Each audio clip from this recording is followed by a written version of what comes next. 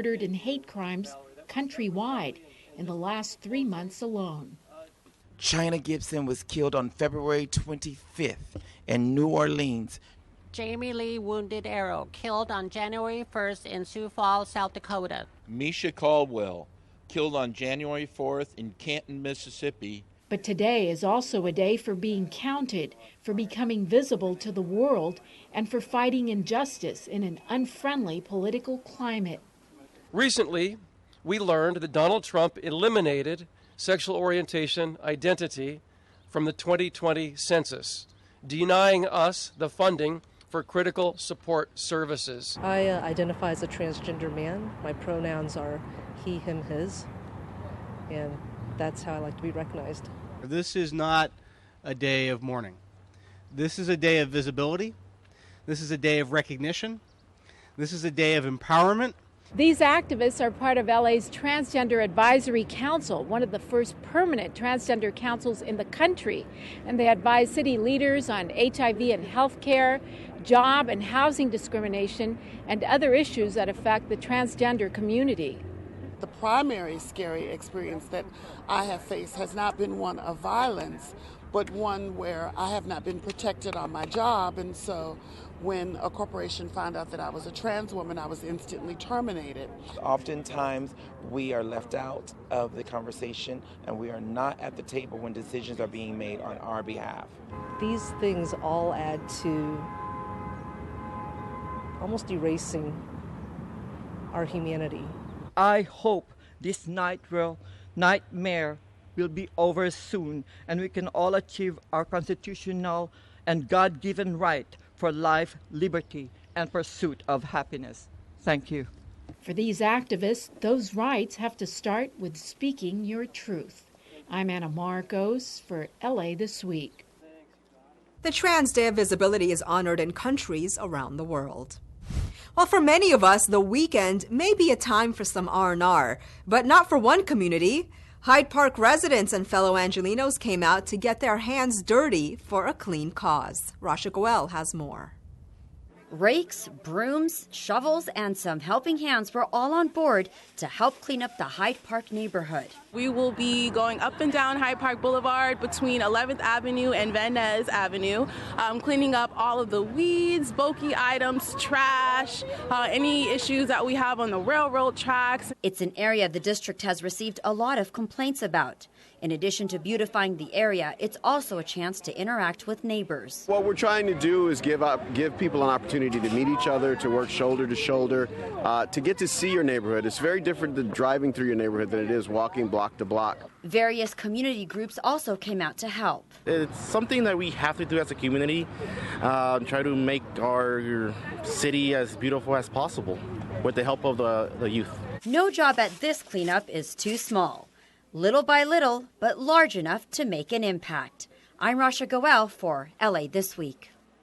Think it's too late to earn a high school diploma? Well, think again. The LA City Library offers free accredited classes online for working adults. Gil Reyes has more from a different kind of graduation ceremony. She finally did it. After dropping out of high school years ago, Valeria Siriani took advantage of a second chance and finally earned her high school diploma. It was something really amazing. It was like a whole new experience. Congratulations go out to 30 unique graduating students. Their ages range between 20 and 55, the latest to graduate from the LA City Library's Career Online High School program. It allows people who, for some reason or another, didn't finish traditional high school to finally earn their diplomas at their own time. And oftentimes in between work. Take the case of class valedictorian and library employee Samson Rodriguez. Feeling out of place in traditional high school after immigrating from Mexico, he too had dropped out years ago. There was a lot of pressure and there was humiliation too when I would get called out or bullied at a young age for not knowing certain simple things. So I like Career Online High School because it was simple. I did it from home. Graduate Claudine Verdier discovered her high school credits in her native Belize could not transfer over to the U.S., so she too enrolled in the program and is now trying to convince her son, a dropout, to do the same. I just say, I'm just going to do the whole high school over. And I showed him, I could do it, you could do it. The LA City Library is the first library system in the nation to offer these courses. It's an incredible program and a great example of how the library really changes lives. These individuals now with their high school diploma are able to get better jobs and more opportunities in higher education. So I'm currently in school. I'm getting my bachelor's, and I'm going to be going to chiropractic school too as soon as I'm done. Nice. I go to Pasadena City College. Yeah, I'm working for my associates for nursing. If you think you're scared, or you think it's too hard, or you think it's not right for you, just do it. I mean, what do you have to lose? Nothing, of course, because online classes are free. At Career Online High School Graduation, I'm Gil Reyes for LA This Week. Interested in enrolling? Well, check out the website lapl.org/COHS. Well, it's a reminder of the lessons learned from the Rodney King riots. 25 years later, art helps us to give us perspective as the Reimagined Justice exhibit opens in South LA. Night begins to fall, and the intersection is burning. Another man who was beaten staggers up as a black preacher seems to pray over him. The Rodney King riots mark their 25th anniversary this month, and the Office of Community Coalition, a social justice group formed after the riots, has turned its entire office into a living art exhibit for the month. It sits less than a mile from where the riots started in South LA. The Reimagined Justice exhibit focuses on the civil unrest and looting, which started after LAPD officers were found not guilty in the beating of Rodney King. The riots then spread to other parts of the city. It really marks a time for us to take a moment to pause and really think about and reflect around what has really changed 25 years later. Learn about the roots that led up to the civil unrest. Also talk about what are some of the conditions that folks are facing today. Photographs, art, live performances, and media all give a glimpse into different people's experiences of the riots. Over 50 artists and their teams are taking part, and many of them are from South LA. It was really powerful in putting this show together, how many people came who brought their personal artifacts, people's original photographs that have never been seen before. Among those never-before seen photos is the work of photographer Abraham Torres. That night, we didn't realize that we're driving into the riot. The riot had begun that night. These pictures are incredibly rare. The future of our city really depends on how much progress we can bring to communities like South Los Angeles that have a history of neglect and disinvestment. There's a way of being cathartic about the experience because everybody who was in LA during that time knows exactly where they were during the riots and has a story to tell. And the exhibits allow plenty of room for both catharsis and reflection on how we can bring progress to a long impoverished area. I'm Anna Marcos for LA This Week. For more information, visit cocosouthla.org/LA Uprising. Police and firefighters shave it all off to raise money for cancer research. Gil Reyes shows us what all the buzz is about on St. Baldrick's Day. A nice full head of hair on both LA City Fire Captain Danny Wu and LAPD Lieutenant Greg Doyle. But not for long. And it's all for a good cause. 15 years ago, when my son had cancer, I joined up with the fire department. The captain at this station was doing an event, and he let me join in very graciously. And ever since then, it's taken off. So over the years, we've raised over $1 million for the St. Baldrick's Foundation. The yearly St. Baldrick's Day event at North Hollywood Fire Station raises money for child cancer research. People shave their heads in solidarity, a show of support for loved ones who bravely endured pain and loss of hair from chemotherapy. Maggie Ownby lost a family member to cancer in February. I did this for Eileen and her memory and her loving memory, and I'm doing it also for the honored kids. I met a wonderful kid today named Angel, and it just touched my heart so much. This year our goal is $100,000, and we're pretty confident we're going to reach that. But just to be sure, I encouraged everybody to get out here this morning and to help us reach our goal. Every 3 minutes around the world, a child is diagnosed with cancer. People gladly losing their locks in hopes of one day finding a cure. In North Hollywood, I'm Gil Reyes for LA This Week. Officials at the fire department say they surpassed their $100,000 fundraising goal. Well, plenty of hair was also being cut over at a Woodland Hills school as kids cut their ponytails for cancer victims. Anna Marcos has more from the annual Pony Up Cut-a-thon. Lots and lots of ponytails everywhere. There's blonde ones, long ones, there's twin ponytails, multiple ponytails, and more, as dozens of students, even parents and teachers, prep their hair for the 4th annual Pony Up Cut-a-thon. I'm gonna miss it probably for the first minute, and then I'll probably get over it. I'm cutting my hair. I want to give them to the persons who don't have any hair. One of my family members has cancer, and they're fighting it right now, so I feel bad. Well, I want them to feel happy that they don't feel out like they don't have hair, so I want to give them my hair so they feel happy. The Cut-a-thon at Serenia Charter Elementary School in Woodland Hills helps collect hair for cancer survivors who have lost their hair after going through chemotherapy. Yvette Peterson, a 2-time cancer survivor, started the event. When you look into the mirror and see yourself bald, it's such a significant reminder that you're sick and you don't feel whole. What's really powerful about that is not just the hair that people are cutting off so it can be made into a wig, but that tremendous act of kindness. A snip of the scissors, and there they go, donating anywhere from 8 inches to a foot of their hair. It takes hair from about 6 volunteers to make a wig. I feel so good. Well, I thought about it, but I wasn't quite brave enough to cut my hair. However, I am lending support with a little pony-up beanie. Oh my, there's even some styling going on. Now I really wish I would have done it. This little boy did. I'm Anna Marcos for LA This Week. By the way, you can cut your hair and donate it to the cause anytime. To find out how, visit Pantene.com and click on the link Beautiful Lengths. A Dudley intersection in West Hills gets a safety upgrade. Councilmember Mitch Englander kicks off his film festival for young filmmakers, and kids in West LA have a new place to play. All these stories in City Beat. Councilmember Mitchell Englander joined Los Angeles Department of Transportation and community members to activate a pedestrian warning device at the Jason and Roscoe intersection in West Hills. The project's undertaking comes after a mother, her daughter, and their family dog were struck and killed while crossing the street in the marked but uncontrolled crosswalk.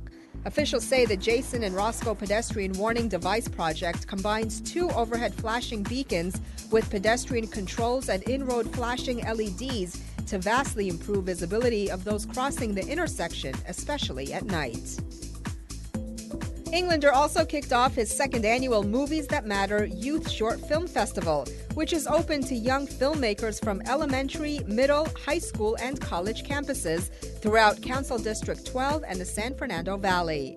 Participants will be using the themes of social action and civic engagement to channel their creative process in one of 4 categories: public service announcement, documentary, live action, and animation. For more information or to submit, visit cd12movies.com. The Department of Recreation and Parks, along with Councilmember Paul Koretz, celebrated the reopening of the playground at Cheviot Hills Recreation Center located in West LA. Cheviot Hills Park serves nearly 6,000 residents who are within walking distance. The newly installed playground was designed with a treehouse-themed play area featuring a hollowed-out sycamore tree piece with multiple stumps that children can play on. The play equipment includes 2 bays of swings, 2 belts, and 2 tot seats, and a tire swing. For more fun, more up-to-date, and I think this will be a great place for kids. Well, you probably think you've seen all there is to see in LA, right? Well, you'd be wrong. A new experience is highlighting some of LA's hidden gems while making the old look new again. Rasha Goel has more as the Center Theater Group recently celebrated its 50th anniversary. It's an opportunity to explore the sights and sounds of downtown LA. Remote LA, put on by the Center Theater Group, is celebrating its 50th season at the Mark Taper Forum. This walking performance tour gives people a unique way to learn about themselves, people around them, and the city. You walk next to others, but how close do you want them to be? How close do you want to be to your neighbor? Remote LA isn't your average tour. Through a computer-generated recording, you are guided through the city in real time, and not just as a spectator, but also as a participant. The performance reveals an unseen LA, places where people explore their limits and see commonplaces. It's a creative way of seeing the city while understanding how you perceive things. I thought it might be a great way to see places that I don't usually have access to in the city, and to do so with other people, meet new people, interact with them, and new spaces at the same time. I know LA fairly well, and I've lived in the area for a long time, but it just seemed a really unusual way to encounter downtown. From the inside of Union Station to the outside of Pershing Square, visitors are able to capture the historic sights of downtown LA without a detailed narrative. Downstairs, walk along the platform. Don't enter any train before I tell you to do so.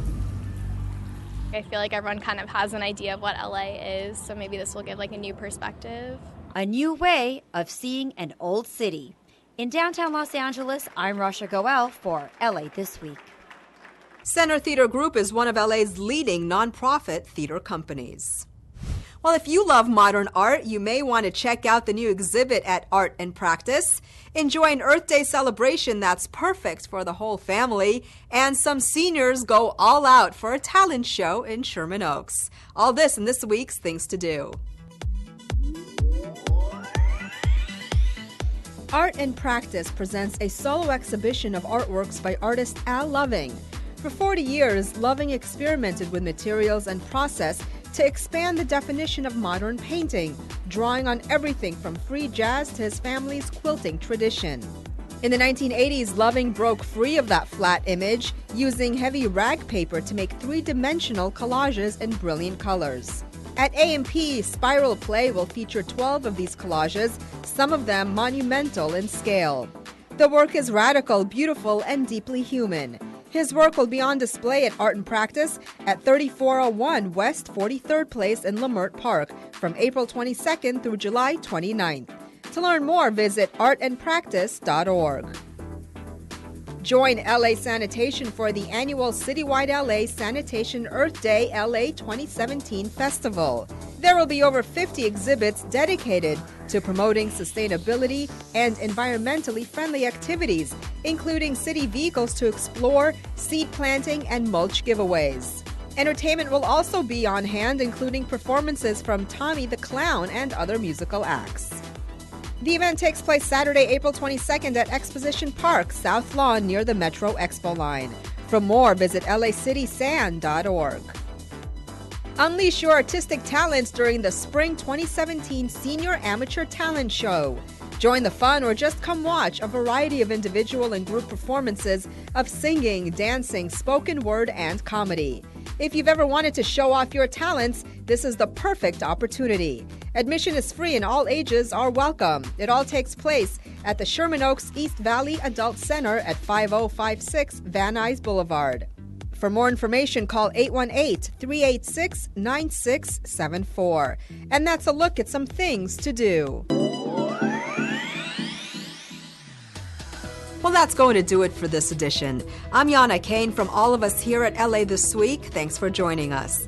A reminder that you can catch us online at lacityview.org. You can also follow and like us on Facebook. We'll see you back here next week for more of LA This Week.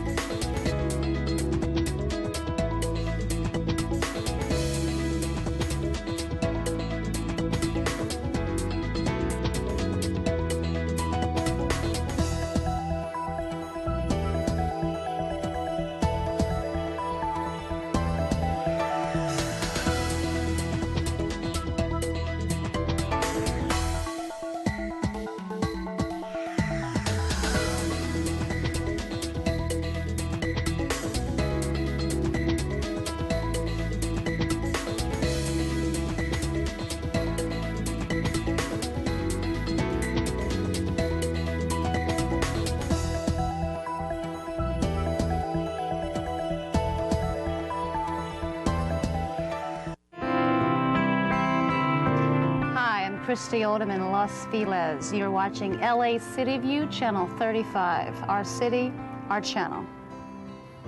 Would you like a mustache with that?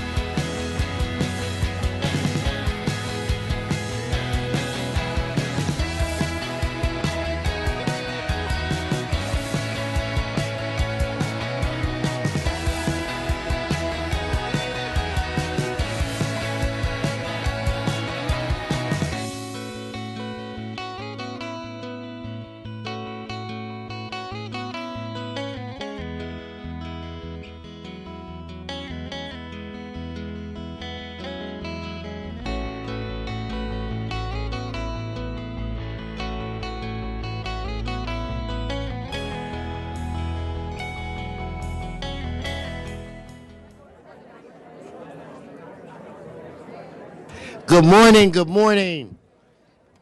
Today is Friday, April 21st.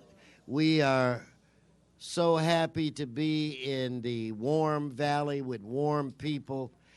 We do not have a quorum as of yet, but I think we can begin today's council meeting with our presentations, and I'd like to call on Mitchell Englander to start it off. So those of you that need a seat, if there's a seat, find one. Mitch, the floor is yours. All right, come on up, guys. I'm sorry, I'm the wrong Mitch, but he's up there. I'm up here. All right. See, Oh, you wanted the good Mitch. I wanted the good Mitch, but I will take you. You got it. Mitch O'Farrell, I'm sorry.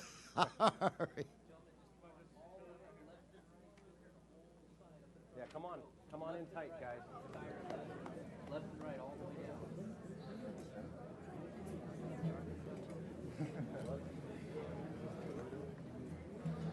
Well, I think you made the wise decision in having me go first. Look at the army I have behind me. So let me just tell you. Let's give these good-looking guys a round of applause. Welcome.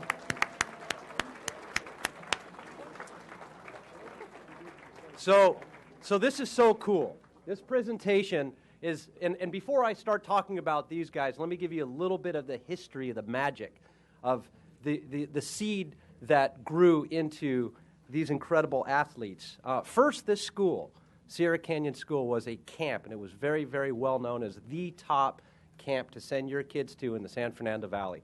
Started by two gentlemen that really did an incredible job, Howard and Mick, for many years. And because the families loved them so much in this campus, it bloomed into a school. It was an elementary school for many, many years.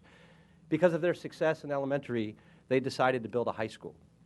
And with that vision and that dream, an athletics program, but before that, they wanted to focus on academics. And academia at Sierra Canyon is unparalleled. They became a blue ribbon school at an early age, made it to the top list of the governor's top schools in the state of California, and they've excelled and achieved ever since. So then they built this incredible high school, but that wasn't enough. And there was true visionaries and leaders that came in and said, we have to build.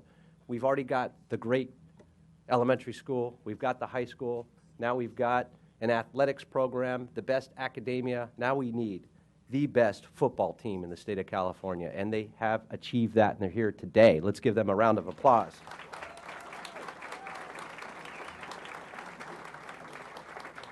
Today we welcome the Sierra Canyon School football team, and Coach Jonathan Ellinghaus, our team captains, Ray, Captain Cole, Harris, and Tate. They're the Trailblazers, and that's their mascot, rightfully named. The third year of the CIF Southern California Section champions, the second year in California State champions, and they recently moved up their division where they fought harder and succeeded. This year, Sierra Canyon School won the CIF Division II 8 State Champions Finals. So let's give them a huge round of applause.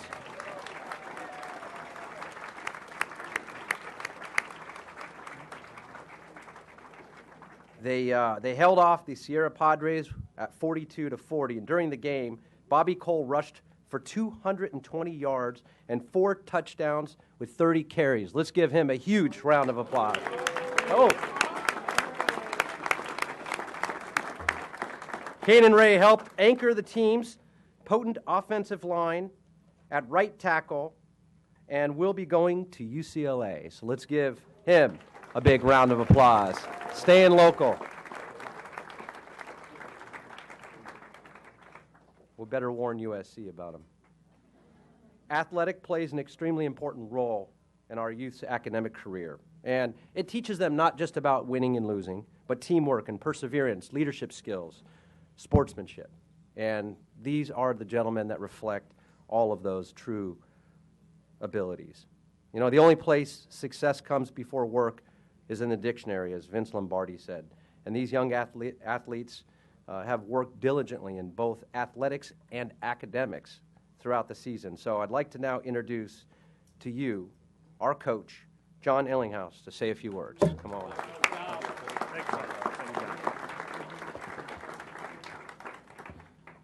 Well, first, I'd just like to say it's a huge honor to be here. We're so appreciative of being recognized. It really was a magical year with some really special kids, and to go 16-0 and you know, not necessarily have the biggest roster every time we played, but had kids with the biggest heart. And you know, I'm so glad that you guys chose to recognize these young men because they really are truly special. I would also like to take a moment to thank Councilman Mitchell Englander. He has been incredibly supportive of Sierra Canyon, and I know myself and all of my bosses are so appreciative of everything you've done to help the school. And this is just another way of helping us by recognizing us here today. So thank you so much. We're honored to be here. I would like to present you Very cool. This is awesome. with a jersey with our year that we won it. All right, they got a new water boy. All right, this is awesome.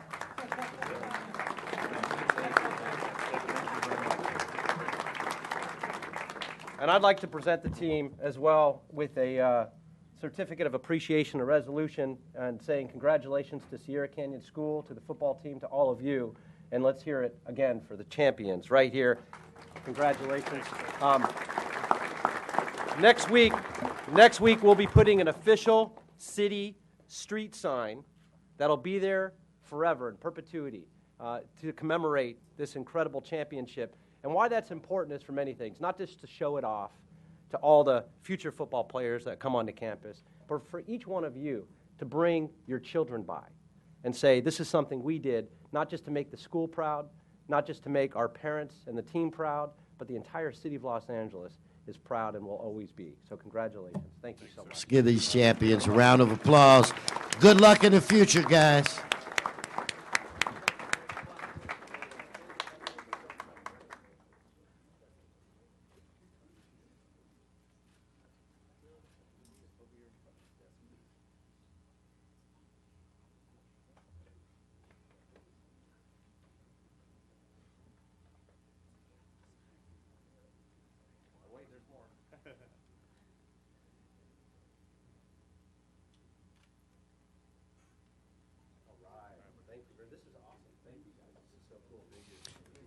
Now, as they're leaving, I'd like to call on Mr. Mitch O'Farrell.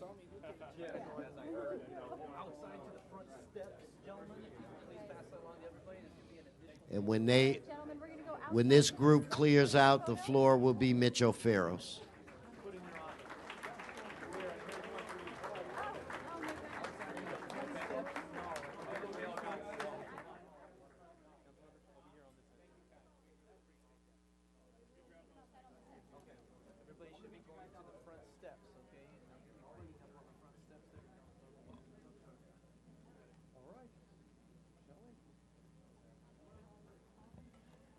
Thank you, Mr. President and colleagues.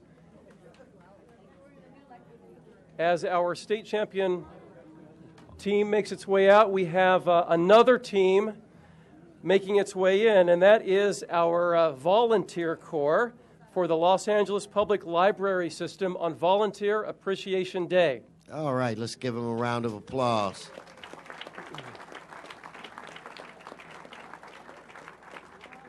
Well, I have the great pleasure of chairing the Arts, Parks, and River Committee and the Los Angeles Public Library. We deal with issues in the library system on that committee, and I am pleased to be surrounded by our city librarian, John Szabo, and just a few of the many generous volunteers who, day in and day out, assist in our libraries. We are so fortunate to have one of the nation's greatest library systems, with Central Library, of course, the iconic Central Library, and 72 branches throughout the city of Los Angeles. Our public library system is great for many reasons. Its innovative programs and services, the great leadership of our library commissioners, and, as I mentioned, our city librarian, John Szabo, who has been invited and honored at the White House. How many of us have had that happen? Right? He and Michelle Obama are like this. The staff of professional librarians and the passionate support of Angelinos, especially those who dedicate time and energy as volunteers at our libraries. Colleagues, there are 6,250 people who volunteer at libraries across the city of Los Angeles. How about a big round of applause for that?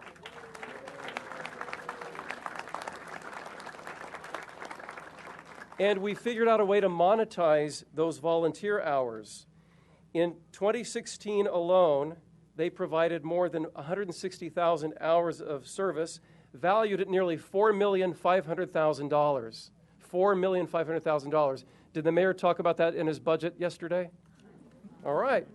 Well, you know, volunteers save the city money, and that's one of the wonderful stories here. They provide assistance to many library programs and serve in a variety of roles, including adult literacy, friends of the libraries, central library docents, homework assistants, STAR storytelling and reading program, adult book discussion leaders, a path to citizenship, money and health matters, financial literacy, children and teen summer reading clubs, library program aides, collection inventory aides, media technicians, special project aides, and teen volunteers. Volunteers greatly enhance the programs and services offered by the library and enrich the lives of people throughout the city. And I think many of us spent a lot of our formative years in our local public library or our library at our schools, like I certainly did. I practically lived there all through my childhood.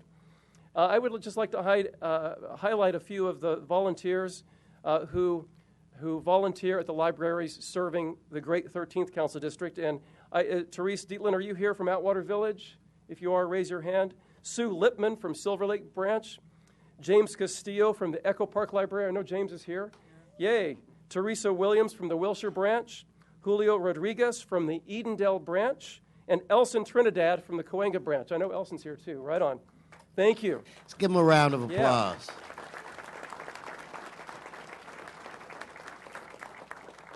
So as I mentioned, a personal friend of Michelle Obama, our friend and colleague, and a real champion for youth and for the library systems, not only in Los Angeles, but across the state and across the country, Mr. John Szabo.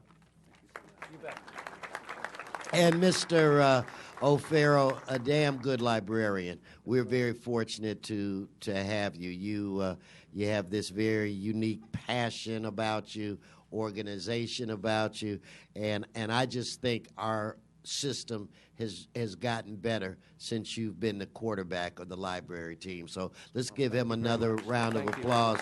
You're a good man and a good librarian. Thank you.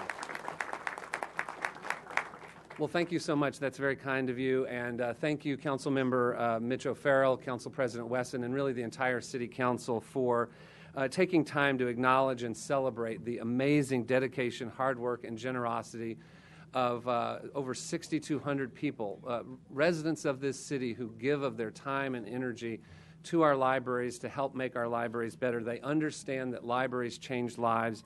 And we absolutely love these volunteers at the Los Angeles Public Library. They are from all ages, all parts of the city.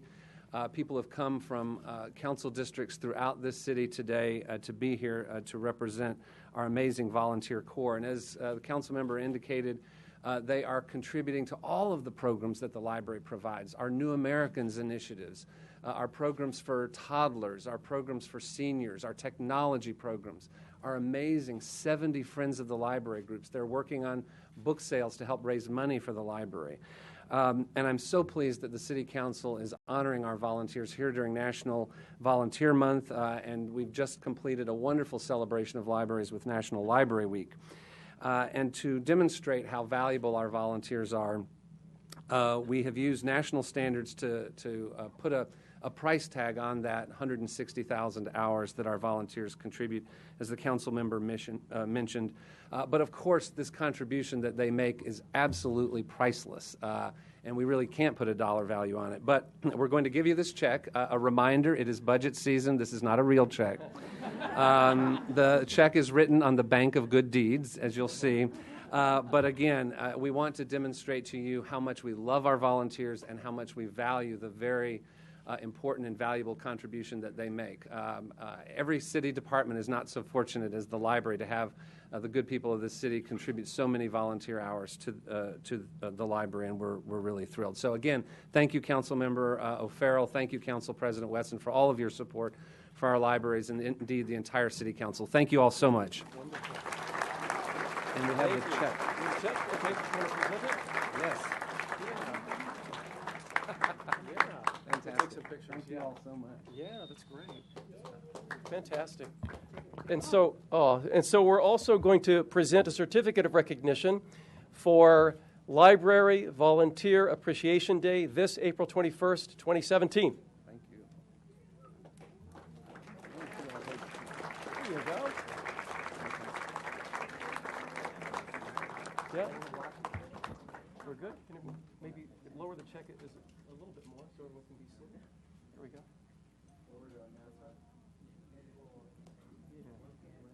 Yeah, I want everybody to see. Yeah, you come. You come over here.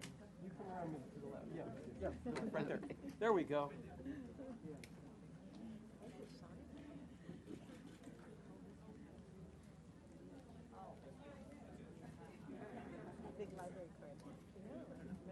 They can't see it. They can't see the library card. Yeah. And we're going outside too to take some pictures. Okay, great. Great. Cool. So if everyone could follow William, we're going to go outside for pictures as well. Okay, where everyone will be seen, it will be on steps. All right. Thank you all. Thank you so much.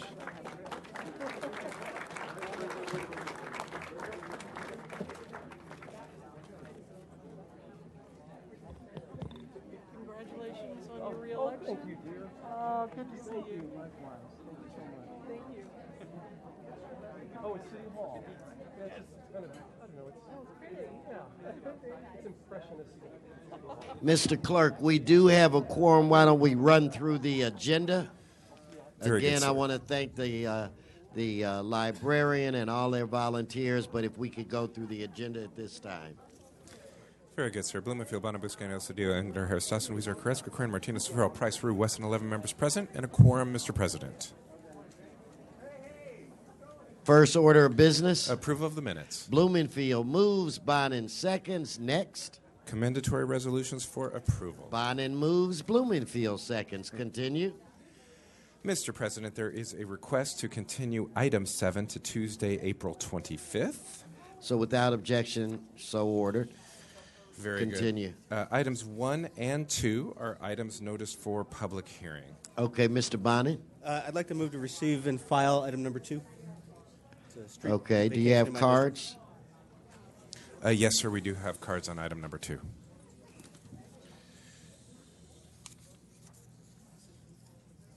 And what did you say item 1 as well? Yes, sir, cards on both items. Okay, so then continue.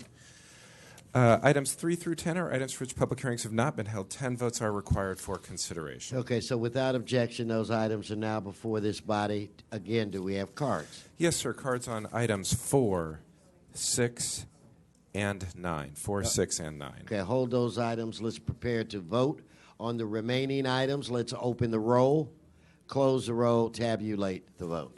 11 ayes. Continue. Mr. President, that takes council back to presentations or items called special.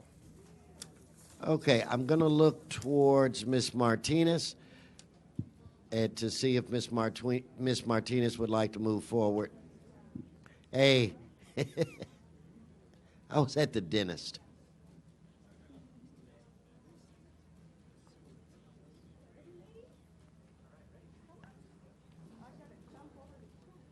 Let's give these young ladies a round of applause as they come up. Welcome. Welcome, welcome, welcome.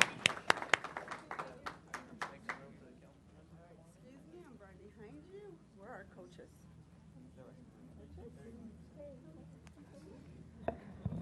So now we get to talk about women athletes. Here we go. You ready?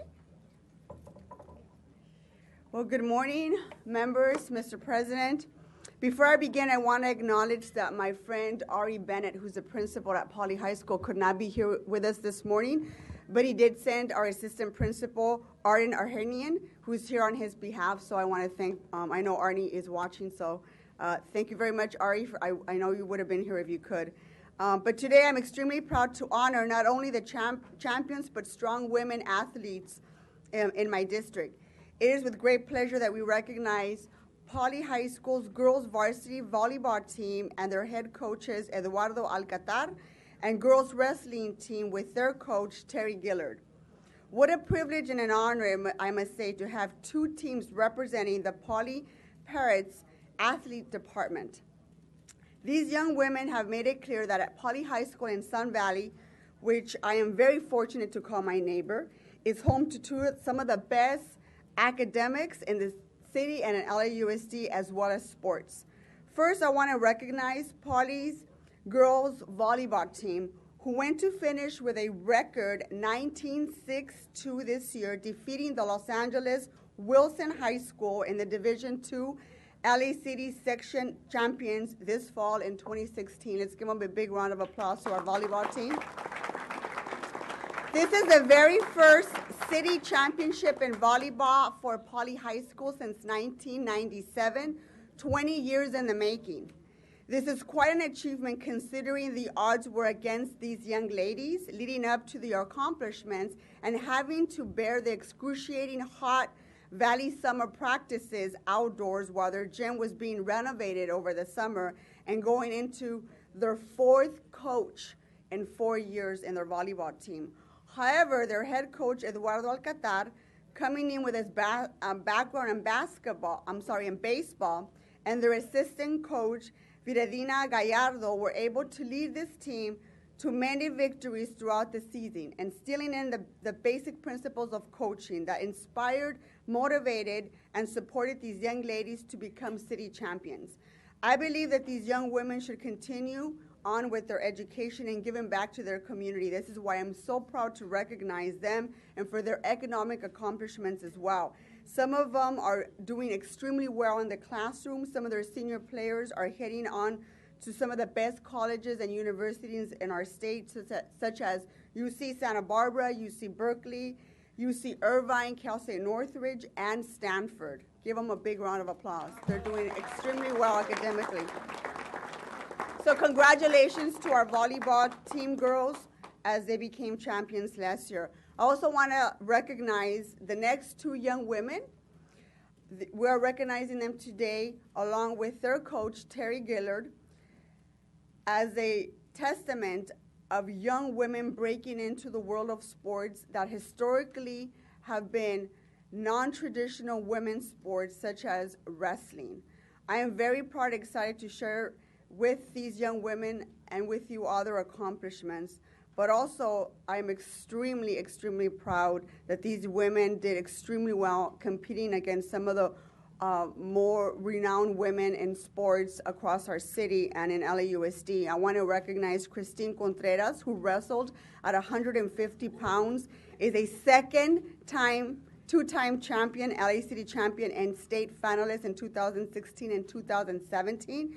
She's also placed first at the Birmingham and Poly tournaments. Let's give her a big round of applause to Christine Contreras. I do not want to mess with you. She has also been a member of the Boys and Girls Club of the San Fernando Valley for 3 years and lives in Pacoima with her uncle and her grandmother.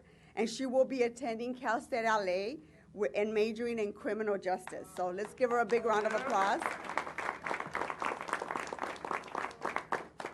Last but not least, we also want to recognize Ms. Jaylene Avila, who wrestled at 101 pounds.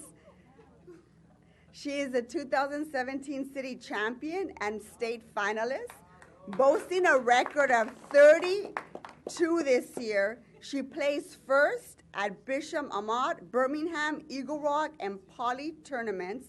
And she too is a member of the Boys and Girls Club of the San Fernando Valley for the past 4 years. Jocelyn probably has achieved an academic GPA of 4.5. Yeah. This young woman has a 4.5 GPA, and she will be attending UC Irvine later this fall, where she's going to pursue a major in computer science and mathematics. Yeah. And I'm very, very proud to call Jocelyn my constituent. She lives in Panorama City. Both Christine and Justin were recently recognized in the Daily News for their all-girls wrestling first place team. So today I'm so proud to congratulate these two amazing athletes that are doing amazing things, but they're also proving themselves in the classroom as being some of the most smartest women that we are currently have in LAUSD, and they're living up to their expectations, and I'm very proud of them. I know they're going to do amazing things in this world, and I hope to see them back soon after they graduate. I want to introduce their coaches, Coach Eduardo Alcatraz, and also Coach Terry Gillard, to say a few words. Welcome, coaches. Hello. Thank you, Council and Councilwoman Martinez, for inviting us. Yes, it was an amazing season. As volleyball coach of these amazing ladies behind me, they did a great job staying focused, not only on the court, but in the classroom. They're good girls. I expect them to go on after high school and do their best and come back and give back to the community, like many of us have done. Also want to recognize real quick is my other coach, Elton Ferry, who is behind me. He also helped in the process since day one, so I don't want to let his name be out. But yeah, thank you very much for the invitation. Thanks to Cesar Huerta, who was from step one. So yeah, thank you. And here's Terry Gillard, our wrestling coach. Thank you, council members, and thank you, Councilwoman Martinez. And I'd like to thank our principal, Ari Bennett, for allowing wrestling at Pauley High School that took place 4 years ago. And I'll tell you, I graduated from San Fernando in 1977. And I volunteered over at the Boys and Girls Club for over 27, 28 years. And it's about time that the ladies are out there on the mats in the state of California, especially in the city of Los Angeles, representing not only women, but the sport itself. And it takes principals like Ari Bennett and you council members to keep that going on. And I tell you, these are the two strongest women in the city of Los Angeles right now. Thank you very much, council members and Ms. Martinez. Thank you very much, Coach Gillard. You know, Ms. Martinez, if I could just jump in for a hot second. I want to personally congratulate the ladies for your being champions. I want to acknowledge the coaches. I know how committed you are and the extra time that you have to put in. You guys could be doing other things, but you recognize how important it is to have everybody try to be in good shape and work out. But see, sports and being on a team is like a magical thing. I think it gives you such a head start when you go into the world, when you understand how to work as a team. So I want to congratulate you. But where are the two wrestlers? Where are the champs? Now, members. I wrestled. Okay. We're gonna have a match. Wrestling is not like what you see on TV. They are not flying around in rings, and it is one of the toughest things in the world to do. I joined the wrestling team in college so that I could eat at the table, so there were no restrictions. And I only weighed like 98 pounds, and I wrestled at 108 or something, so I could eat all I wanted. But I learned to appreciate the sport, and I learned just how challenging it is. So to you two young ladies, I want you to know that I know what you had to sacrifice. I know what you had to go through, and I just have to do this to you because I'm so proud. Thank you. Thank you.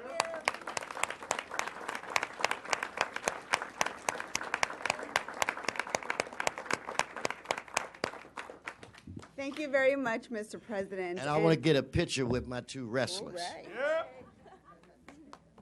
So do we have our assistant principal here? Yes. Well, you want to say a few words?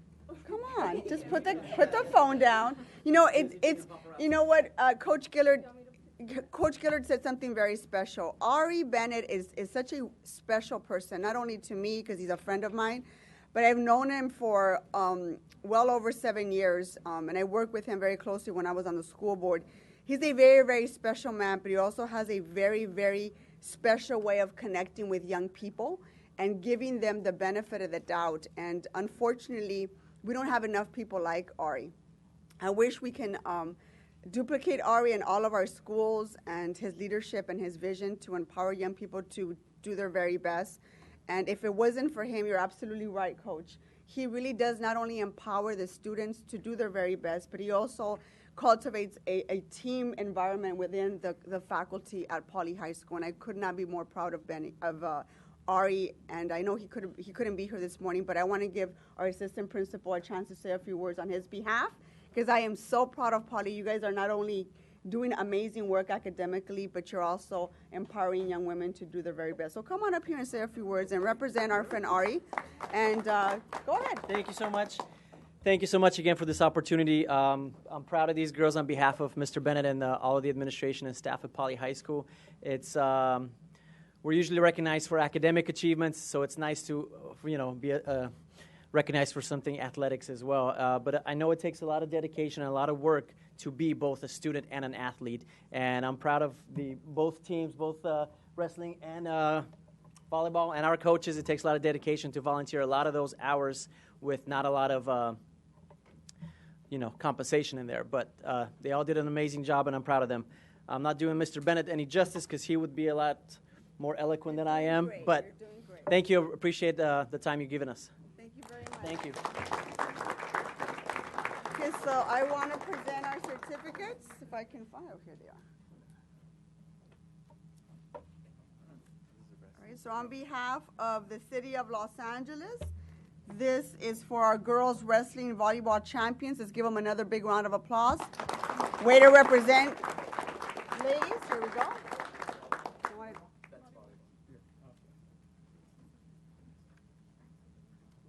And as well to our Valley champions. Thank you very much, colleagues. Let's go, Poly Parrots. Thank you very much for this. Here we go. You want to? Okay, let's take it. Here, you hold this one. Mr. Gellert, hold that one or switch. Do I go over Can I jump in here? Yeah, and then we're going to take some in the back as well. So why don't you come here? And where are our ladies? Ladies? Squeeze on in, everybody. Squeeze on in. All right, colleagues, let's give them all another big round of applause.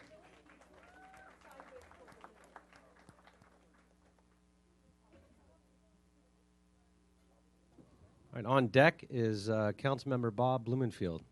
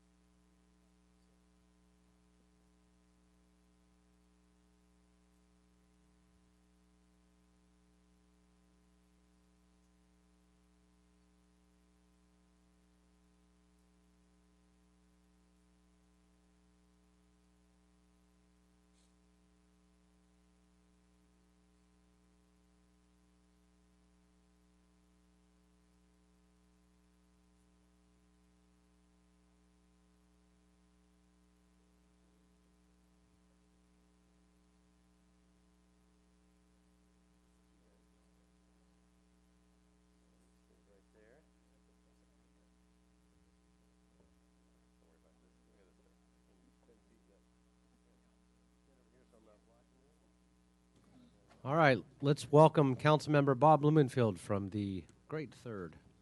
Thank you very much, Mr. Council President, members. Got with me some folks here today from the Tarzana Community and Cultural Center, and we're here to honor a couple of special people. I wanted to start out this morning honoring Miss Helen Baker. Honoring her for her outstanding, can you hear me? Yeah. Honoring her for outstanding leadership, selfless accomplishments, and contributions to the Tarzana community. She is the founder and the president emeritus of the Tarzana Community and Cultural Center. Thanks to her generosity and hard work, Tarzana has one of the few parks or open green space along Ventura Boulevard. It's an amazing spot, and I urge you all to come check it out. Ms. Baker moved to the LA area to be a teacher within the LAUSD system and Las Virgenes school districts. She's dedicated her time and energy to charitable groups such as the E-Bell Club of Los Angeles, the Assistance League, a homeless support group through her church, Girl Scouts, Kiwanis Club, I could keep going on, the Tarzana Property Owners Association. And after she and her family moved to Tarzana back in 1976, she worked in real estate here in the San Fernando Valley until 1999. She then invested in and worked for a cellular license service and helped make that business into a tremendous success. And when that business was sold, she used some of her proceeds to give back to her community in a very big way. From the early 50s through the next 4 decades, the southeast corner of Ventura and Van Alden was Diane and Rudy's Garden Statuary, a rustic wooden outlet known to all of us in the valley. But after that, the parcel seemed destined to be converted into a public storage facility. That was a concern to Helen and to a lot of folks. So she made a generous financial contribution and established a foundation to purchase the property. And along with many others who believed in this dream, to turn it into an open space where anyone who wishes can stop by and take a deep breath under the canopy of the trees and just the amazing loveliness of the spot.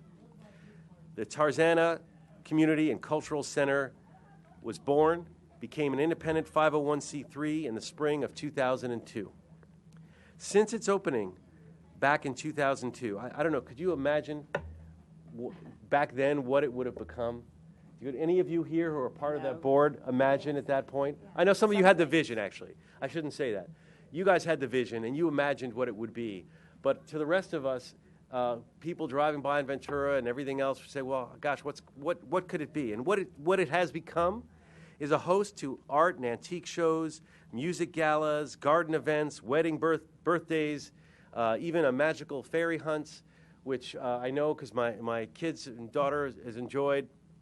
All sorts of community events. I'm out there all the time for one thing or another, and it really has become an oasis for the community, and one that your vision has made happen. So we're here to honor her today for being a pillar in the West San Fernando Valley, for having the vision and the foresight with the Cultural Center to make it happen, and to have given back so much to our community. So I have a certificate for you, which Svetlana has. Oh, here we go. Jeff has a little certificate that's signed not just by me, but by all of the council members before you, to show you that the City of Los Angeles appreciates what you've done and what you've brought to all of us. And if you want to say a word or two, please.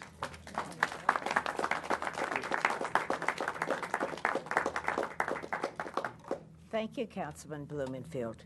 I am honored to accept this on behalf of the Tarzana Community and Cultural Center and all the many volunteers who have helped make it what it has become today. They should be sharing this honor. I first read about the idea of the community obtaining that commercial corner of Ventura and Van Alden, and a 1999 Tarzana Property Owners Association newsletter. And I was interested. I love the idea of a community with a heart or center. After all, I'd grown up in small neighborhood in North Carolina, where people are on a first name basis with each other. But it was 6 months later before it actually dawned on me that maybe I could or should be the one to help make that happen. So I went down to the Diana and Rudy's garden statuary business to look at the property, and I looked at it in a different way. I didn't go to buy a fountain. I already had one in my yard, like many people in Tarzana still do today. But I looked at it, and I saw what I thought it could become, a place where children, adults, and seniors can enjoy the beautiful garden outdoor areas, be with each other, share music, art, and cultural events from our community and beyond, all backgrounds, learn things in classes for children and adults, And I thought, this has to happen. So I called everyone I knew to ask, do you think it's a good idea? Do you think people will support it? The response was great. After all, when there's yard signs in people's yards saying, save our corner, not another strip center, people will rally to help something they're afraid of before they will give money just to help something they think is a good idea. And I also went door to door with flyers about what we had in mind. I was comfortable doing this, knocking on doors, because after all, I'd been a real estate broker. And here I really didn't have to worry about people saying, no, I'm not interested. It was their community. It wasn't for me this time. Got many people to join our effort. Many of you are still here supporting us today, and some of you are in this room today. And some of our founding board members are still here. Many of them are up here with me. We held old-fashioned parlor meetings with wine and cheese. The first one was in the home of a community leader that I had never met. And at that get-together, another person I did not know came up and handed me a check for $1,000. Now, this is showing faith for someone else's idea. We were represented at the Tarzana Street Fair with a booth, and of course the wild African animals in the background. We got attention that way, letters to the community, and then it was followed with seed money to establish the foundation, and money from many, many donors started offers to the storage company to purchase the property. But they held firm at their price of $1,800,000. While we were doing all this, somehow Sheila Kuehl, who was with our state, who was a state legislator at the time, heard of our efforts, and she sponsored a bill for $250,000 with another $100,000 for the next year. But the state financial situation got a little less comfortable, and she had friend Pavli call me and say, please call and write everyone you know, ask them to write letters to the governor, tell him please don't line out that extra $100,000. The community needs it. And I asked for copies to be sent to me as well as to the governor, and some of them almost made me cry. So I thought people really do want this. Then we got the property finally after many offers and closed escrow in the spring of 2000. We worked to clean up and clear the property. We got a surprise. Under all those layers of pine needles from those beautiful, stately, almost 70-year-old pine trees planted by the original builder of the under 1,700 square foot charming Spanish Revival building, Diana DeLugie. She and her husband Rudy had Diana and Rudy's garden statuary business where she raised her children and ran the statuary business. Under all those pine needles, we found tons of asphalt and concrete we had to haul away. Now, that's not glamorous. It doesn't look good to the community, but they still had faith and kept helping us anyway. Among our earliest supporters were Vivi and the late Milt Davidson, who were at that first dinner at my house to tell people about it. Vivi, here she is. Hi. And later, Vivi and I were talking about how much we loved gardens, because by then the community center property had been converted to a beautiful garden like Diana DeLugie had in the late 1949 when she built the house, and the 50s and 60s. And Vivi and I were talking about gardens, and I said, and my other favorite thing is good books. And somehow when I mentioned my favorite book being The Secret Garden when I was young, Vivi started jumping up and down. Vivi, can I tell them how old you are now? She's 95. It's okay. You can start bragging after you hit a certain age. And I'm not quite there, maybe. So I still lie. Anyway. Oh, I'll tell you how old I am. Oh, did I miss a year? Okay, Vivi. I'll be 96 in July. Okay.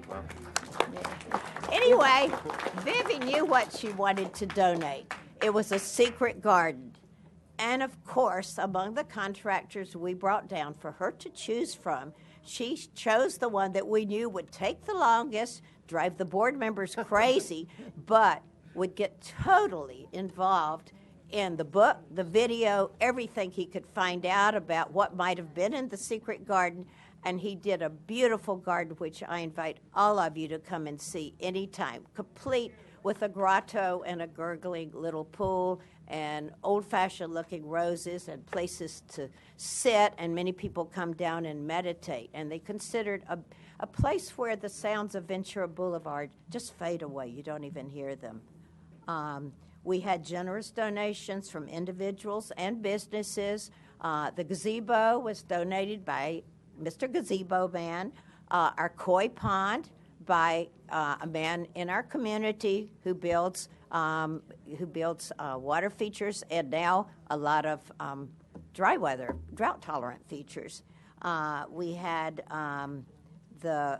many matching funds grants. Is my timer out? Yes. Oh, okay. But we had matching funds grants from the community. I have to say one last thing, though, about I still have dreams. We had the Rose Garden, which a local family-owned business donated the roses for, and to recruit volunteers. And we've had many wonderful volunteers over the years. Many things there have been either donated or just by hard work given by volunteers. But I tell them that it's a good place to come and volunteer and meet people. After all, I met my husband there of 5 years, Roger, who's right there. Wave, Roger. Who was leading a kids' day camp at the center. And it's just, and Edgar Rice Burroughs' legacy is preserved there in our little museum. And my dreams go on of a place where seniors can be picked up from their homes. They're housebound. Their kids will take them shopping or to the doctor, or their caregivers. They want to be with other people their age. I know I'm one now. And so I dream of a bus taking them down to the center to organize card games, lunch, whatever they want to do. And then the bus taking them back, picking up kids after school and taking them down for after-school activities. We need funding. We are not supported by the city except with all the wonderful support of first Dennis Sine, Councilman Dennis Sine, and now Councilman Bob Blumenfield. And we couldn't do it without their support. Right. Thank you. Oh, and I know that our public servants are not supposed to accept gifts, but this is a little souvenir. It's a baby of one of our majestic 70 or so tall pine trees. You can plant it in your yard or in a park, and maybe your grandchildren will see it be as tall as the ones at the center now. I love it. I love it. Thank you.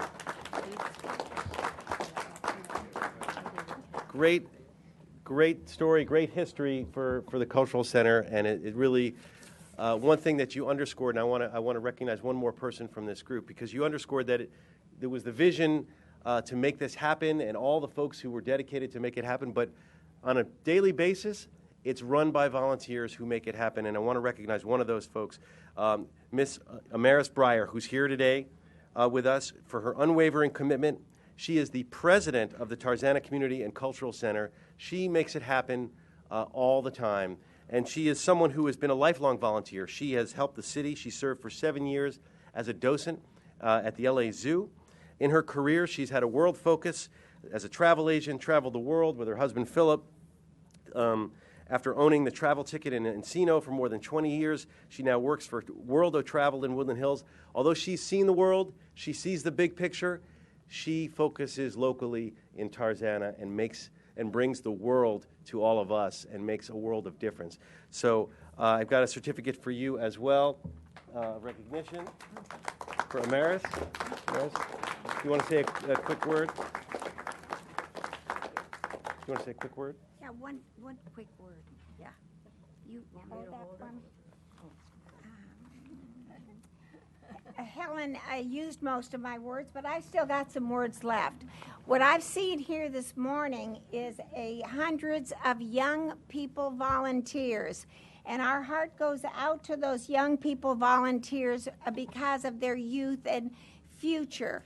But in fact, volunteers who work just as hard and deserve just as much credit are older volunteers. We started with our first one, who's 96. I'm almost 82. There's a whole bunch of them back here who are trying to catch up with me, and we are These are the younger volunteers, I think. Yeah, and we are constant volunteers. I've lived in the city of not always angels, but when I moved to Tarzana, I found my city of angels, and I found Helen Baker, who had me come onto the board 15 years ago. Our hard work and dedication is what volunteering is about, but it is wonderful to see the fruits of our efforts. I would like to tell you that currently the center provides meeting spaces for such diverse groups as Wings Over Wendy's, and which we have a few members of that group here. We have had a meeting space for the Tarzana Property Owners Association and formerly for the Tarzana Neighborhood Council. We want to be the center of Tarzana. We also have Boys and Girl Scouts meetings at our place. We have art classes, dance classes, stretch classes, and we have, and we're very proud of our cultural diversity. We're going to have a Spanish immersion class this summer. You want to brush up on your Spanish or learn it starting from the beginning? Come to the center. Pack a lunch, bring it to the center, Van Alden and Ventura. Have your lunch by the pond and listen to the birds and watch the butterflies. And then you will see why we are so valued in the community. As you leave, introduce yourself to Peter Jean Salute, our new executive director, who will give you a business card with our social media addresses, and come and get acquainted with us. We're the only thing like us in this city. Thank you. Mr. Englander. Hey, I just wanted to, Bob, real quick, I just wanted to give a shout out and thank you guys. I know what you're doing is just incredible, and a shout out to Athena for dragging my wife down there to volunteer as well. I know Jane loves you guys, so keep up the great work. Thanks. Thank you. Thank you, Mitch.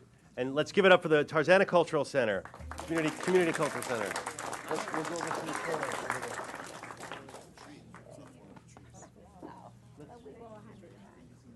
Let's all go to the photo and we'll take a photo. Give it Lynn.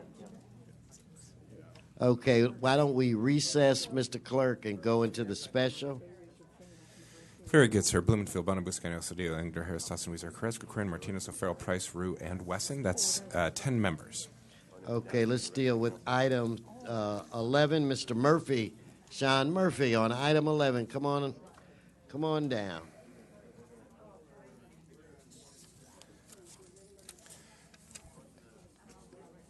And, Mr. President, for the public's benefit, there has been a substitute resolution for item number 12 that has been circulated and posted. Good morning. Item 11 it's a good item. I'm supporting this item. Thank you. Let's prepare to vote on that item. Let's open the roll, close the roll, tabulate the vote. 10 ayes. Okay, now let's go to item 12. Mr. Gus, Mr. Herman, Mr. Spindler on item 12 of the special. Good morning, council members. Daniel Gus, actually just speaking as a member of the public today. Item 12, fantastic. You get rid of the cars and prostitution stings from the Johns, the hookers, the pimps, but you're not going far enough. Where is your effort to seize all electronic devices? You're stopping only the transportation devices. That's fantastic. That's great. Why aren't I seeing an effort to seize all phones, pagers, iPads? Why aren't you stopping the communication so the girls, or the guys for that matter, aren't speaking to their pimps and they're not coordinating? This is a good effort, but it's not a complete effort. If you're not doing a full job, you're failing your goal. Get on it and come up with a law so that you can seize the electronic devices. It not only stops communication, it's a font of information. Thank you. Thank you. So Mr. Herman, Mr. Spindler, Mr. Walsh. Mr. Herman, please come forward. So I had to wear my gangster suit today because there's just so much prostitution and pandering in Van Nuys that I had to come here and speak out and protest against all the pimps, all the whores, all the prostitution that you allow to go before our children and lie. Stop the nonsense. Stop the line. Mr. President, the speaker is off topic. This is regarding the Thank you. seizure and impoundment of vehicles. And so when the rookie says to me, he's off topic, all I Mr. can Herman. say to you is allow the local agencies to do their goddamn job to enact the legislation to incarcerate these pandering pedophiles like LAUSD. We had a presentation Okay, thank here you, on Mr. Herman. Thank you. Mr. Spindler, Mr. Herman, your time's expired. Mr. Herman, your time's expired. Mr. Spindler.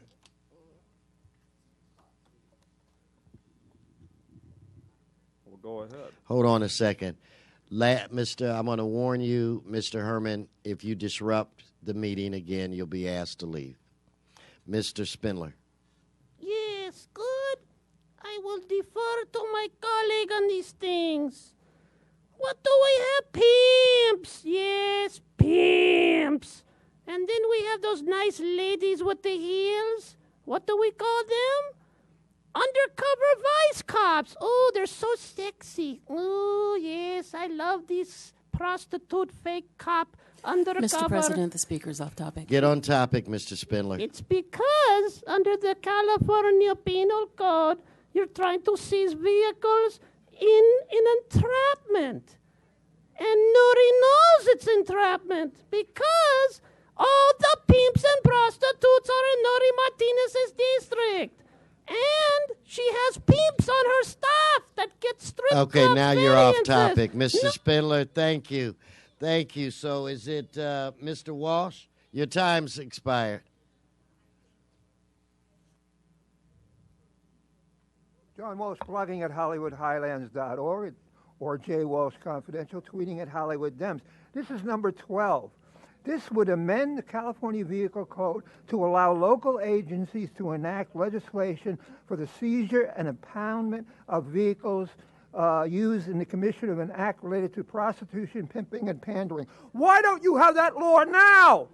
Why isn't that law now? I just want every criminal out here, every child molester, everybody's got pimping a 12-year-old girl that under the law now, they don't seize your car unless in the past 3 years you've had a conviction for child molesting. I'm telling you right now, I can't believe you don't give a syphilitic rat's ass about children. The state doesn't give a syphilitic rat's ass about children. And all you panderers, go out there and don't worry about your vehicle. Thank you. The city won't take it. Thank you. Thank you. Okay, Mr. Clerk, I think we have a few votes on this. Yes, sir, that's correct. It's a two-vote item. The first is on whether to substitute or not, and the second is on the Okay, remaining so matter. let's vote on to substitute. Let's open the roll, close the roll, tabulate the vote. 10 ayes. Now let's actually vote the item. Let's open the roll, close the roll, tabulate the vote. 10 ayes. And Ms. Martinez, it's my understanding you want this to go urgent. So let's vote on urgent forthwith. Let's open the roll, close the roll, tabulate the vote. 10 ayes. Mr. Clerk, so is this all of the items in this special? Yes, sir, that is okay, correct. then why don't we adjourn and return to the regular? Very good, sir.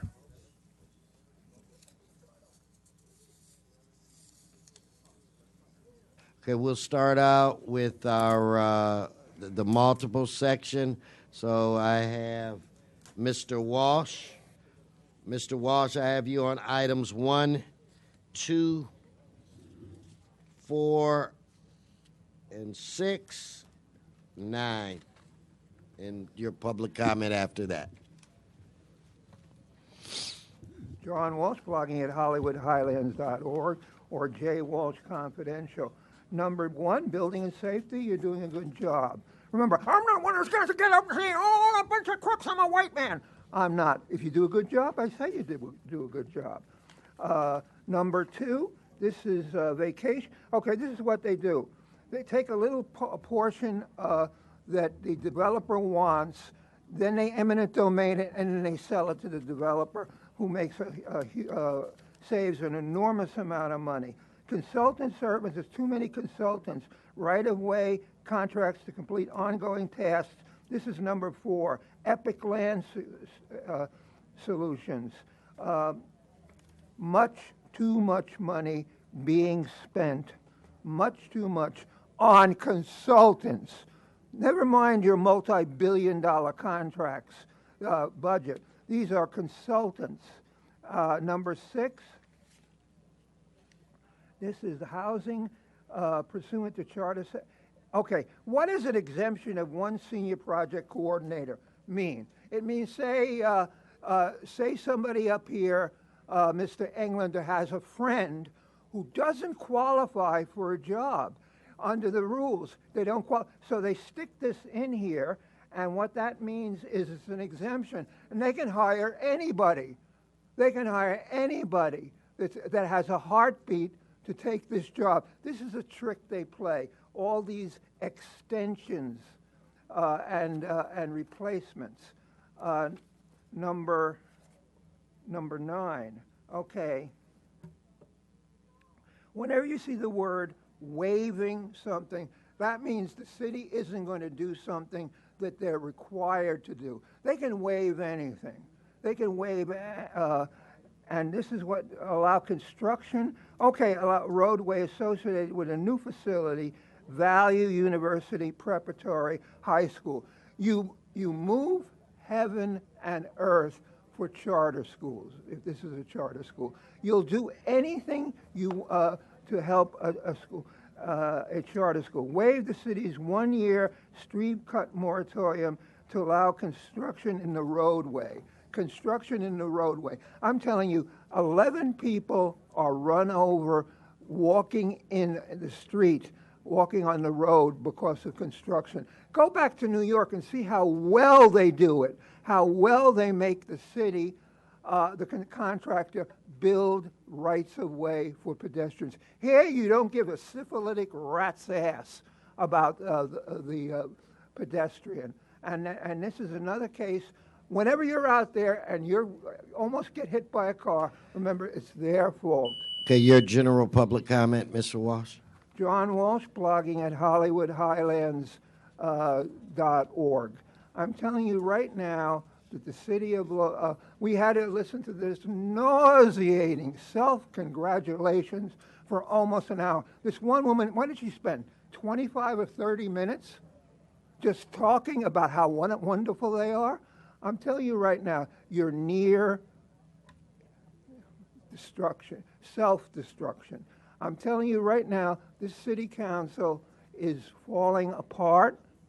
We have got an enormous amount of information that people are talking to us. One of the city council members is under FBI investigation. And remember, I'm not against all of you. I think Gil Cedillo should win because but he should be reelected because the scumbag that's running against him is a racist piece of shit that all he does is make jokes about Hispanics because he's a white man and he's proud of it. And Mr. Cedillo, he wants you to go to hell. Thank you, Mr. Walsh.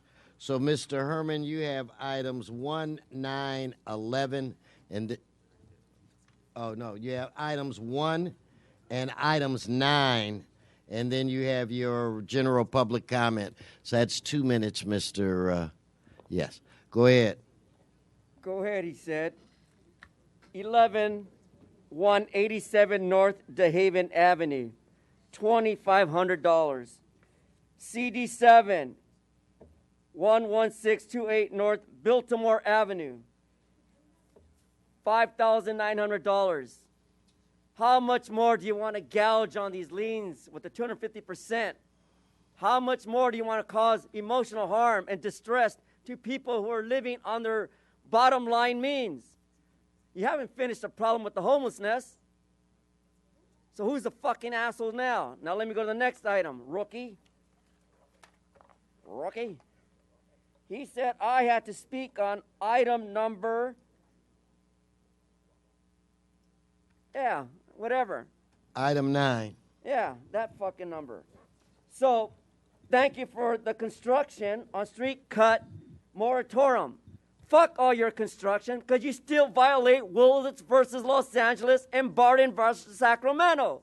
You keep fucking with pedestrians' right-of-ways and the path of travel and pedestrian use. ADA Title II discrimination, you stupid fucks. We keep paying more money to get our streets and our infrastructure repaired, and yet you let that Jerry Brown clown from Sacramento put another tax against our ass. This is what I think about the taxes and construction. Rookie, Mr. President, fuck the speaker's you. off topic. And then my next item, which I feel... No, that's your last item. So if you're finished, let's go to his general public comment, Mr. 9. Clerk. Let's go to his general public comment. Okay, now, Mr. Herman, you're on general public comment. You don't have to go that way with Nuri. She's a bitch, because I'm telling you, she's a bitch. Okay, wait a minute.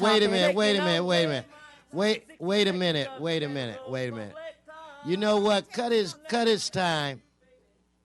You know what, Mr. Herman? Mr. Herman, sit down. All right? Mr. Spindler, items 1, 2. No, now you're disrupting. 2, 1, 2. Mr. Spindler, you have 4. Item 6. And your public comment. Okay, go ahead. Thank you so much. I'm sorry, I'm a product of the LAUSD. I have trouble remembering numbers. So, number 1, CD7, no more liens. No more liens. You promised, Mr. Council President, when you illegally invaded and took over CD7, no more liens. Cancel them. F, we have a Nuri lien on FCD6 West Pimp Street. Oh, no, I mean Plummer Street. I'm sorry. That's where the pimps are, on Plummer Street. No more lien. CD1, yes, Cedillo, 697. If you cancel this lien, I'll endorse your re-election. How about it? Good, thank you. All right. The rest of this shit. Number 2, right-of-way surrounding an island. You mean we own an island? Yay! I didn't know the LA city owns an island. Where is the island at? I would like to visit it. Maybe I can use that city-owned boat and sail to your island. Mr. President, the speaker's off topic. Get back on topic, Mr. Spindler. Now we get to Plummer Street and CD12. Well, Mitchell Englander on Plummer Street does not allow pimps. So between Plummer Street and Darby, there is no pimping. You go east, back to CD6, Nuri has an amnesty for pimps. Now we go to the right-of-way consultant. Somebody tells me to go left. That's the right-of-way. I'm the right-of-way consultant, yes. You're going to pay me the puppet. Surprise, bitch. Yes, the right-of-way consultant is for me, Mr. Puppet. I will give the money to Mr. Spindler. Thank you. God damn. Yes, and now we will continue to file more city contracts for consultant services, especially with Dale Richardson and Associates. I see they're also on here as well. I urge Mr. Price to vote yes on item number 4, since he's already committed a crime before. So do too. That's good. Now we get to HCIDLA.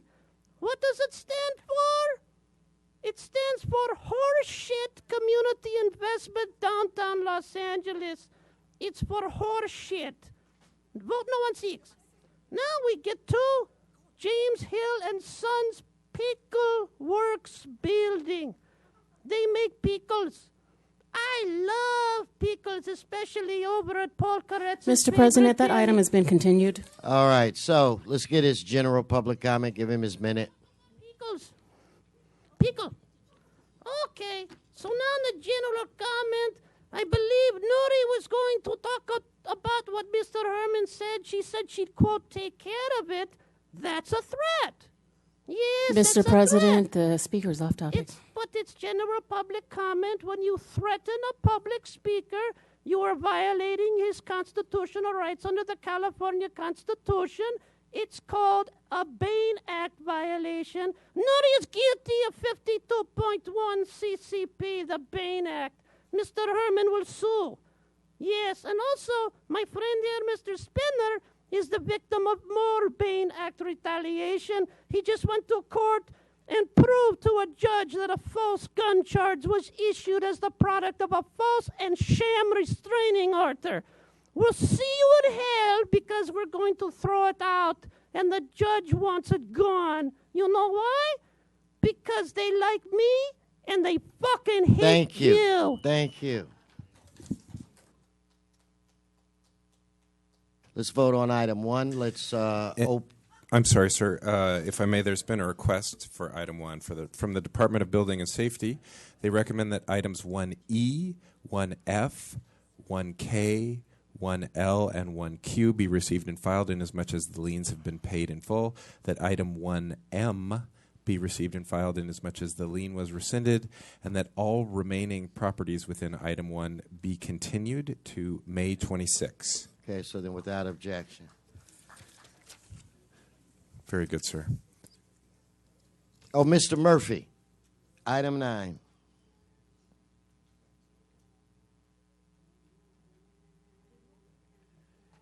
Yeah, this is Sean Murphy, CD2.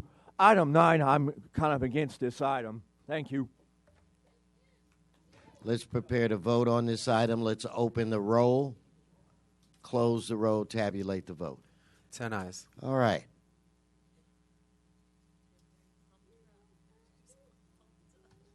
Vote on items 4 and 6. Mr. Herman, be quiet. Okay, Mr. Herman, last warning. On items 4 and 6, let's open the roll, close the roll, tabulate the vote. 10 ayes.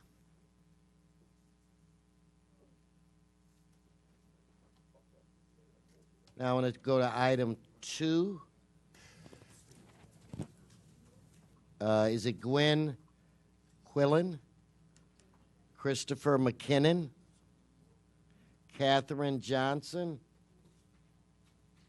Please come forward.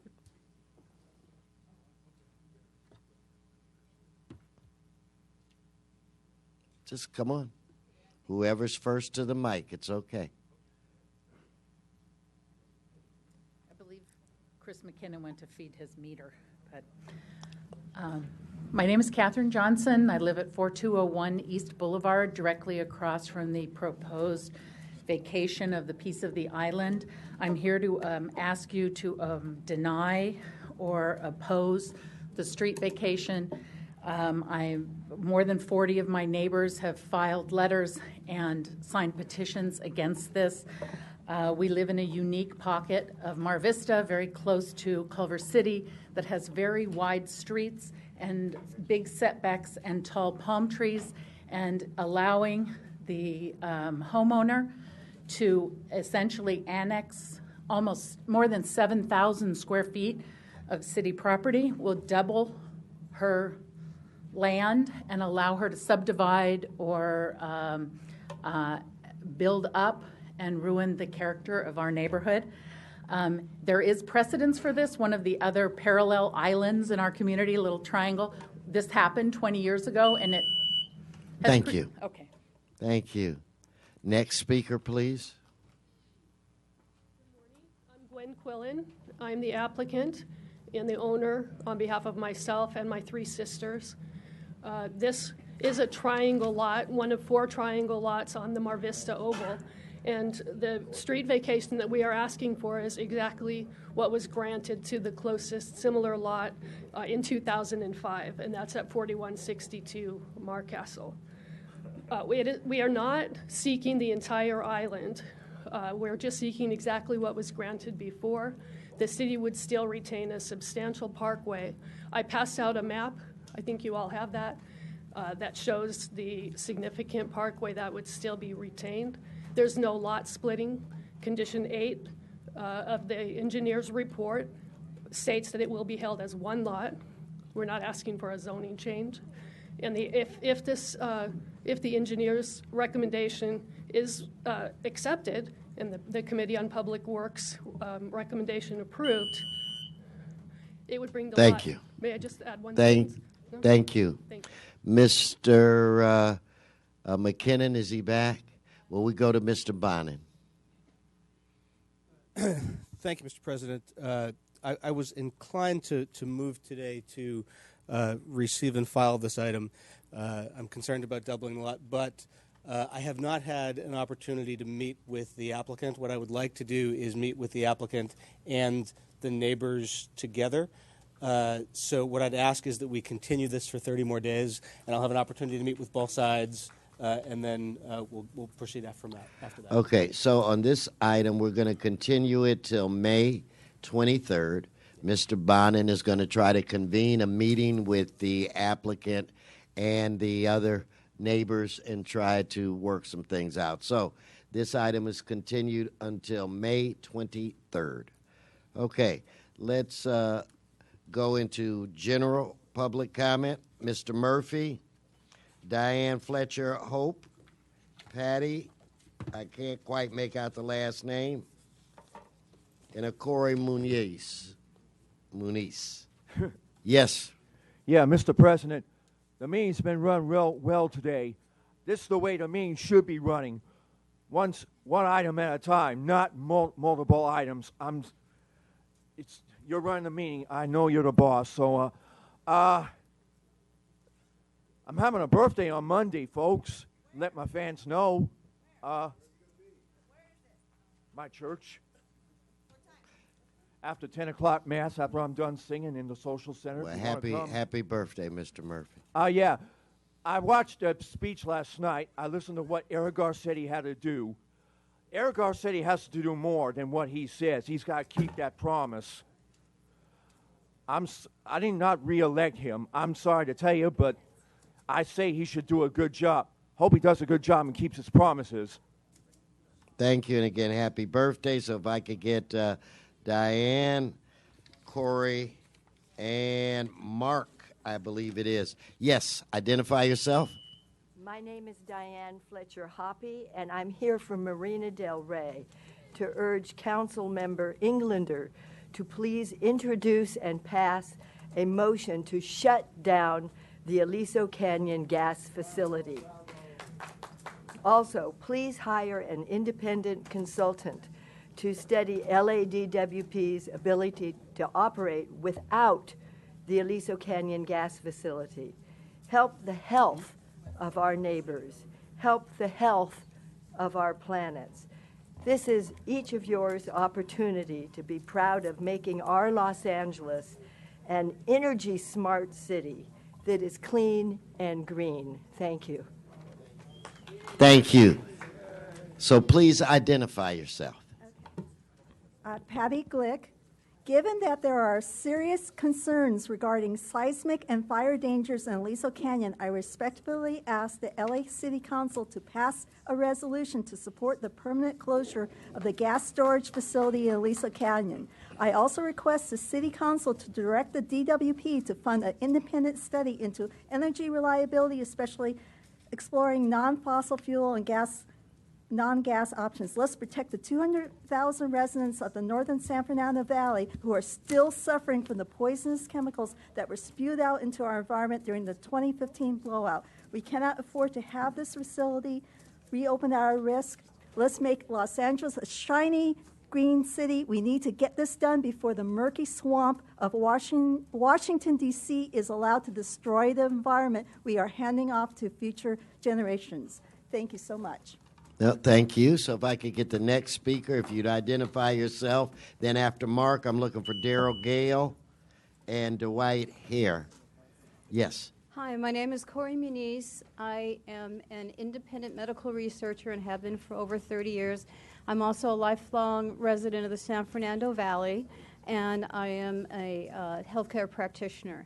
And I have not only seen issues from the Aliso Canyon leak in myself, my neighbors, my clients, and it is horrendous and frightening. I am asking, please, for Los Angeles to have an independent study on the need for the Aliso Canyon facility and also support the shutdown of Aliso Canyon storage.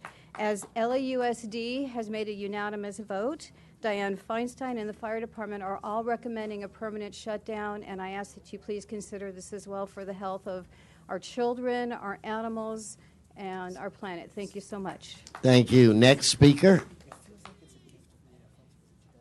Hello, thanks for the opportunity to speak. My name is Mark Greck, 12-year resident of Porter Ranch. The permanent closure is a simple common sense issue, needs to be addressed in that manner. The Aliso Canyon gas storage facility is a rusting, unpredictable, antiquated facility situated smack dab in the middle of an earthquake fault zone, which is also smack dab in the middle of an extremely high brush fire region. You can continue to argue all day and night about energy reliability, despite the 4 independent studies that debunk the claimed need for Aliso Canyon's existence. But the common sense answer to the argument is this one. One earthquake can change everything. The proximity of this facility to thousands of families, schools, businesses, churches, etc., more than obviously render this ticking time bomb an unacceptable risk to Porter Ranch, Chatsworth, Granada Hills, and beyond. You can talk all day and night about improvements, testing, compliance, health studies, root cause analysis, et cetera, but one earthquake could mean a catastrophic disaster of epic proportions, and I doubt anyone wants blood on their hands or on their resumes. Thank you, Mitch sir. Englander, please Thank you. help us. Thank you. Thank So if I could find Jane Tanger or Tanger and Alex Kim. And next speaker, ma'am, please come forward. Hi, I'm Daryl Gale. First, I want to thank Council President Wesson on the study to have a 2,500-foot setback for urban drilling. We really appreciate that.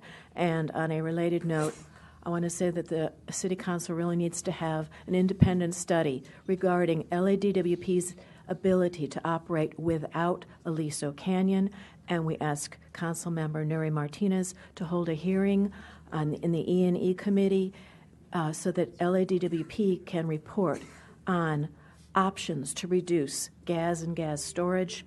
Recently, I've been studying a report, it's online, by Physicians for Social Responsibility, psr.org. It's called Too Dirty, Too Dangerous, Why Health Professionals Reject Natural Gas. I want everyone to know and to read this and realize we cannot live with all this methane in our environment. Thank you.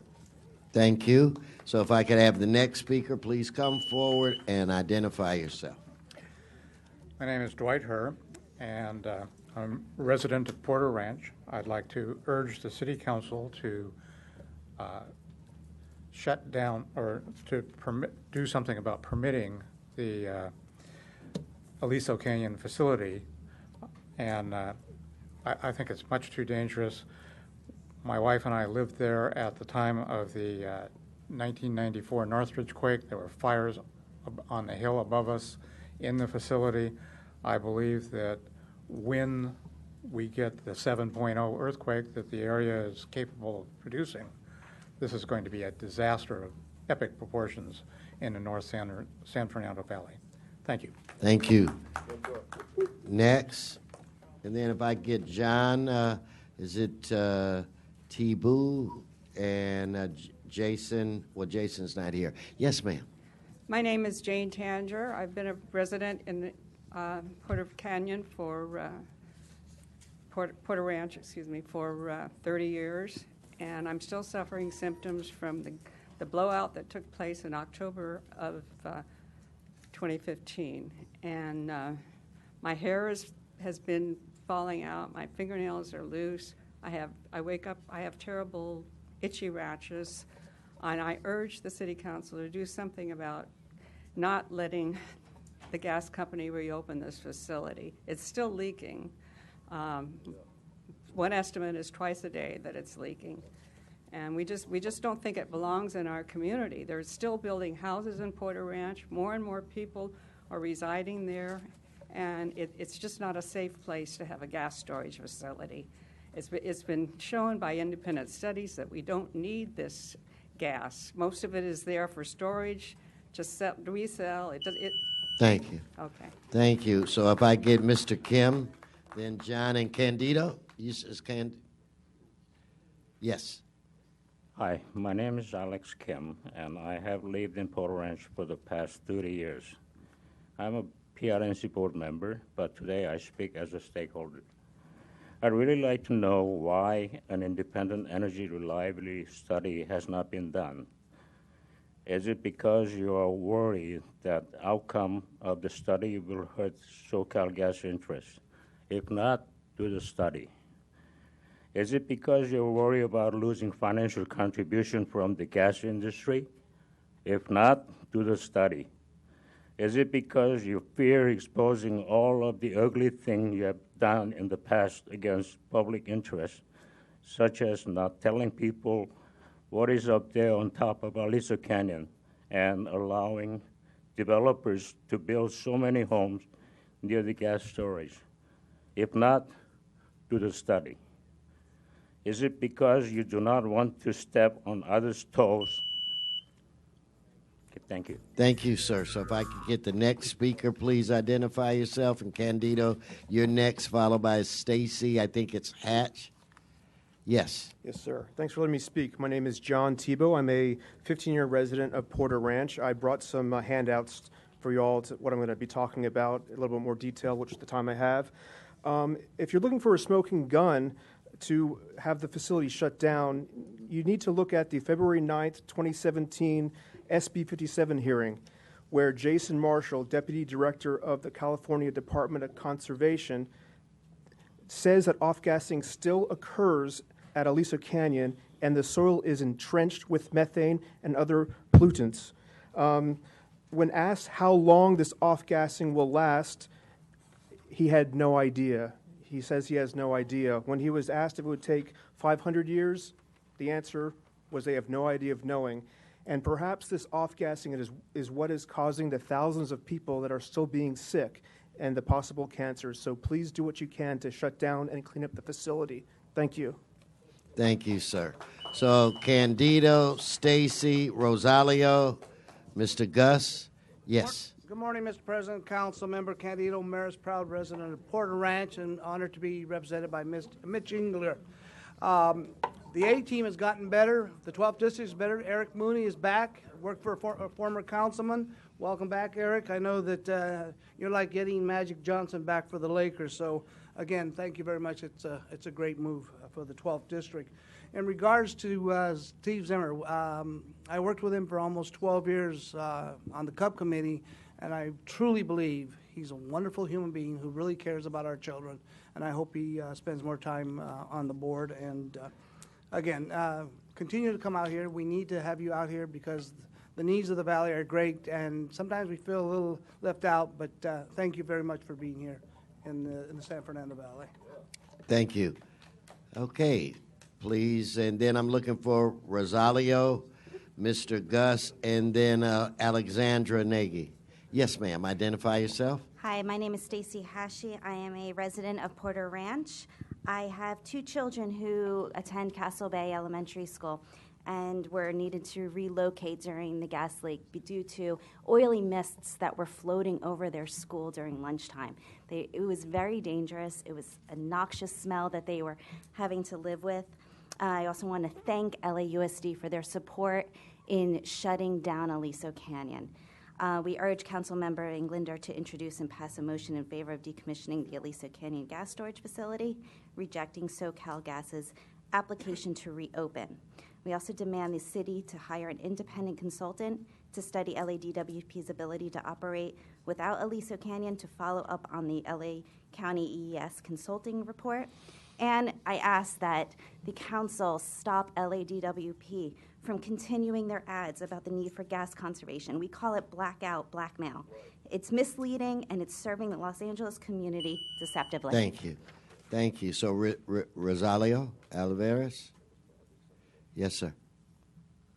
Hi, Rosario Olivares, a local homeless man from the Van Nuys community, and I come here today with the sincerest concern and my deepest fear to address a matter that not only needs to be like more focused on, but should definitely be more acted upon and in a more thorough manner. As far as I understand what the real needs are here for as far as the homeless communities is concerned, and we're not talking about just just giving us things and just expect us to just go on our way. I'm talking about like being more civically involved as a community, and more than anything, not just as figureheads, but as a community to let people know that they could still attain their dignity if they have lost it, or if they still have it, to keep it.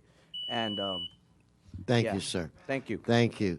Mr. Gus, followed by Alexandra Nagy. Yes, sir. Council members, Daniel Gus, just speaking as a member of the public today. My new article on City Watch is being evaluated by the FBI about Mr. Price. Mr. Price's own attorney, Stephen J. Kaufman, implicated Mr. Price, absolutely connected to fraud, to perjury, and bigamy, not by error, but deliberately. Mr. Price misused a process server that he sent to his own house to represent to the court that he couldn't locate his first wife. The problem is now for Mr. Price, who, by the way, just hired his third divorce attorney, which means he knows that he's married to two women right now. A blonde guy named Sven from Orange County, which means that Mr. Price's marriage to his second wife, Dell, is null and void in the eyes of the law. The problem is, now that he's being investigated by the FBI, which of you is he going to sell out to save his own self? Ms. Nagy.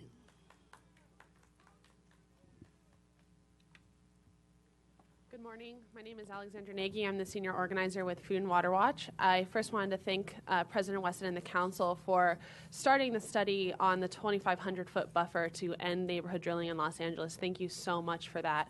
I also wanted to thank Councilmember Englander and Councilmember Bonin for introducing a motion directing DWP to report back on eliminating gas use and gas storage in Los Angeles.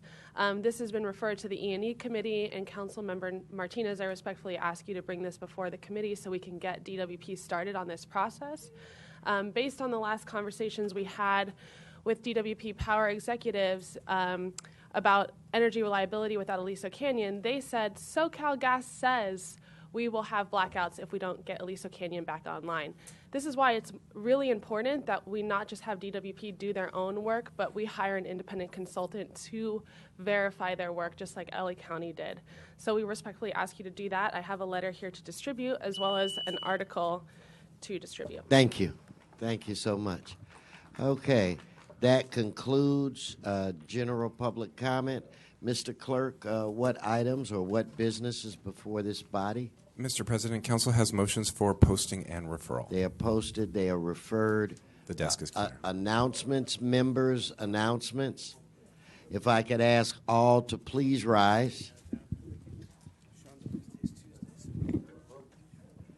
For adjourning motions, if all in the chambers would please rise. I'm looking to my right side. Mr. Koretz. Mr. President, and colleagues, it's with a heavy heart that I ask that we adjourn in memory of my friend Leslie Gersikoff. Leslie passed away early Monday morning after a massive stroke over the weekend. She was 69.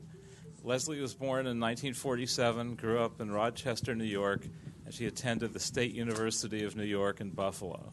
During her time on campus, she became active in social issues. After moving to Los Angeles, she became a tireless fighter for a more just society and a better, more equitable Los Angeles. She was unfailingly on the front lines of seemingly every battle on behalf of the vulnerable and the voiceless. She identified strongly with the Jewish social justice tradition and was committed to what in Hebrew is called tikkun olam, or healing the world. For the past decade, she served as the executive director of the Jewish Labor Committee Western Region, a position that she followed me into. I did that in 2008, and I helped hire her in the selection process. She was a tremendous choice, and she was simultaneously active in an array of other organizations and causes, from Labor United for Universal Health Care, which she was the secretary, to the Fix LA Coalition, fighting for good jobs and quality public services for LA residents. Leslie seemed to be forever running between demonstrations and marches and pickets and meetings, and if she ever declined apologetically to be at a rally or event, it was invariably because she was already going to be at another one. She fought for the farm workers, she fought for women's rights, she fought for the dignity of the oppressed, she fought for working families struggling to make ends meet. She was a giving person who gave freely of all her time and energy to helping others. She was loved and adored by the labor community, and she was guided by the Jewish tenet of Masim Tovim, a life of good deeds. Her memory will live on forever in the hearts of those who knew her, and our prayers are with her brother Robert during this difficult time. May her memory be a blessing. Okay, so I'm still looking to my right. Let's have Mr. Blumenfield. Please. Mr. Kretz, if I can add on to that, I was shocked by her passing. She truly was a wonderful person. Blessed to have gotten to know her as well, and she will be sorely missed. If we could make sure to the city clerk that you have this as a 2-signature, Mr. Sadia, 3 signatures on it. Let me add to that, Paul. Thank you for doing that. I love Leslie. She was awesome. And, Mr. President, we spend a lot of time doing this work. And then we go to these conventions that we have and our meetings and our coalition meetings, et cetera. And she was always positive. She was one of those persons that sometimes these meetings are a little challenging, a little difficult, cumbersome. But when you saw her, it was you felt you were doing something worthwhile. And she was always just positive. I mean, just like a smile. Like you knew when you saw her, like, this is what you should be doing because she's here. And, she was only there because it was the right thing to do. And I just loved her. She was just so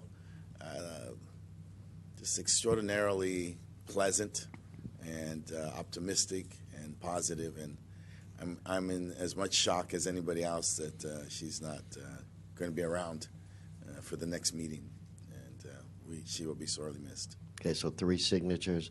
I'm now looking to my left. Any adjourning motions to my left?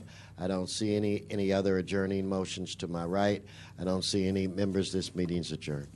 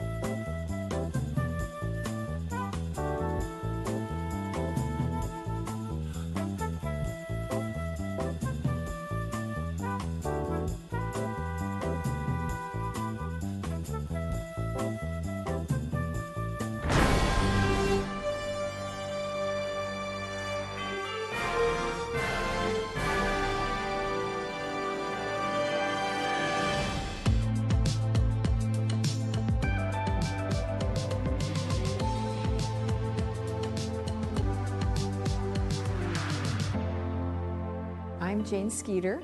I'm the CEO, founder, and president of Ultraglass. Ultraglass Inc. is an architectural designer and manufacturer of specialty glass. We're situated in Chatsworth in the city of Los Angeles. We're on over an acre with a 25,000 plus square foot facility. Glass has properties that people don't realize. It makes it so versatile, so durable, so functional. In terms of architecture and art and engineering, glass is the perfect medium.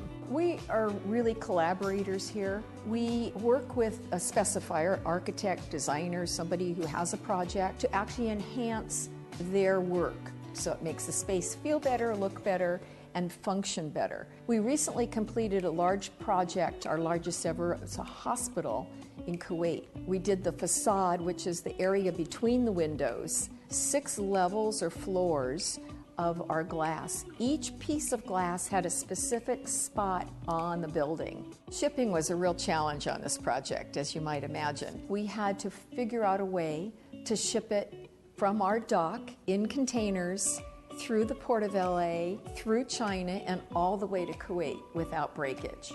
5,000 panels. They all survived. There's no better material to work with that satisfies my architectural love and passion for creation and designing and making things with my hands. I first got interested in stained glass and did it in my garage, started hiring people. We have staff that's been here for over 30 years. As we grow or get larger projects, we will expand, sometimes up to over 40, 50 people. And now we've gone from the garage to global, doing projects all over the world.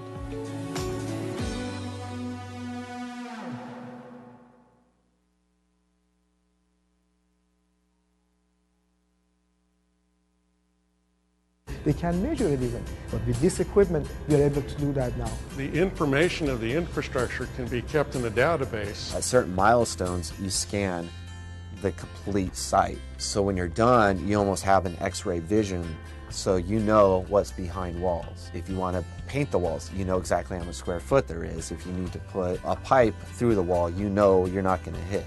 We not only know the width and the height of the pipe, but we can know when it was installed, who the manufacturer was, when it was retrofitted, when it was replaced. It's the information about the life of the building from its infancy to its eventual tear down. Now, just imagine with this accurate information, how could we accurately ask a contractor to do some construction work? Not only that, keep the data, like Tony mentioned before, keep the data for the future maintenance as well. So it's enormous help, time saving, money saving. It's neat that Tony had the foresight to move the survey into another direction.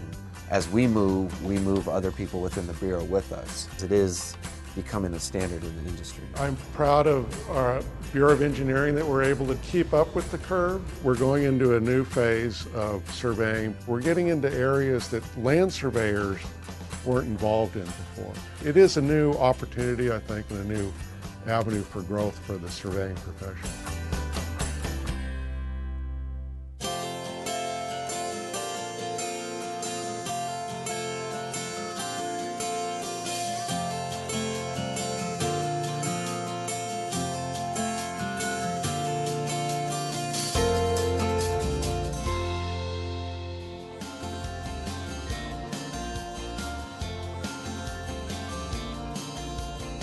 Today is the 25th annual Los Angeles River Cleanup, La Gran Limpieza, which is when we bring people down to the river by the thousands to pick up trash. Plastic, foam, fast food wrappers. The trash comes from a lot of sources, but primarily it comes from every storm drain in the city that drains directly into the Los Angeles River. After a storm, it's dangerous because anything could be floating down the river at that point. One of the real issues ahead of us is to figure out how to restore the watershed. The Tillman plant is an incredibly positive addition. It's a water cleaning facility. The water coming out of Tillman is a very high level of tertiary treated reclaimed water. When it comes into the Los Angeles River, it's a level that the state health department says can be put onto food crops. A very high level of water.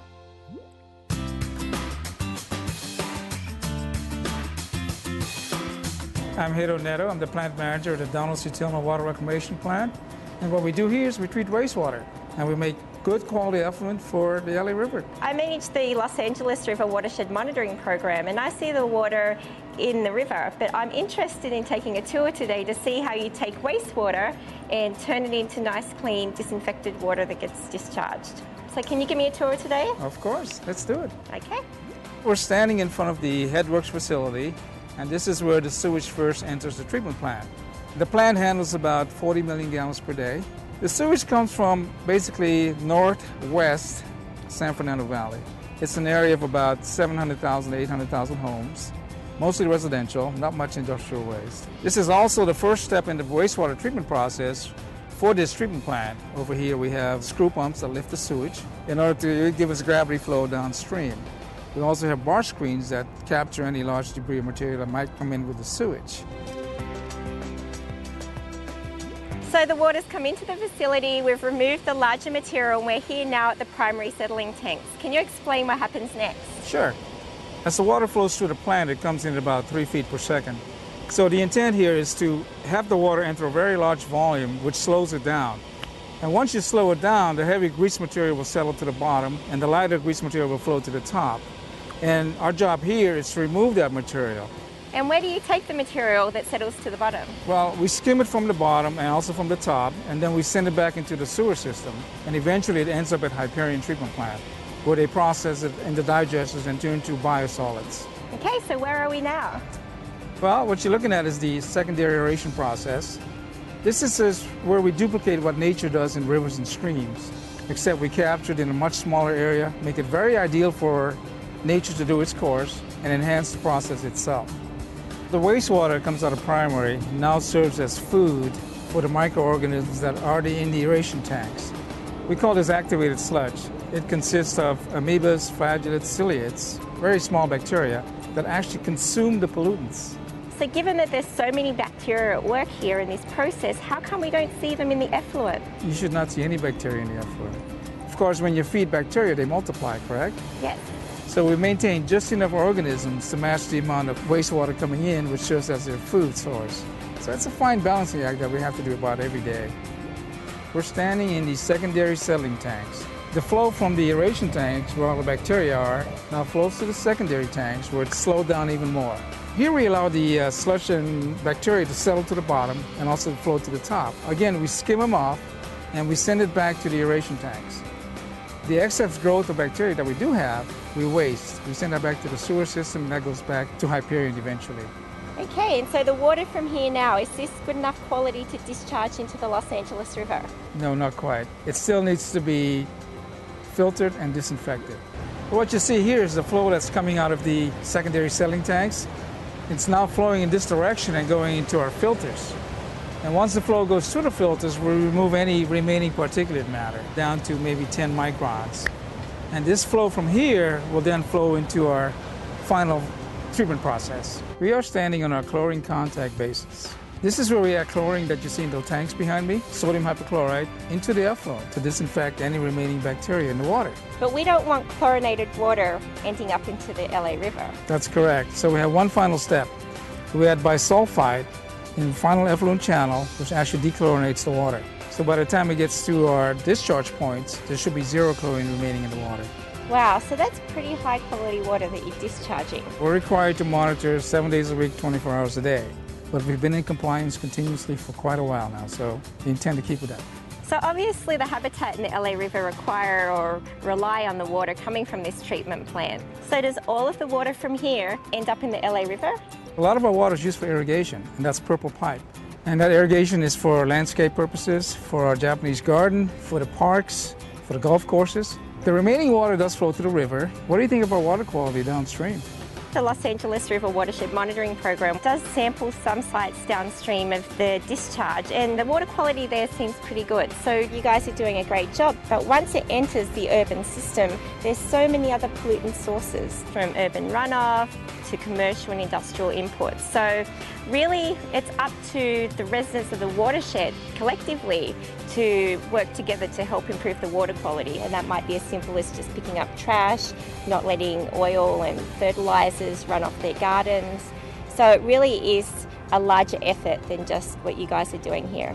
The primary thing is to be conscious. Things that you throw out your window of your car, or things that you dump into the storm drains, it'll all end up in the LA River, in the ocean.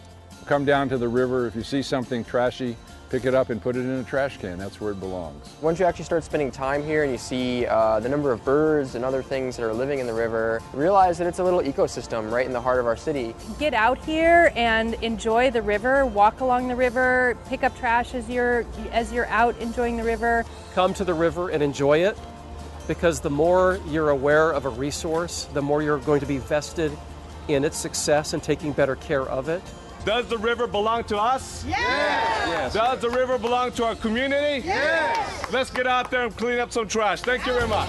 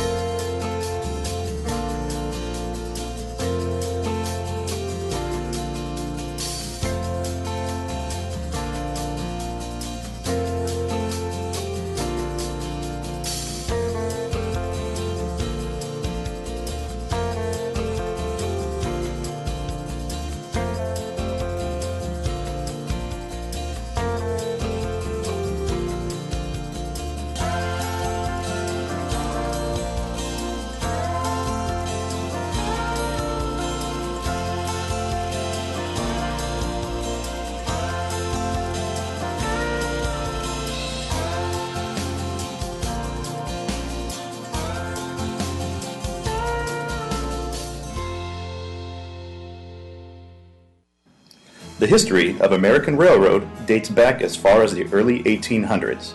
Over the next century, railroad workers installed over 200,000 miles of tracks all over the country.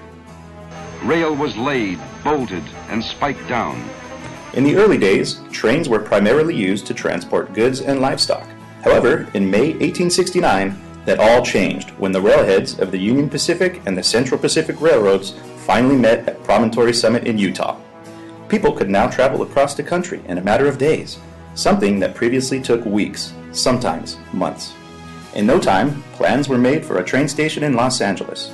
Soon enough, construction began, and finally, in May of 1939, Union Station opened its doors to the public. The station took over service from La Grande Station and Central Station and originally served the Atchison, Topeka, and Santa Fe Railway, Southern Pacific Railroad, and Union Pacific Railroad, as well as the Pacific Electric Railway and Los Angeles Railway. Conceived on a grand scale, Union Station became known as the last of the great railway stations built in the United States. It was placed on the National Register of Historic Places in 1980. Union Station was partially designed by John Parkinson and Donald B. Parkinson, who had also designed Los Angeles City Hall and other landmark Los Angeles buildings. They were assisted by a group of supporting architects, including Jan van der Linden. The structure combines Dutch colonial revival architecture, mission revival, and streamlined modern style, with architectural designs such as the 8 pointed stars. The station's first timetable listed 33 arrivals and 33 departures daily. What people found here was more than transit. It was travel. It was train. With 16 tracks, Union Station quickly became a hub for citizens and stars alike. Union Station saw heavy use during World War II when troops were mobilized, as there were nearly 30,000 travelers who passed through Union Station daily. After the war, many soldiers returned from battle by train and were reunited with their families at Union Station. Trains were not only reliable, they were romanced. In those days, trains had names like Sunset Limited and the Super Chief, the big, powerful liner that coupled the coasts from Los Angeles to New York. Union Station also served as a popular location for filming and has been featured in movies such as Blade Runner, Dead Men Don't Wear Plaid, In the Mood, and Union Station, starring William Holden and Nancy Olson. Today, Union Station is completely revived. There are over 60,000 travelers who walk through the station daily, and it continues to undergo historical restoration. From all of us here at Metrolink to the Grand LA Union Station, happy 75th birthday. Here's to the next 75.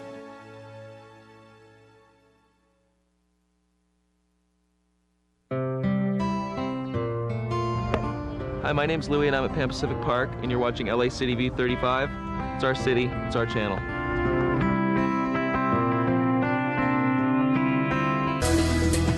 In LA this week. These workers demanding higher wages and union rights on the death anniversary of Dr. Martin Luther King Jr. I'm Gil Reyes in downtown with the story. I'm Anna Marcos. An LA firefighter shot in the carotid artery during the Rodney King riots, but he survived. His harrowing story 25 years later. I'm Rasha Goel. Up next, an opportunity to walk through some of downtown LA's treasures.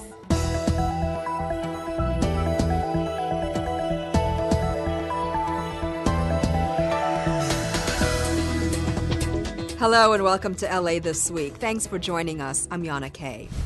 Most of us will never forget the experience of watching our City of Angels burning in the wake of the civil unrest of 1992.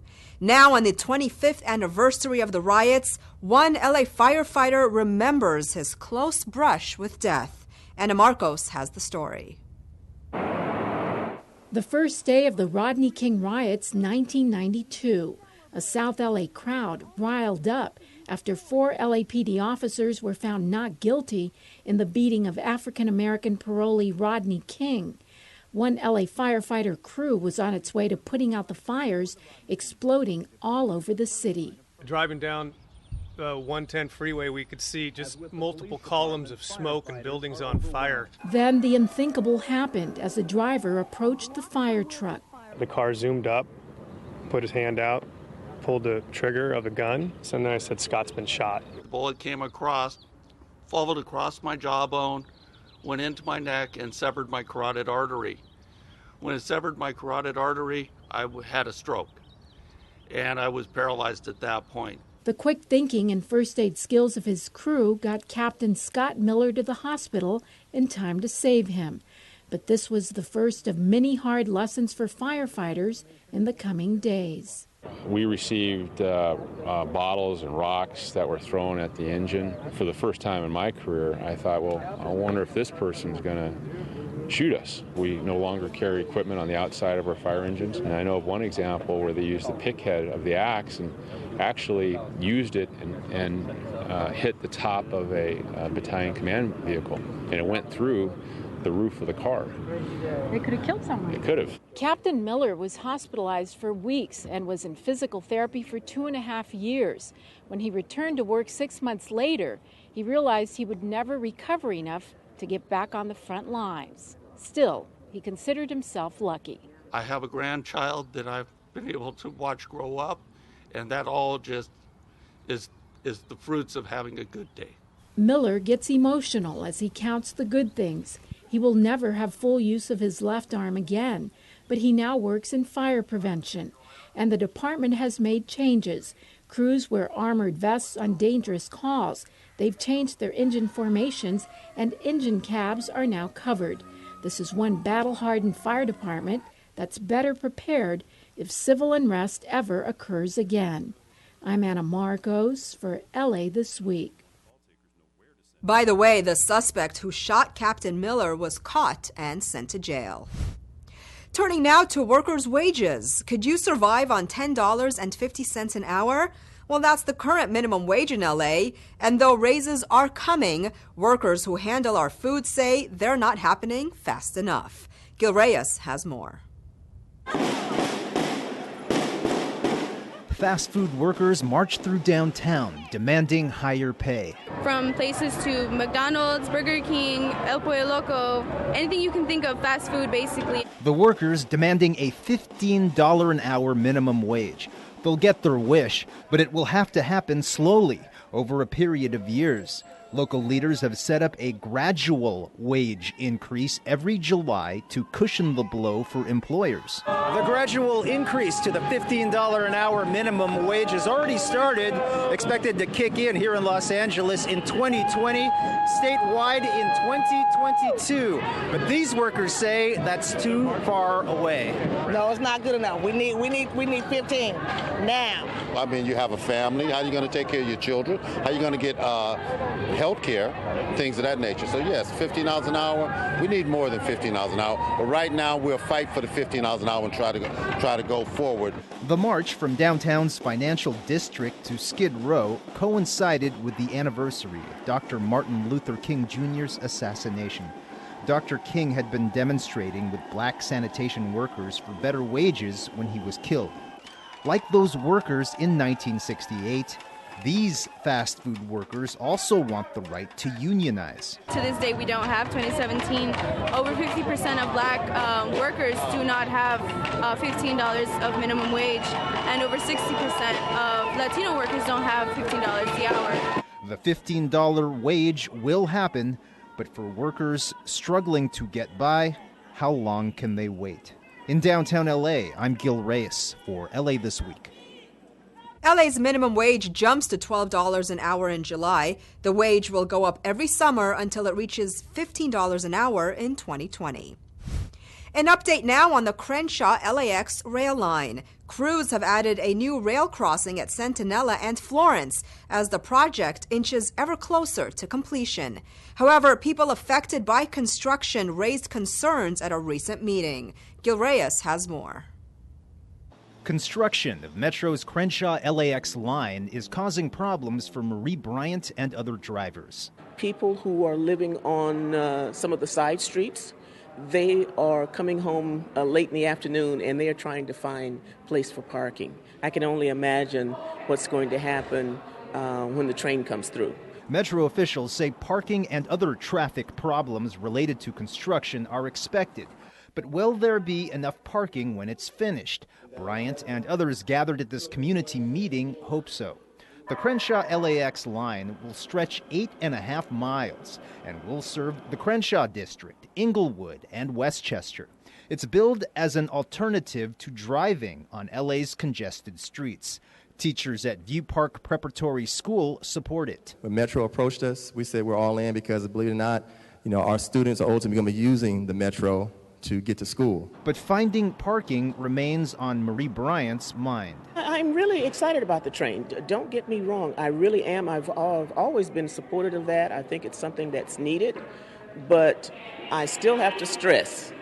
I know you're channel 35, you said, and it's a city channel. I'm hoping this will get back to our city elected officials. In Lamert Park, I'm Gil Reyes for LA This Week. The Crenshaw LAX line is expected to be completed in 2019. Over at City Hall, it was a day meant for celebration and recognition. But this year's Trans Day of Visibility served as a reminder that many transgender people feel far from safe in our country. Anna Marcos takes a look. They pray for things that most of us have never had to pray for. Strengthen us and keep us and help us. Oh God, there are forces high and low, and some see themselves as mighty, who would destroy us, who would continue to perpetuate the environment that leads to our murder. These are the leaders of LA's transgender community. On this Trans Day of Visibility, they stand with city leaders and some of the LAPD's LGBT officers. Together, they're speaking up for the most vulnerable, like the 8 trans women murdered in hate crimes countrywide in the last 3 months alone. China Gibson was killed on February 25th in New Orleans. Jamie Lee Wounded Arrow, killed on January 1st in Sioux Falls, South Dakota. Misha Caldwell, killed on January 4th in Canton, Mississippi. But today is also a day for being counted, for becoming visible to the world, and for fighting injustice in an unfriendly political climate. Recently, we learned that Donald Trump eliminated sexual orientation identity from the 2020 census, denying us the funding for critical support services. I identify as a transgender man. My pronouns are he, him, his, and that's how I like to be recognized. This is not a day of mourning. This is a day of visibility. This is a day of recognition. This is a day of empowerment. These activists are part of LA's Transgender Advisory Council, one of the first permanent transgender councils in the country. And they advise city leaders on HIV and health care, job and housing discrimination, and other issues that affect the transgender community. The primary scary experience that I have faced has not been one of violence, but one where I have not been protected on my job. And so when a corporation found out that I was a trans woman, I was instantly terminated. Oftentimes, we are left out of the conversation, and we are not at the table when decisions are being made on our behalf. These things all add to almost erasing our humanity. I hope this nightmare will be over soon, and we can all achieve our constitutional and God-given right for life, liberty, and pursuit of happiness. Thank you. For these activists, those rights have to start with speaking your truth. I'm Anna Marcos for LA This Week. The Trans Day of Visibility is honored in countries around the world. Well, for many of us, the weekend may be a time for some R&R, but not for one community. Hyde Park residents and fellow Angelinos came out to get their hands dirty for a clean cause. Rasha Goel has more. Rakes, brooms, shovels, and some helping hands were all on board to help clean up the Hyde Park neighborhood. We will be going up and down Hyde Park Boulevard between 11th Avenue and Van Ness Avenue, cleaning up all of the weeds, bulky items, trash, any issues that we have on the railroad tracks. It's an area the district has received a lot of complaints about. In addition to beautifying the area, it's also a chance to interact with neighbors. What we're trying to do is give people an opportunity to meet each other, to work shoulder to shoulder, to get to see your neighborhood. It's very different than driving through your neighborhood than it is walking block to block. Various community groups also came out to help. It's something that we have to do as a community, try to make our city as beautiful as possible with the help of the youth. No job at this cleanup is too small. Little by little, but large enough to make an impact. I'm Rasha Goel for LA This Week. Think it's too late to earn a high school diploma? Well, think again. The LA City Library offers free accredited classes online for working adults. Gil Reyes has more from a different kind of graduation ceremony.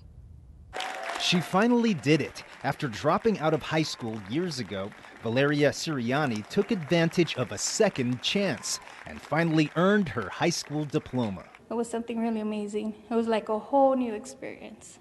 Congratulations go out to 30 unique graduating students. Their ages range between 20 and 55, the latest to graduate from the LA City Library's Career Online High School program. It allows people who, for some reason or another, didn't finish traditional high school to finally earn their diplomas at their own time. And oftentimes in between work. Take the case of class valedictorian and library employee Samson Rodriguez. Feeling out of place in traditional high school after immigrating from Mexico, he too had dropped out years ago. There was a lot of pressure, and there was humiliation too when I would get called out or bullied at a young age for not knowing certain simple things. So I like Career Online High School because it was simple. I did it from home. Graduate Claudine Verdier discovered her high school credits in her native Belize could not transfer over to the U.S., so she too enrolled in the program and is now trying to convince her son, a dropout, to do the same. I just say, I'm just going to do the whole high school over. And I showed him, I could do it, you could do it. The LA City Library is the first library system in the nation to offer these courses. It's an incredible program and a great example of how the library really changes lives. These individuals now with their high school diploma are able to get better jobs and more opportunities in higher education. So I'm currently in school, I'm getting my bachelor's, and I'm going to be going to chiropractic school too as soon as I'm done. Nice. I go to Pasadena City College. Yeah, I'm working for my associates for nursing. If you think you're scared, or you think it's too hard, or you think it's not right for you, just do it. I mean, what do you have to lose? Nothing, of course, because online classes are free. At Career Online High School Graduation, I'm Gil Reyes for LA This Week. Interested in enrolling? Well, check out the website lapl.org/COHS. Well, it's a reminder of the lessons learned from the Rodney King riots. 25 years later, art helps us to give us perspective as the Reimagined Justice exhibit opens in South LA. Night begins to fall, and the intersection is burning. Another man who was beaten staggers up as a black preacher seems to pray over him. The Rodney King riots mark their 25th anniversary this month, and the Office of Community Coalition, a social justice group formed after the riots, has turned its entire office into a living art exhibit for the month. It sits less than a mile from where the riots started in South LA. The Reimagined Justice exhibit focuses on the civil unrest and looting, which started after LAPD officers were found not guilty in the beating of Rodney King. The riots then spread to other parts of the city. It really marks a time for us to take a moment to pause and really think about and reflect around what has really changed 25 years later. Learn about the roots that led up to the civil unrest. Also talk about what are some of the conditions that folks are facing today.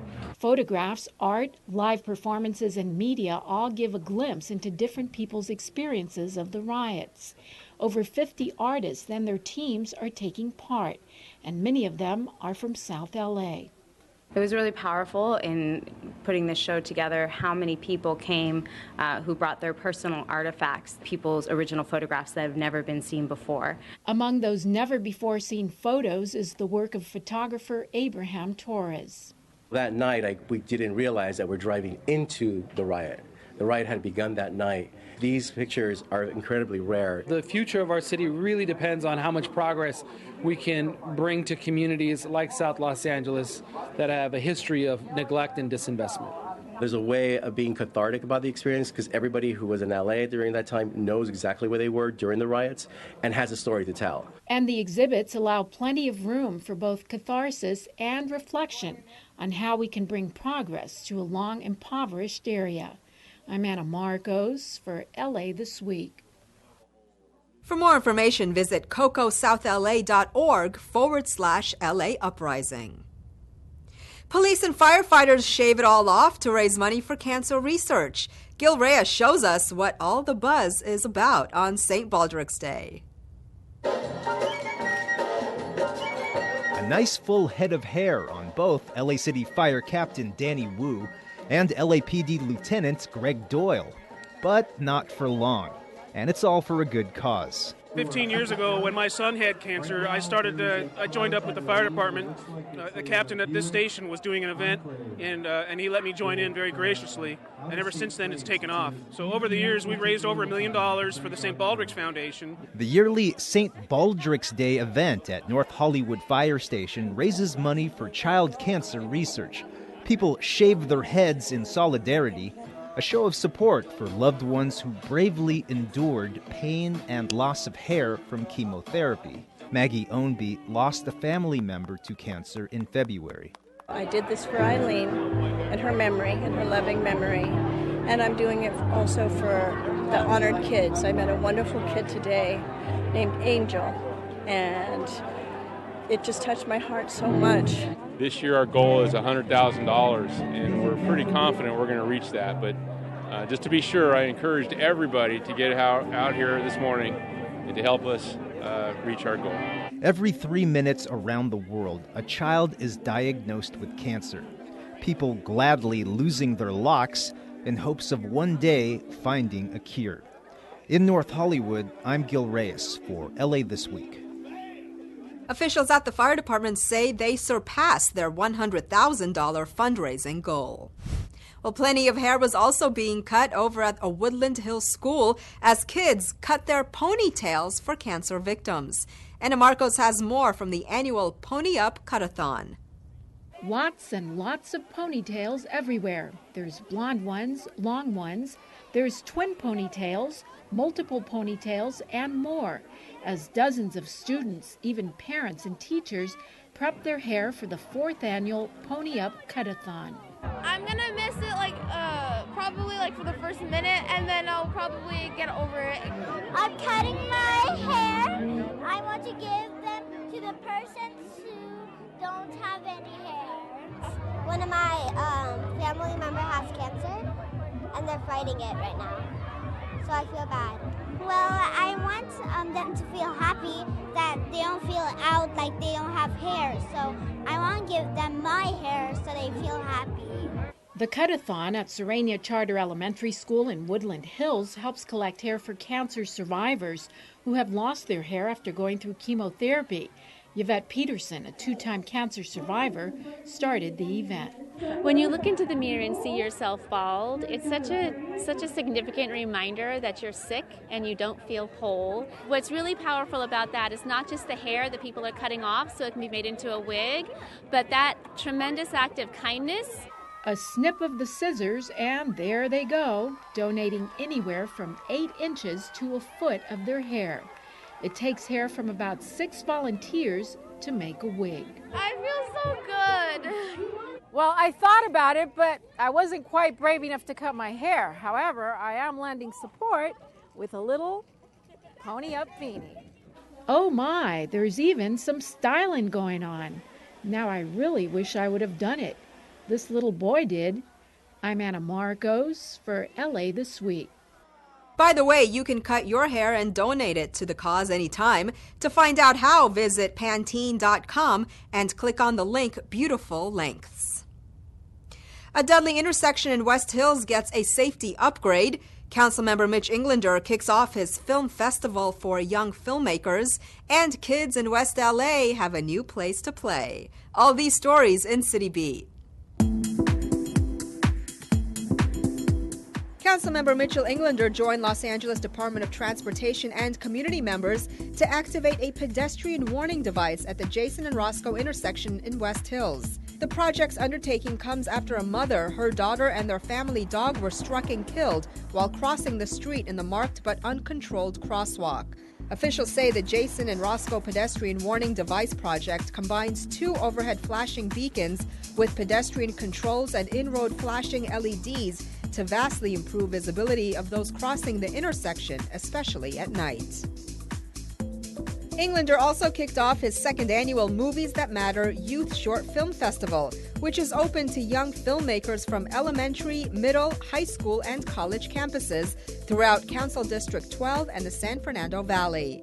Participants will be using the themes of social action and civic engagement to channel their creative process in one of 4 categories: public service announcement, documentary, live action, and animation. For more information or to submit, visit cd12movies.com. The Department of Recreation and Parks, along with Councilmember Paul Koretz, celebrated the reopening of the playground at Cheviot Hills Recreation Center located in West LA. Cheviot Hills Park serves nearly 6,000 residents who are within walking distance. The newly installed playground was designed with a treehouse-themed play area featuring a hollowed-out sycamore tree piece with multiple stumps that children can play on.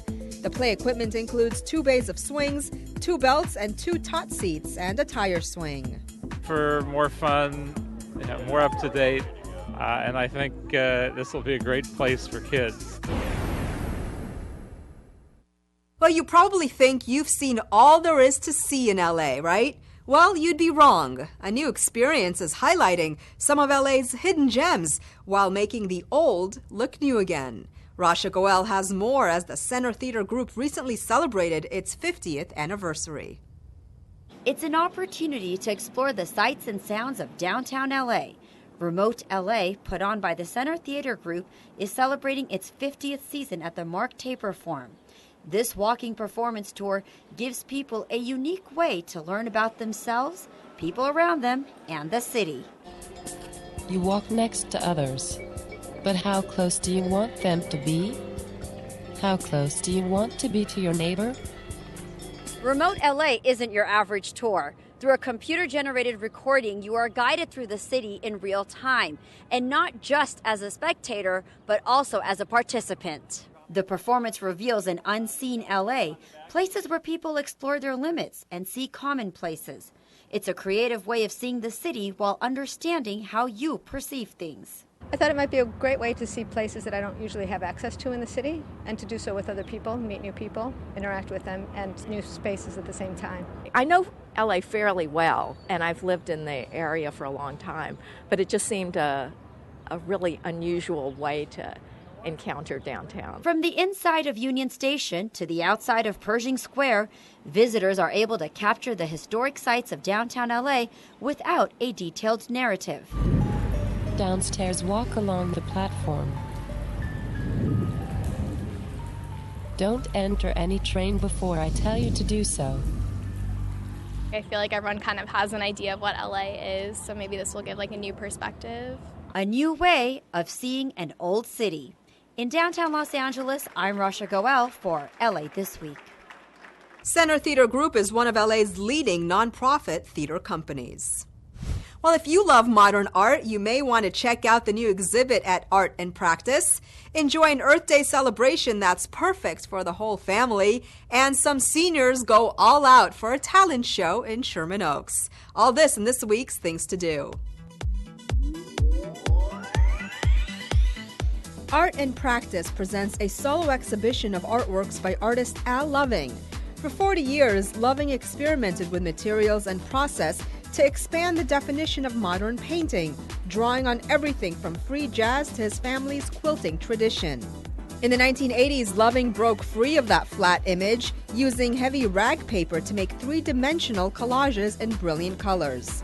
At A&P, Spiral Play will feature 12 of these collages, some of them monumental in scale.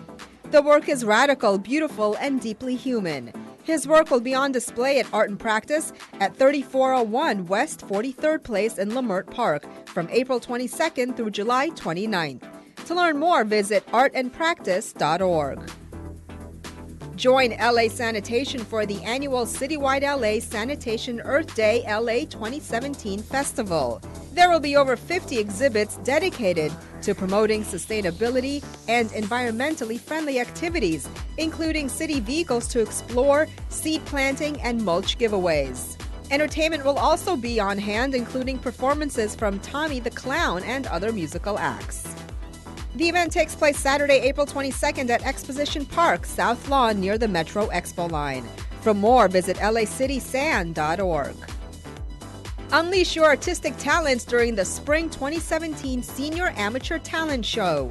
Join the fun or just come watch a variety of individual and group performances of singing, dancing, spoken word, and comedy.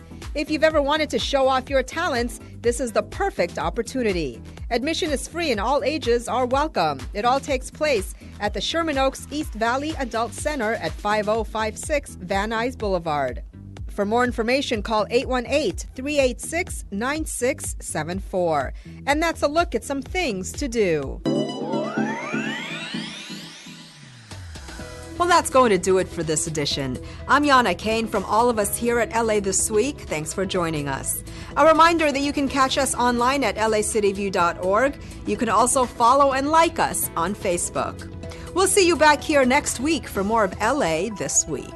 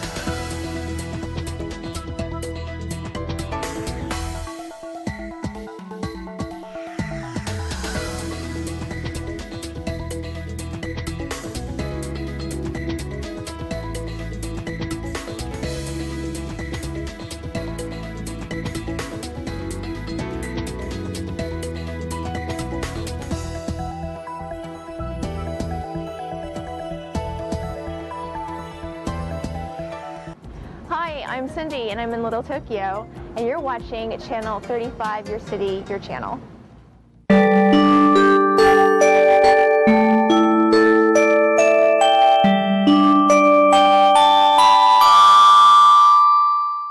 Are you looking for a new pet? Well, if you are, this is the show for you. It's time for Adopt a Pet Today, sponsored by the Pet Care Foundation. And today, we are at the South LA shelter on 60th Street, just off Western. And if that's not a convenient location for you, you can find out where all 6 LA Animal Services shelters are at laanimalservices.com. That's laanimalservices.com. Now you'll find out all the locations there. You can see every single animal they have at all 6 locations. And there's just a wealth of information about animal care and animal behavior and all the other ways that you can help save a pet if you're so inclined, and we hope you are. Today's a special day because we have Brenda Barnett, General Manager of LA Animal Services, and we're going to talk to her about what's going on with all the shelters in all of LA City. So let's get started, and we're going to see Raina and Sally and lots of great dogs and lots of great cats, one that'll be perfect just for you. So let's go say hello to Brenda and find out what's going on with LA Animal Services. So now I'm here with Brenda Barnett and this little beauty. We're calling her Babs, and her impound number is A1691133. She's a little female. She's only 7 months old.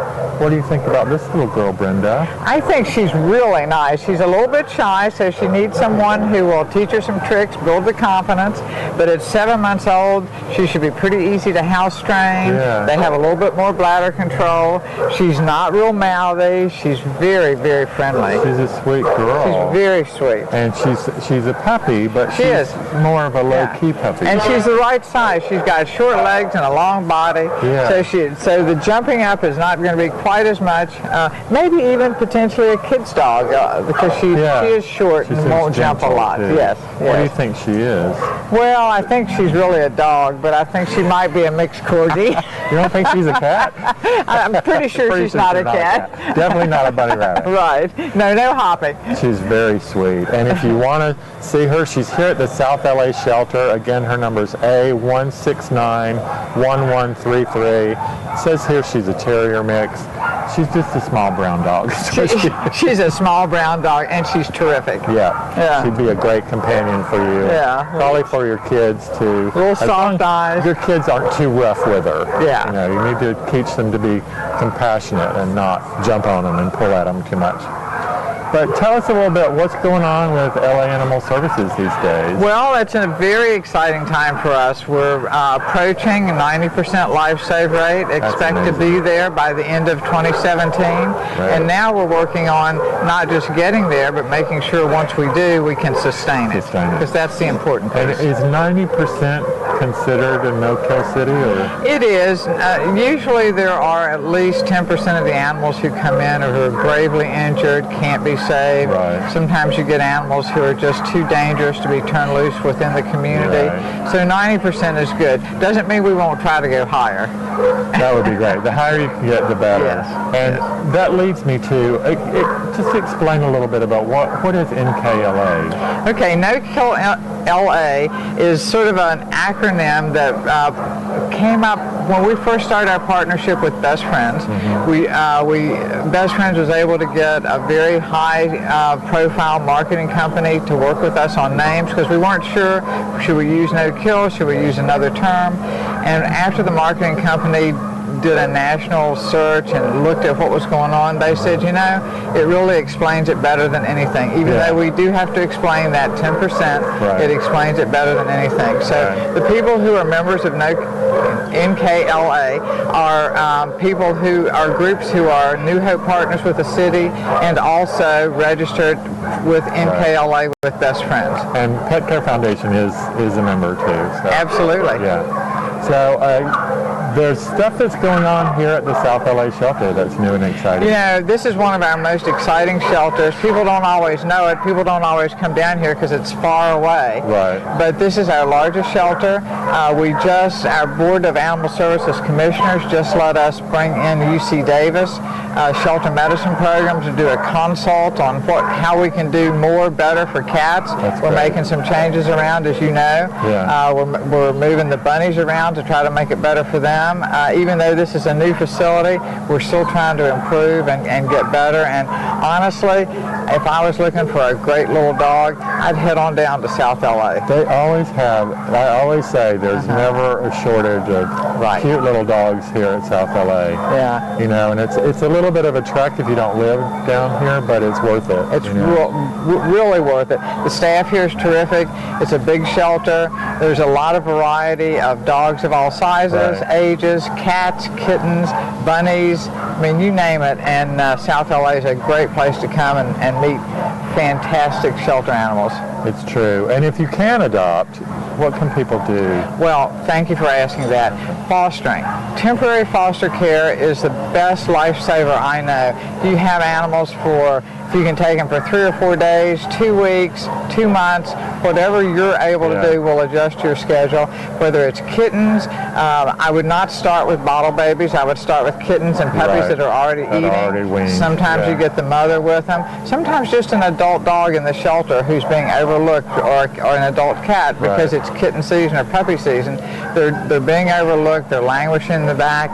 Get them out, take them, walk them in your neighborhood, show them to your friends, get them socialized, and give them a little home care. I mean, whatever people can do, whatever amount of foster care, it really gives animals a new chance at life. Yeah.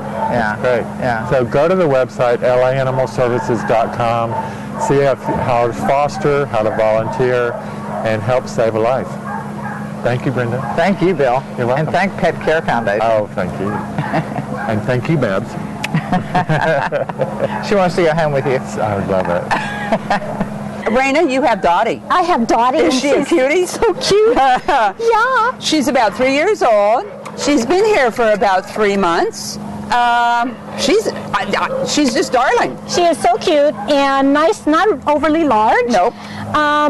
Good size and still active and energetic. How old is she now? 3. 3. So it's a good. She's past the puppy phase, but still full of it. So it's a, she's a staffy mix, and she's doing pretty well right now. Yeah. She's kind of just standing here, taking it all in. She is. So let me give you her A number. Okay. 1674038. She's at South Central. 3-year-old staffy mix, and her name is Dottie, but it could be something else. Yes. Come see Dottie, vaccinated, microchipped, and sterilized. Very important. Ready to go home. Awesome girl. Raina has Rex. Rex is 11 years old, Raina. He was turned in by his owners because he's old and has some medical issues, and they had him. How do you turn in an 11-year-old dog? And evidently the medical issues were pretty minor, yes. Nothing really serious, and, arthritis happens. Yes. And yet I didn't see him exhibiting any, he moved out here just fine. He's housebroken. He gets along with men, women, children, and other dogs. He's not real fond of cats. His A number is 1682965. Talk about an easy dog. Easy. Seniors, they just touch my heart. Yes. I have one. I have an 11-year-old myself, and people are amazed. They wouldn't know he's 11 anyway. It's how you care for them and what you do with them. Just like with us, if we're active and eat right and take care of ourselves, we'll be fine too. And so is my dog. And this guy seems fine. There's supplements for arthritis. That's minor. Evidently, they say he can hear and see fine. He's active. He's a good boy. And the nice thing about Rex, he's used to a family. This would be a dog you could meet fairly easily. Oh, yeah, we've never met him before. No. Walked right up. Walked right up and says, "Hi, I'm here." So he's going to be, easy to acclimate in the home and integrate into the home and just be a great friend. And some people go, "I don't want a dog for a short period of time." You know what? There are those people out there who are willing to give a dog a home for that last 5-6 years, whatever it may be for him. Could be. And that's great. Absolutely. A1682965. This is Rex. 11 years old, 11 years young, I'd say. 11 years young. Yeah, 11 years young. Hi, gorgeous. He's gorgeous. Yes, you are. What do you think? Got your bandana? Yay. This is Goosey. He is. He is darling. He's 3 years old. Goosey. Hey. Hi. Come see me. Good. Are you nervous about the blowers out there? He was upset about the gardeners a little bit. Hi. Now they went away. Relaxed a little bit. And dogs do get upset with things like that, don't they? They do. And the guy hadn't even blown anything yet. It was just the visual. They know what it is, right. And there's a lot of clients I have who don't like gardeners, pool men, that sort of thing, because they invade their space and the noise may scare them. Exactly. But he's now. okay now. He's okay. His number is A1682092. He's about 3 years old. You're okay. He's been here since February 19th. His name's Goosey. He came out feeling pretty confident and comfortable. He did. Walked right up to us and happy. Yeah. He was a stray, I guess. And nobody claimed him. His ears, as you can see, have been really, really cut back. Badly. Yeah. And how does that affect them? I mean, is it... Well, they don't know anymore about it. But the thing is, health-wise, they get infections a lot more. Debris gets in there a lot more. Sunburn, all that, because they're all exposed now. There's no protection. And of course, it's not done very well. Some people do backyard clipping. And it's really sad to see. If you're going to do it right. But I'm not all for that anyway. But he's a good boy. He's vaccinated. Neutered and ready to go. Microchipped. Yeah, hi. And look at how well he calmed down. Yeah, he did. He did a good job. You did a good job, Goose. Yeah, you did. Good job, big guy. A1682092. This is Goosey. Good boy. Raina is taking care of King here. He came out kind of excited, but now Raina, with her nice touch, is saying, "King, everything's okay.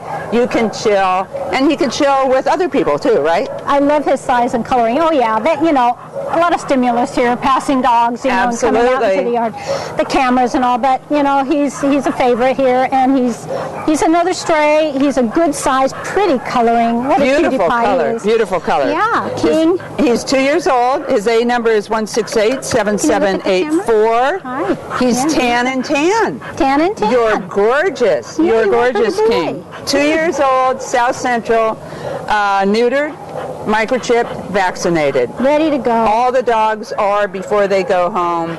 King has some energy. He might be a good running partner. Running partner, agility, get him. Ooh, agility. You know, get these dogs, you know, training is so important. You know, when you acclimate, I'm thirsty. I see Bill with some water. Yay. Man, oh my Bill, goodness. I might even play in it. Oh, thank you, good Bill. job. That's what I wanted, water.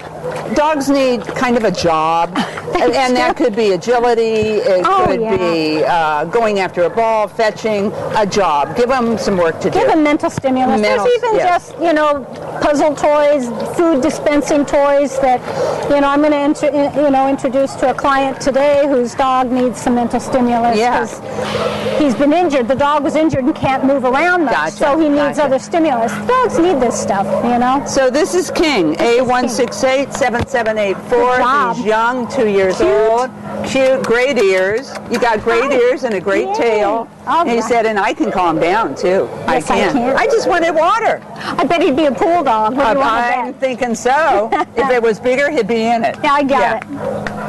All right. Okay, so this is Cookie. It's actually a female, and her A number is 1690633. She's a little nervous. She is. She's a little nervous. Meeting her would require quiet. Yes, and actually, you know, meeting dogs, they're all different, right? They all have different personalities like us. Right. They all have different fears. Some are outgoing, some are friendly, some are cautious, some are more selective. So you don't know when you're approaching somebody who has a dog what that dog's about, right? Okay. So one of the things that's really annoying for most of us trainers is the way people want to approach and meet dogs is very invasive, really. Of their space. Of their space. They're always, I'll let him sniff my hand, you know, so they lean forward, reach out, and they're approaching the dog by broaching their personal space by sticking their hand or their body bending over. And the thing is, you can't do that. It's really about, I go into hundreds of homes, you know, and I am never approaching a dog.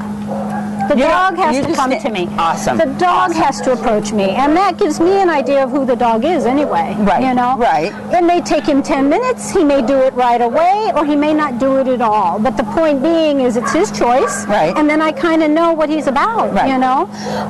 Once they do approach, what is their demeanor? Right. Are they just sniffing cautiously, or are they going, hi? I want to see you. Pet me. Right. So their demeanor is very important too. You know, it doesn't mean because they're approaching, they're saying pet me. They may just want to check you out. So you really, you know, have to understand and ask the owner. Because my clients tell me this all the time.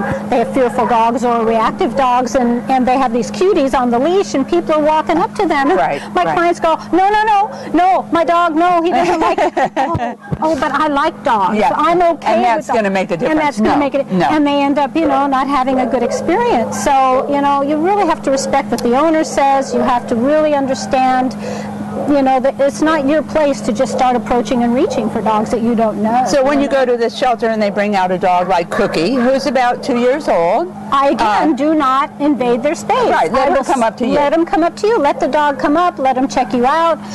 Take that time to get to know the dog a little bit and see what it's doing. A lot of people just are very invasive, you know, and overwhelming to a dog, and it can be overwhelming here anyway. You know, they're. You know, a little noise. It scared her a little bit. Scared you, but she's doing okay. So you got a tail down, and she's a little cautious, but she actually settled in okay. Her A number is 1690633. She's saying, you smell like dog, Raina, and maybe food. I'll come over and say hi to you. Also, if you are going to have a dog approach, sometimes with small ones getting down low and always being sideways is best. Yes, not staring frontal, them. Yes. Not frontal. So Right. if a large dog is walking towards me, I stand sideways, and it's not as confrontational, you know, and you're more at an oblique angle and not looking at them. And she's saying, "I'd like to smell you, Raina. I want to know who you are. I could be your best friend." She's at South Central. Her name is Cookie, A1690633. She's about 2 years old. She could be a good friend for you. She is darling. And she was carried in, so she likes to be a lap dog, Yes. you know, obviously. So she's a cuddler. Raina has Jonah. His A number is 1691089. Jonah's only been here for a couple of weeks, so this is a whole new environment. I lived in a house. The landlord said, no, I can't live in this house, so now I'm at the shelter, and I don't know where I am or what I'm doing and who all these people are. No, and he's gorgeous. Oh my God, he's gorgeous. He's a big, strong boy. Jonah, you're okay. But he's a little overwhelmed, you know, coming out, hello, beauty, hello.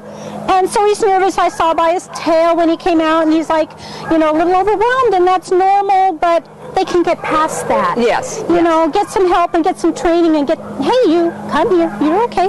He said, but it smells so good, and I want to smell. And he's going to be neutered before he goes. He hasn't been neutered yet, Okay. and that is also part of his distraction. You know, Right, with all the smells of the other dogs, they get very aroused and interested, huh? But you are actually, so he's beautiful. kind of calm. He's calming down. And he's relaxing himself by panting a little bit. Yeah. My A number is 1691089. I'm a gorgeous dog. I will be neutered, vaccinated, and microchipped. And ready to when go. you take me home, because I am handsome. My name right now is Jonah. I like your name. Such a guy. I'm 3 years old. Good job, Jonah. So this is Bear. He's been at the shelter for about 3 months. Totally different dog. Oh, totally different from Jonah. From Jonah, but he's also been here longer. And he's kind of settled into his new home. And he may just have a different personality anyway, right? Exactly. They all have their own? Yeah, they're all different about how they acclimate to their environment and people. And this boy came out tail wagging, whole different body language than Jonah. Jonah settled in, he did fine, but he just takes a little longer, right? Hey, can you turn around and look? Yeah, there you are. Bear is his name, and whack, whack, whack, that's his tail. That's his and tail. his number is A1676636. Just keep time to the music there, Bear. He's happy-go-lucky. He said, I like you. I'm good here. I'm a strong boy. Hi. He likes to fetch. He's a fetcher. And he gets along evidently with other dogs and is just a social boy. So you'll have to keep things on the tables, off the tables, because he'll knock them off the tables.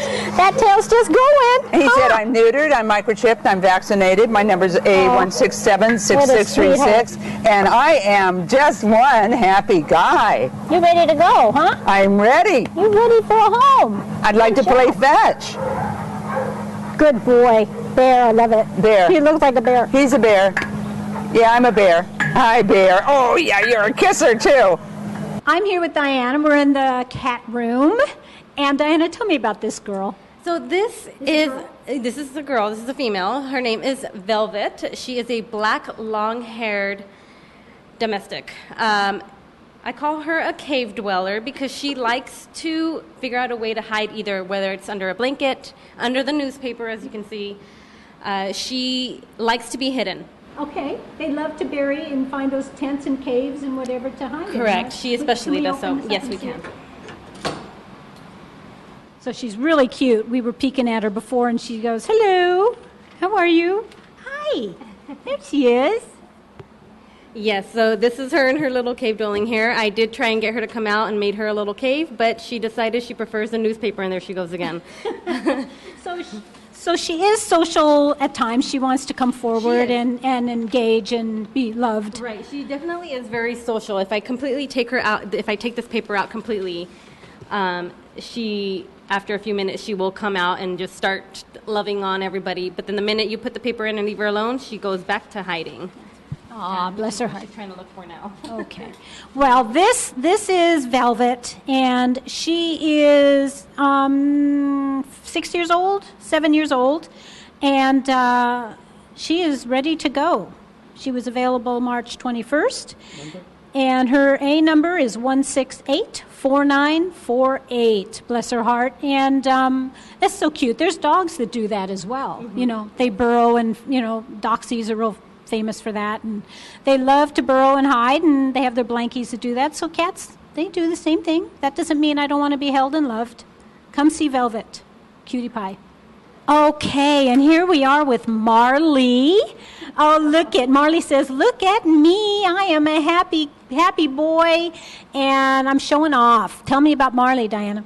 So Marley is an owner surrender. The owner could not keep it due to losing their home, unfortunately. So we took him in. He is already neutered. He is ready to go, and he is super, super sweet. Yeah, I can see that. He's showing off. He's a sweetheart. Come see Marley. His A number is 1689264, and he is only about 3 years old, and long life yet. Ready to go. Yeah. Be great. Hi, sweetie. Good job. Here we go. Look at this baby. Now, she is so tiny, but she's 3 years old. She doesn't have a name yet, so you can name this beautiful girl. She's a black domestic short-haired. We've seen a lot of black cats here today, and I love black cats. I'm telling you, I love them. But they, you know, they fall into the wrong hands and get overlooked too much like the black dogs. Tell me about this little girl.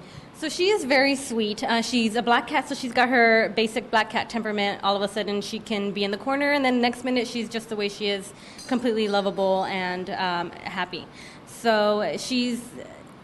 Look at those eyes. She's got very big, bright eyes, yes. She tends to get a little bit nervous at first sight sometimes, but once she gets accustomed and used to anybody and she's ready to be pet, this is her personality here. She's showing off for the camera, that's for sure. Not intimidated there, and she's purring. I can feel that purr going on. What a cutie pie. So come get this girl. She doesn't have a name yet. Her A number is 1690612, and she's fabulous. Well, here we are with this gorgeous, gorgeous girl. Let me get her info here. Yeah, tell us about it. She doesn't have a name. He's a neutered male, actually. Male, yes, sorry. about 1 year old. He has no name. He is already available for adoption, and he's ready to go. I think he has some sort of a bit of a Siamese mix in there because he's got that basic Siamese type of temperament. And tell us what that means. What does that mean? So Siamese tend to be a lot, they're picky. They will only let you pet them when they feel like being pet, and when they want to be left alone, they'll definitely let you know. So they like to kind of be on their own, either that or they're completely up in your face. So it's either one or the other with them. Yeah. They're somewhat selective about when they want to engage and not, and on their terms, and they can be vocal as well. Siamese. Yes, he's actually got a really sweet low voice. That's the only one I've heard from him so far, but I know they tend to have quite a few different types that they can become vocal with. So that little quiet one that he was doing just now, that's his normal one that he's been using quite often. Sweetheart. Well, he's great, and, you know, vive la différence, you know, we're all different. We all have different personalities, and this may be the cat for you that's a little more independent and beautiful and still can be a love bug. His number is A1688763. Beautiful blue eyes. Come and get this boy and name him. All right, this is Penny, and she is so silly. She was soliciting for all this attention. I opened the door, and she goes, no, I'm going to go over here now on this side. But she is darling. And tell us about Penny. So Penny is a spayed female. She is ready to go. She was also an owner surrender. Owners couldn't afford her anymore, so they had to bring her in. She is extremely sweet. She loves attention. She likes to rub against the cages and get your attention to come on over and pet her up. Yeah, she was doing that, and she was hanging half in and out of her tunnel between the two, darling girl. And her A number is 1652129. Penny is a brown tabby. And beautiful coloring. And she goes, what is Dusty doing with that camera? Making noise. She is darling. She is very sweet. Come see Penny. Come adopt Penny. And she is only a year old, huh? She's young. here we are. Who is this? So this one does not have a name yet, but he is a 12-week-old, already neutered male. He is ready to go. He actually came into us with about 5 other brothers and sisters. There were 2 males and 3 females, I believe. And he's one of the males that didn't get adopted over this weekend. But he is a hoot. He has so much energy. And he just wants you to completely be constantly touching him, holding him, and you walk into the room and he's already at the gate looking for you. I call these dog cats, you know. They just want to be with you so much and engage with you. Hello, gorgeous. Yeah? What do you think? What do you think about this? Kittens have a lot of energy like puppies do. They require a lot more work and time because they are busy. Yes. So I think it's a great idea. I don't necessarily always agree for puppies or dogs but I think cats need partners. I think kittens, growing up together are a great thing. Hello. Yes, at his age right now, he can definitely get along with either an older cat or another cat of his age. They're definitely very mobile at this age. So as long as if you have an older cat and they're okay with other cats, he's definitely one to have a playmate with.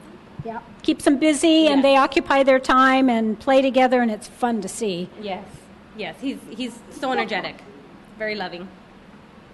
Did we get his A number? Oh, his A number is A1690605. And come get this kitty, and you can name him whatever you want. Goofball. So that's our show. Thanks so much for watching. Thank you, Brenda Barnett, and all of the staff and volunteers here at the South LA Shelter. Thank you, Raina and Sally, for being here today and helping us, and Dusty and Barbara. Thank you so much for the great show. Now remember, spay and neuter your animals. It's the only way to keep them safe and healthy, and it's the law in the city of LA. Thanks again. See you next time on Adopt a Pet Today.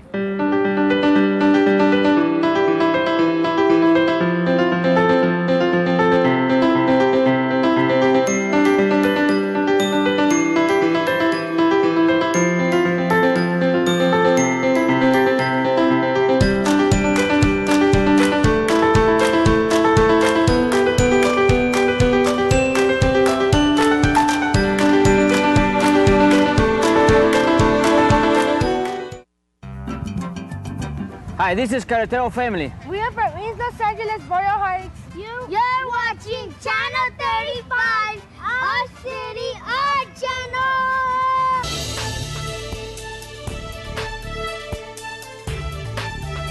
2017 State of the City Address.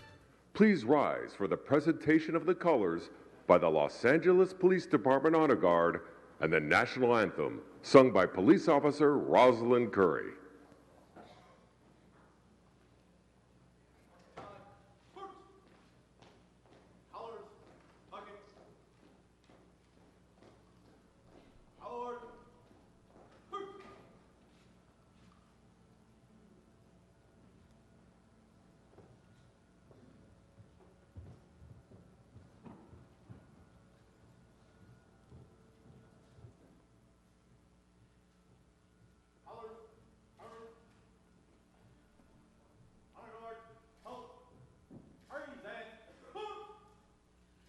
Oh, say, can you see by the dawn's early light what so proudly we hailed at the twilight's last gleaming, whose broad stripes and bright stars through the perilous fight o'er the ramparts we watched were so gallantly streaming, and the rocket's red glare, the bombs bursting in air, gave proof through the night that our flag was still there.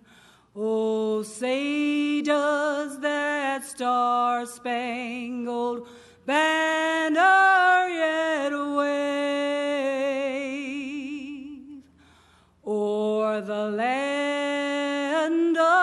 free and the home of the brave.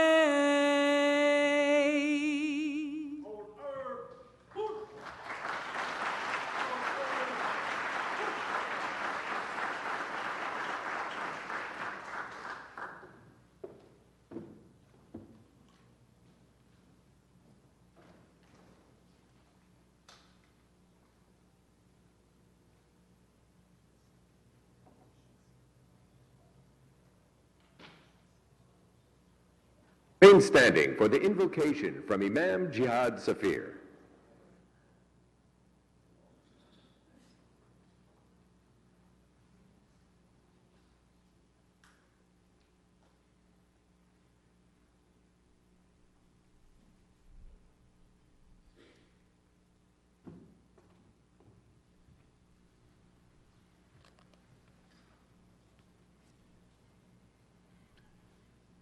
Bismillahir Rahmanir Rahim. In the name of God, the most merciful, the most compassionate.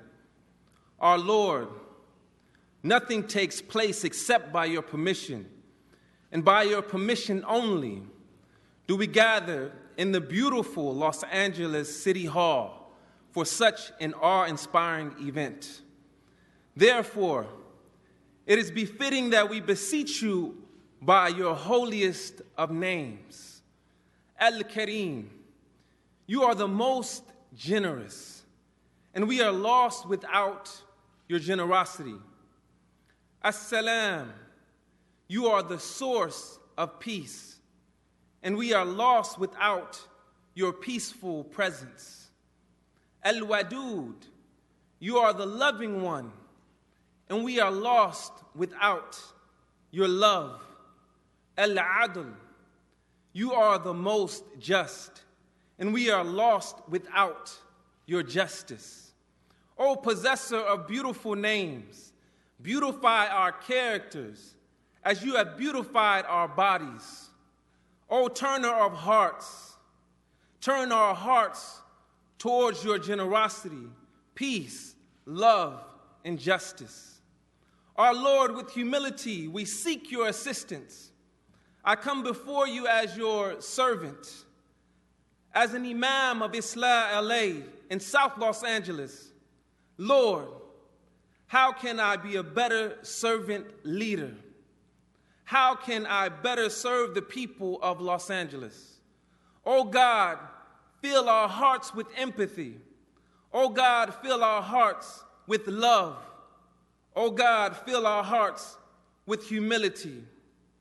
Our Lord, bring your light to this administration. Guide this administration to their higher selves. Grant this administration hearts that love humanity. Grant this administration hearts that have the capacity to feel with the people. Grant this administration the courage to make amends when they fall into error. Los Angeles is inhabited by beautiful human beings, and we don't always agree, and we don't always worship you the same. Our Lord, bring our hearts together and make us see each other through the eyes of love and compassion. Make us a model city for other cities. Allow our mayor, Eric Garcetti, to build a legacy of love, compassion, and justice. Give our mayor the courage to stand up for what is right, even if he is standing alone. Our beautiful Creator, make space in our hearts for the marginalized. Make us be the voice for the voiceless. Allow us to stand with the homeless. Make us of those who build lives instead of destroy lives. And allow us to embrace and assist the returning citizen as he or she attempts to re-enter society. Allow us to welcome our brothers and sisters from all around the world. Exalted is your Lord, the Lord of might, above what they describe, and peace be upon the messengers, and praise belongs to God, the Lord of the worlds. Ameen. Los Angeles, you are a beautiful people. There is no place like Los Angeles. Let's get to work and make this the best city in the world. Thank you.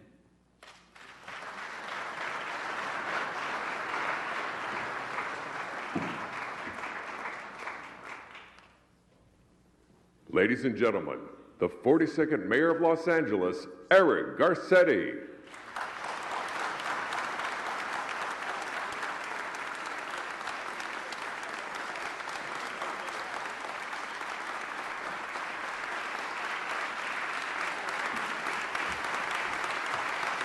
Thank you. Thank you. Thank you, please. Please be seated. Council President Wesson, my fellow elected officials and esteemed members of the City Council, the members of the clergy, local leaders, members of the Consular Corps, my family, and especially my wife, Amy, who is homesick in bed, our First Lady. I hope you feel better, sweetie. And thank you for all that you do for our city. It is good to be back in these chambers. To everyone gathered here, and to the 4 million people who call Los Angeles home, it is my honor to be before you again today. Each year, this is a moment of reflection and of commitment, to see how far we have come and to chart our way forward in City Hall and everywhere in this city that we call home. 4 years ago, we first came together at Exposition Park to discuss the state of our city.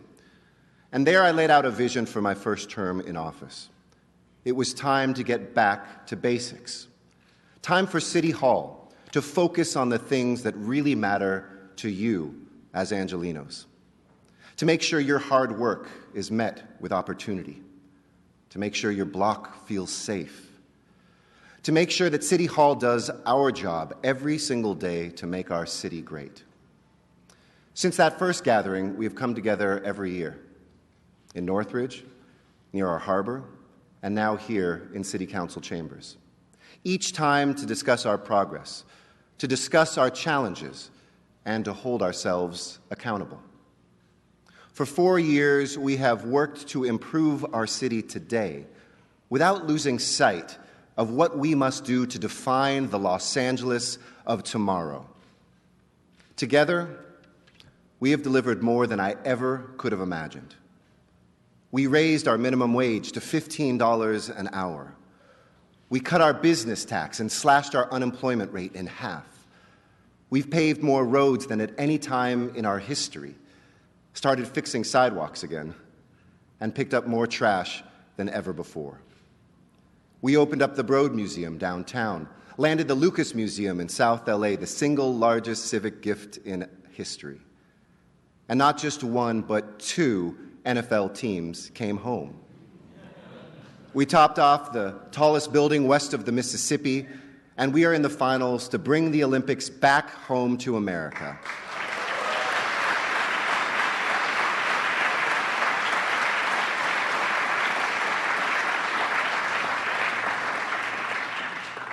These things didn't happen by accident.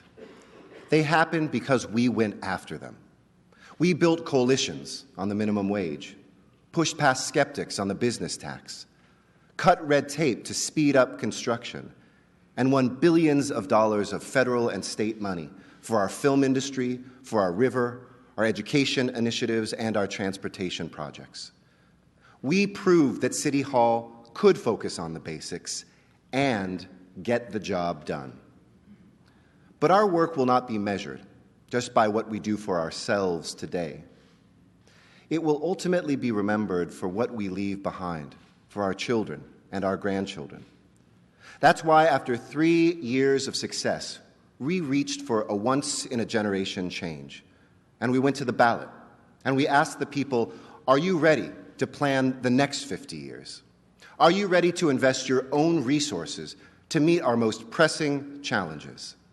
And you said yes. You voted yes for your future. You voted yes for a city without encampments.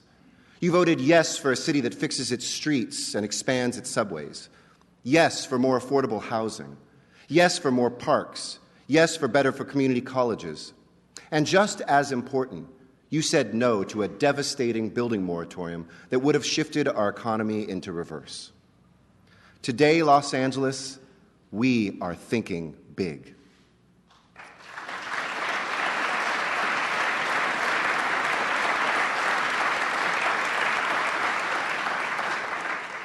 And these recent elections are a testament to the trust that we have built between the people and City Hall.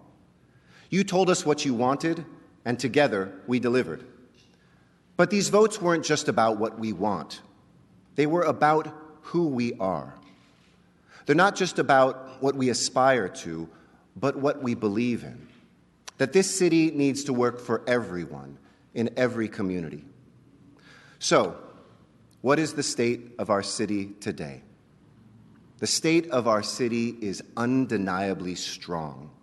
Record jobs, record investment, record construction, record visitors, record trade, record IPOs, returning industries, nation-leading infrastructure programs, and world-leading innovations. All of these things together are ushering in a transformational decade for our city. But the state of our city isn't just about economic successes. Our strength comes from the values that we hold and the progress that we embody. At a moment like this, the work that we're doing here in Los Angeles is especially urgent. At a moment when the national conversation is anxious and divided, when our infrastructure is crumbling and the future feels uncertain, when Washington seems broken, this is a moment that calls for Los Angeles to lead, to be a model of moral leadership and of bold action. When others try to pull us apart, we pull together. And while others are obsessed with the most powerful person in this country, we are empowering the most vulnerable in our backyard.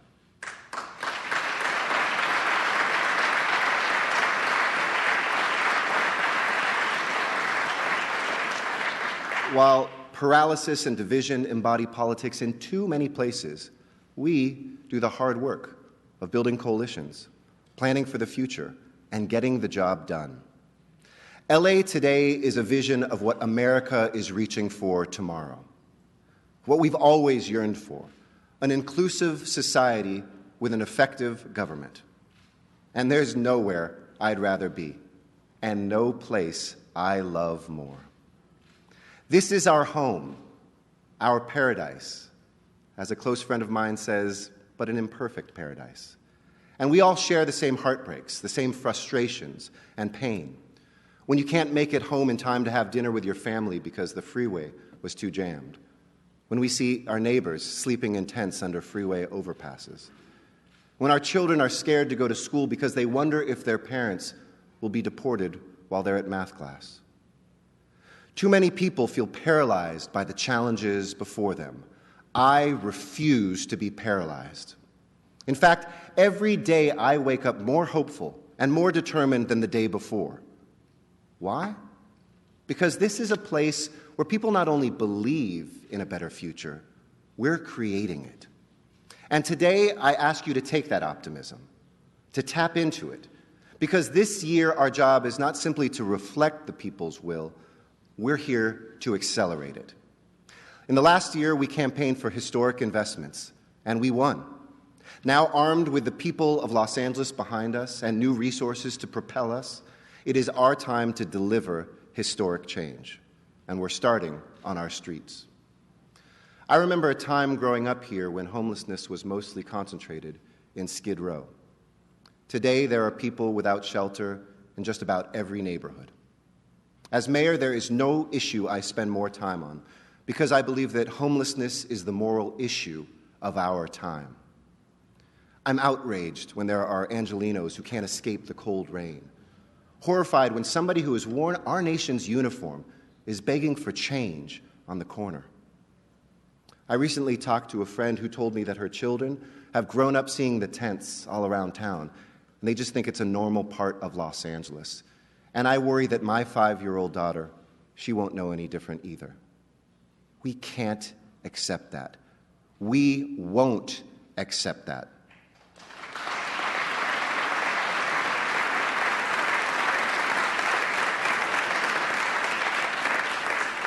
And together, we have made significant progress. Since 2014, we've helped 24,000 men, women, and children find safe homes, more than 9,000 in the last year alone. These are real people, real stories, real lives, and real results. But the problem persists. That's why we wrote Measure HHH. And thanks to this council and then the voters who passed it, we are going to more than triple our production of permanent supportive housing in the next 2 years.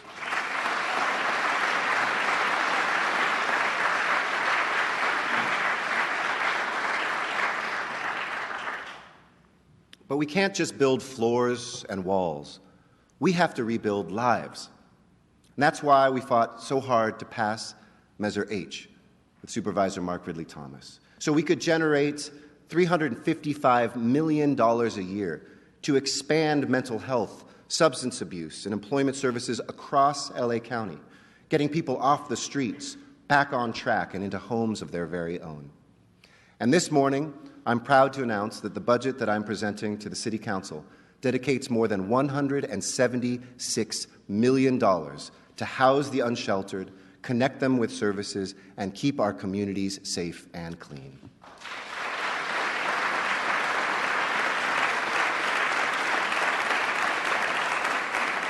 You see, we are not here to address homelessness, or manage homelessness, or even reduce homelessness. We are here to end homelessness once and for all.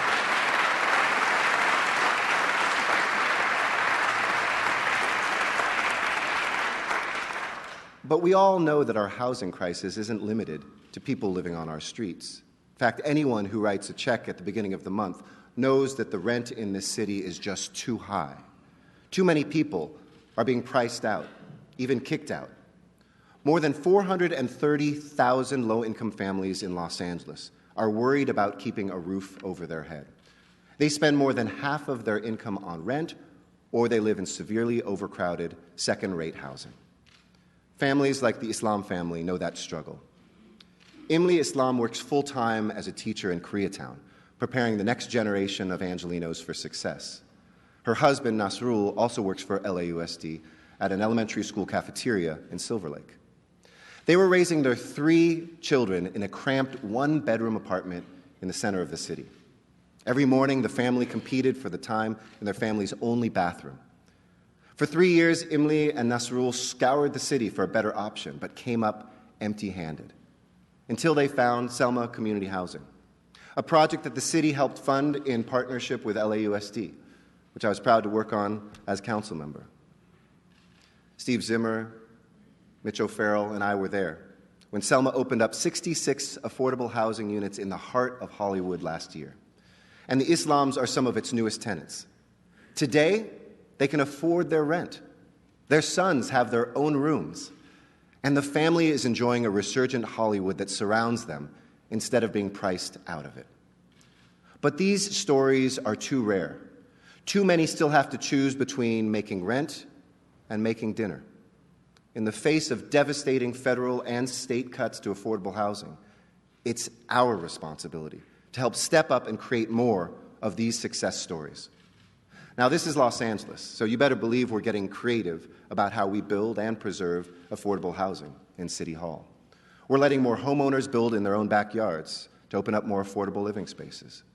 We passed an historic policy to ensure that 35% of all housing on Metro-owned land will be affordable.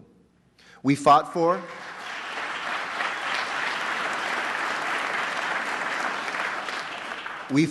and we won our fair share of state cap-and-trade dollars to build hundreds of new units. We're making it easier to build by cutting red tape to put affordable housing projects at the front of the line. And last year, we strengthened our rent stabilization ordinance to protect Angelenos from illegal rent increases and evictions.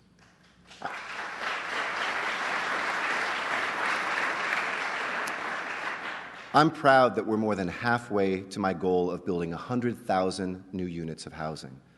But it's still not enough. I want a future where no one is crushed by the cost of rent. And that's why I'm calling on my friends on the City Council to pass the affordable housing linkage fee and do it now.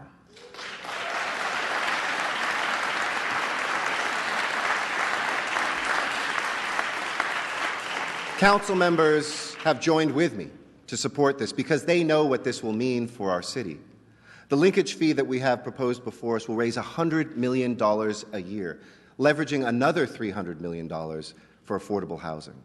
Combined with HHH, it will allow us to more than double housing production, affordable housing production, here in Los Angeles. I know, my friends, we can do this together. And we can drive down the price of housing in every district, in every neighborhood of our city. And when we do, we will preserve the quality of life in our communities. We will reduce traffic because people are closer to their jobs and their families. We will help the people who revitalize neighborhoods not get kicked out of those neighborhoods. But this isn't just the right thing to do for our people. It's the right thing to do for our economy. Businesses and unions understand that jobs need a place to sleep at night. People are moving here. That's the good news. We have more jobs today than at any time in our history because of our work. And we've helped over 186,000 new businesses open up over the last 4 years alone. But if we don't have affordable housing in Los Angeles, companies will find more affordable cities to bring those jobs to. Our city's future demands that we do this, and we're seeing the reasons unfold right before our eyes. We need to build more housing, but as a city, we also need a blueprint that reflects our future. We can't be passive when it comes to our aspirations, simply waiting for projects to be proposed or deciding what to build on a case-by-case basis. We need Angelenos to share their vision for their own neighborhoods and help imagine the Los Angeles of tomorrow. That's why it's so important to me that we reform how development gets done in LA. I'm going to make sure that we update every single one of our 35 community plans in the next 6 years.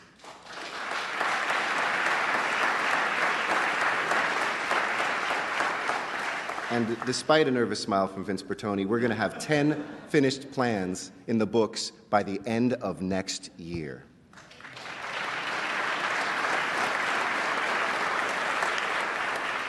We will accelerate our general plan update, that master document that shapes traffic and green space and housing, so much more for our city.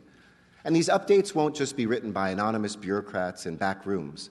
They will be written by and with the residents of Los Angeles in hundreds of public meetings and workshops so that the plans reflect the wishes of the people who live there.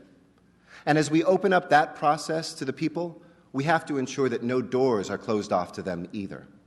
That's why I banned all private conversations between developers and our city planning commissioners on the projects that they review. We must restore trust and transparency to a process that too many people see as insiders only. If we're going to get ahead, we've got to get moving. And that's what Measure M is all about. The largest transportation initiative in the history of the United States times 2. I crisscrossed Los Angeles County campaigning for it. You supported it. Now it's time for us to deliver. And I want people to feel the impact of Measure M right away. I want you to see rail and bus service open sooner, a north-south line in the valley, a train that will go through the Sepulveda Pass, improvements to the Orange Line, a purple line that pushes to Westwood and beyond, rail that finally links to LAX, and upgraded transit up and down the Vermont corridor. But I also want you to see more streets being fixed. So my budget invests $35 million new dollars to fix our very worst streets. This means a smoother ride, fewer broken axles, and we are going to prioritize the most dangerous streets first so that we can save lives. This year, my budget will increase funding for Vision Zero from $3 million to nearly $17 million, including the launch of a public awareness campaign to get distracted drivers focused on the road.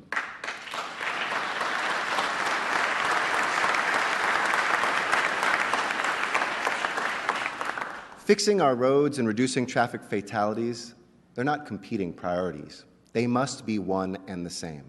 You deserve a safer, faster commute, and I'm going to help deliver it. Whether it's an Expo Line extension, where we doubled peak hour trains, or our Blue Line, where we're investing more than $1 billion to make that experience feel brand new, even though that line opened up 25 years ago. Our new public safety contract with Metro puts 150 of our very own LAPD officers on our trains, on our buses, and at Metro stations, keeping riders safer and expanding officer patrols across our city day and night. And we're not going to stop. Because good transportation isn't just about infrastructure, it's about people. Is it easy to transfer? Are you comfortable during your commute? Can you get online? Did you make it to work on time? And that's why on July 1st, when I return as chair of the Metro Board, I'm going to start a committee to improve the rider experience. And Councilmember Mike Bonin will head it up. So if your bus is late, don't call me, please call Mike. But I will be involved with him because Mike and Paul Krikorian and I and Jackie DuPont Walker, your representatives on the Metro Board, believe that going Metro shouldn't be a burden. It should be a convenience. These are big plans, Los Angeles. Plans that reflect our very best ideals and our highest aspirations. But in Los Angeles, we don't just plan for the best. We prepare for the worst. 2 years ago, we together passed the most sweeping seismic retrofit legislation in all of America. Because imagine all of this work, all that we have built and love, gone in an instant. Not on our watch. Our retrofits are well underway, and when the big one hits, they will save the lives and homes of 500,000 Angelenos. This year, we're going to build on that work. By the end of 2018, we will deploy an earthquake early warning system to every corner of this city, in schools, at businesses, even on your smartphone. It will give you a head start when an earthquake is coming, precious seconds that save lives.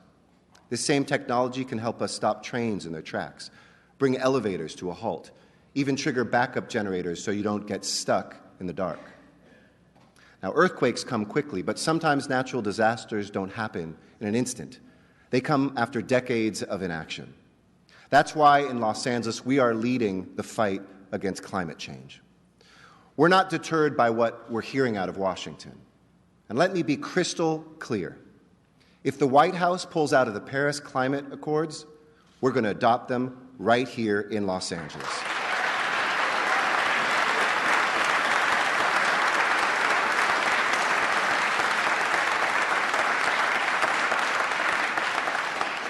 If the federal government skips off on its responsibilities, we'll be ready.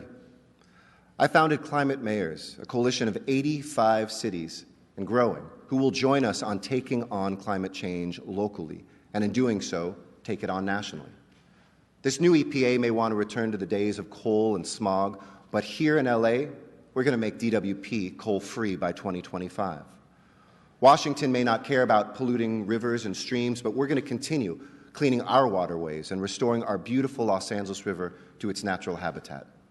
In fact, Gil Cedillo and I were together when we bought the G2 parcel, and thank you to this council. 42 acres of new green space, which will help open up a river that over a quarter of LA's residents can walk to. And next week, we will reopen the Los Angeles State Historic Park along the land that first brought water to a thirsty pueblo more than 2 centuries ago. DC may not think that environmental justice matters, but for us, it's a fundamental value. It's something that we fight for. We fought for the people of Boyle Heights, poisoned by a battery factory. We fought for the people of Porter Ranch, choked by a gas leak. And for the first time since the 1980s, we hired a petroleum administrator who will ensure that people living next to oil wells across the city, from University Park to Echo Park, from West Adams to Wilmington, will finally get some justice too.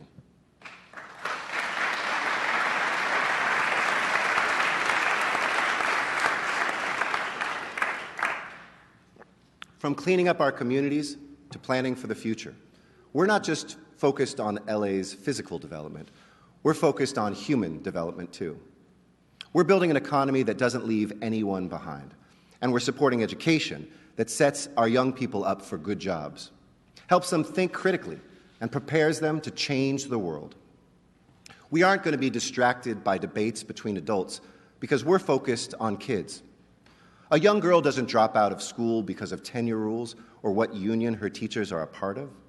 She drops out because of violence on her street or in her home, because of the poverty in her neighborhood, or because no one exposed her to engineering to spark her imagination, encouraged her to throw on a soccer jersey or pick up a paintbrush, because no one showed up at her door when she was just a few credits short of graduating because she had to work to support her family. And when that toxic brew boils over and that young girl gives up on school, she did not fail us. We failed her. If we want our students to succeed, we need to look at the whole picture. We need to bring all of our resources and ideas to bear. That's how we'll help students get their diplomas and move families into the middle class. A good education begins with ending poverty. That's why we fought to be the first city in the nation with 2 promise zones. Together, they're nearly the population of New Orleans. So when we make a difference there, it's on a massive scale. In Central LA and South LA, they represent the promise of and the promise to our residents that the city of LA will be there to help you succeed.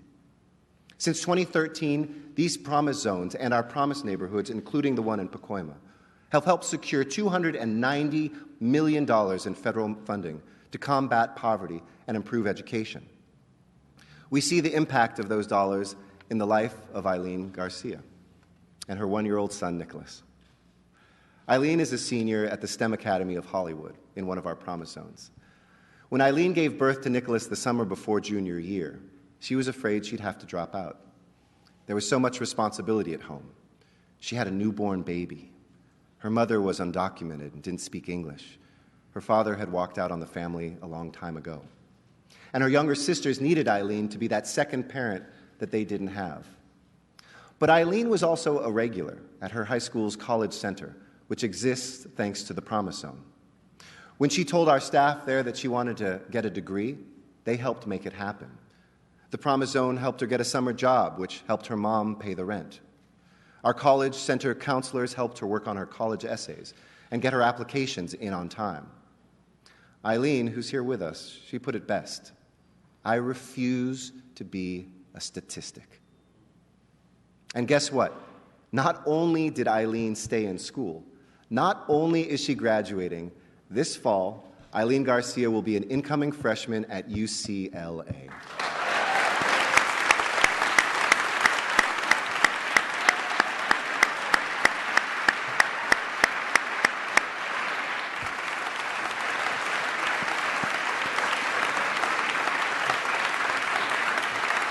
Congratulations, Eileen. Congratulations. We are so proud of you.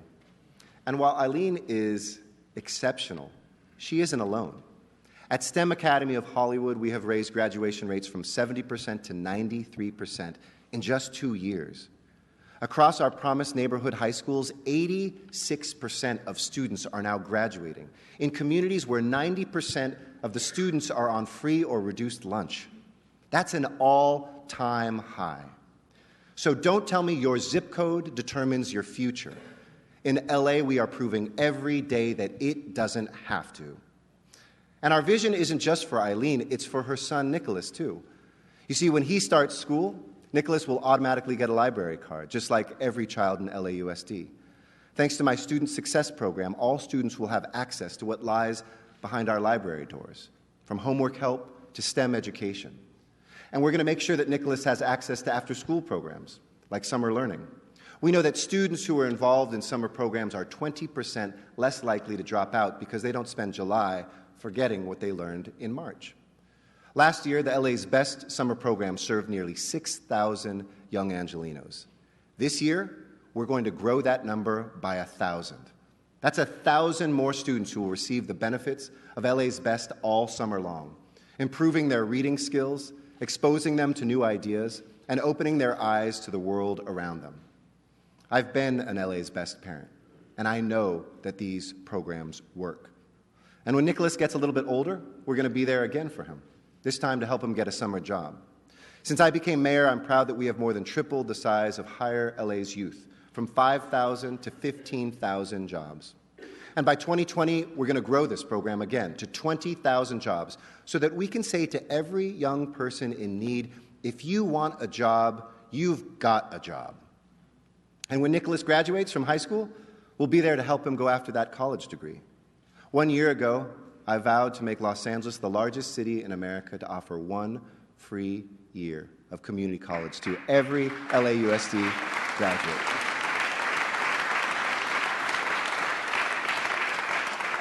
My friends from the Community College Board, a lot of people doubted that we could do it. But this fall, together with LAUSD, we will deliver on LA's college promise. And when that first class starts its freshman year, instead of a lifetime of debt, they'll be ready for a lifetime of success. And part of that lifetime of success is a good middle-class job waiting for you when you graduate, a career as a police officer or an engineer or a gaffer.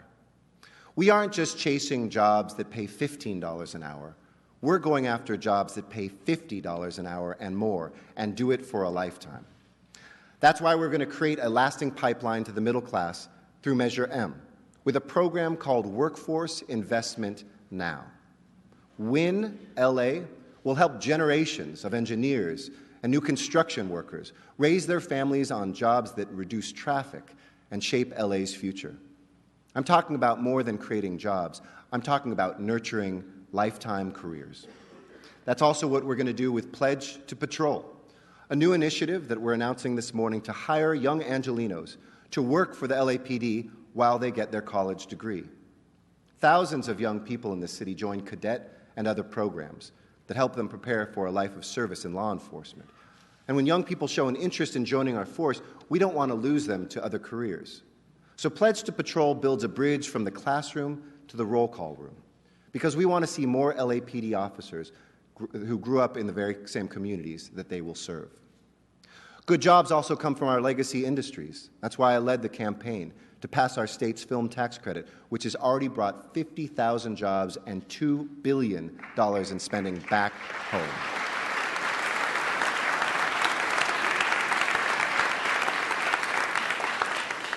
Now, it's no surprise that people here want to bring their production. We have the best talent, we have the best weather, the best infrastructure in the world. It's one of the reasons that Netflix just announced that they're bringing $6 billion in production to Los Angeles at their new headquarters in Hollywood. They're going to invest in our creativity and in our workforce, filming America's strongest export right here. Hollywood is coming home, but the industry is also changing. Today, it's easier than ever for filmmakers to produce and distribute content. They work with smaller crews, less equipment, and they're able to produce more in one day than your traditional television and film shoots. But too many permits and too much bureaucracy threaten to chase that new production to other places. And I'm not about to let runaway production go digital. This morning, I am proud to announce that Los Angeles will be the first city in the nation to pilot a program that cuts permitting costs by up to 2/3 for small and web-based filmmakers, because we have to make sure that tomorrow's Hollywood stays here in Hollywood.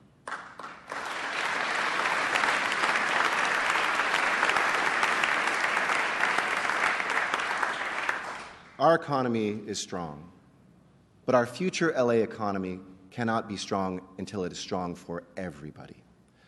3 years ago, when I stood up the first Office of Veterans Affairs here in City Hall since World War II, I told LA's veterans that if you served our country, it was our turn to serve you, to connect you with housing and with jobs, and we launched the 10,000-strong Veteran Jobs Initiative. By the end of this year, we will not only hit, we will exceed that number. And last year, we became the largest city in America to ban the box, so that a single check mark on a job application will no longer stop people from becoming contributing members to our society. You see, we are all better off when Angelenos who have paid their debt to society are met with opportunity. Angelenos like Patricia Allen. Years ago, desperate for money to support her child, Patricia committed a crime and served her time. A criminal record when she got out made finding work very difficult. But Patricia didn't give up trying, and this city didn't give up on her. Today, she's a union construction worker, building the Crenshaw LAX rail line, just blocks from where she lives in South LA. And when her 15-year-old son, Jalen, stops by the worksite, he sees his mom motivated and working hard to make this city and their family's life even better. This year, Los Angeles is on track to link 1,000 formerly incarcerated Angelenos like Patricia to jobs. Because 70% of people who walk out of jail are unemployed. More than half of them are reincarcerated. But if they land a job, those odds plummet to less than 10%. We are safer and our economy is stronger when we stop that revolving door that sends people from the streets to the prison cells and back again.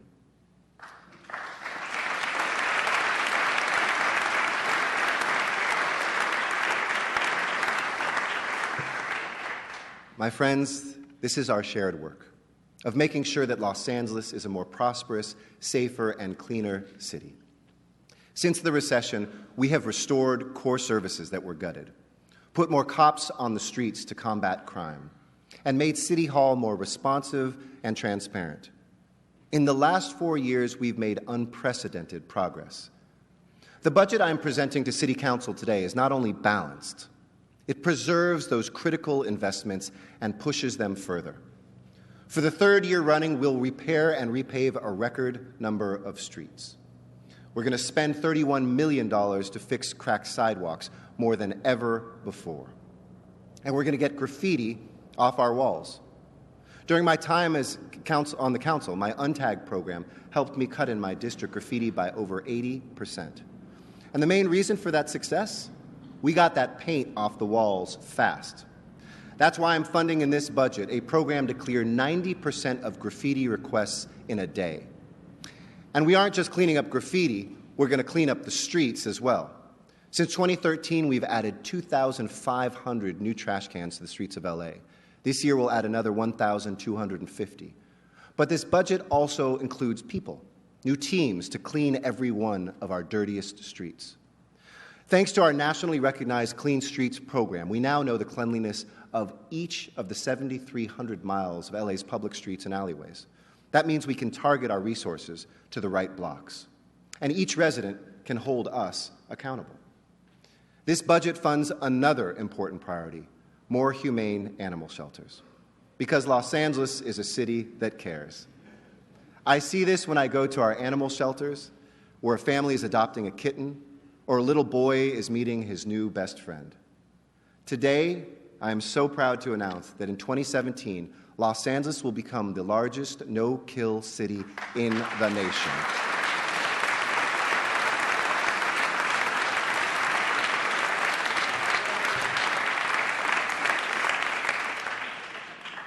And Councilmember Kretz will be there to hold your kitty.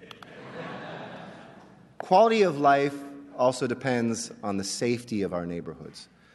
Thanks to the incredible work of our police officers and our public safety professionals and intervention workers, I am proud to say that crime has leveled off since last summer, and all violent crime this year is again going in the right direction, down. It's down 4% this year, homicides alone down 8%, but we have to keep pushing. And that starts with getting more guns off the streets and putting more cops on them.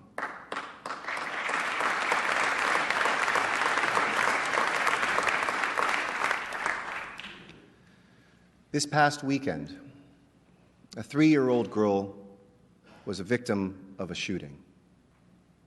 A 3-year-old girl. She was in my office yesterday, and I saw where a bullet hit her in the neck and passed through her without hitting an artery. That's a miracle. But we can't rely on miracles when our children's lives are at stake. After hearing about this shooting, I held my own daughter a little longer and a little more tightly the next morning when I woke her up. I'm sure a lot of parents in this city did. But no matter how hard we try to protect our children, this kind of irrational violence is still happening. And we cannot tolerate it. We will not tolerate it.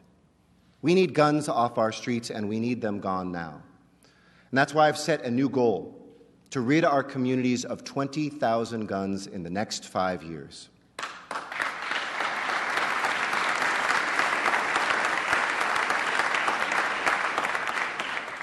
Working together with our city attorney and our council leaders who have committed themselves to this work, we'll expand our successful gun buyback program, but we'll also create for the first time a crime gun intelligence center to coordinate local and federal resources in communities that are hardest hit by violence.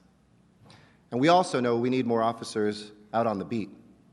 My budget this past year brought more than 300 civilians into the LAPD so that we could get more officers out from behind desks and into our communities.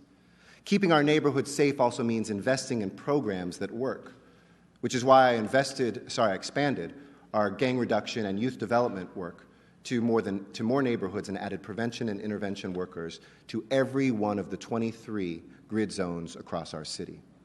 A new study shows that this approach works. Grid workers prevented 185 gang-related violent crimes, including homicides, in 2 years. Because of their commitment and their dedication, there are literally men and women on the streets of this city graduating from high school and college who would not be there, tucking a child into bed, volunteering in their communities, Angelenos who otherwise wouldn't be with us today. It's another reason that we're going to be growing our community safety partnership. Marquise Harris-Dawson and I were there to announce a few weeks ago that this national model that works so well in CD15 and other places keeps police officers in the same place for 5 years. Because it makes a difference when young people in the neighborhood know the names of the cops that are on their streets. And then those cops become coaches and get involved with local organizations and churches.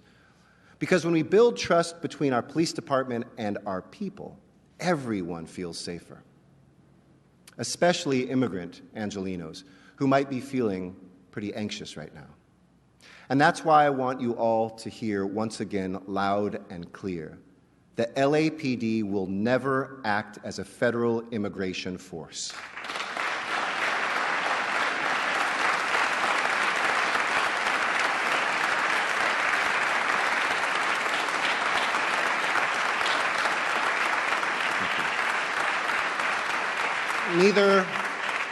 Neither will our airport or port police or our firefighters, because keeping our city safe means not making victims or witnesses afraid to report a crime.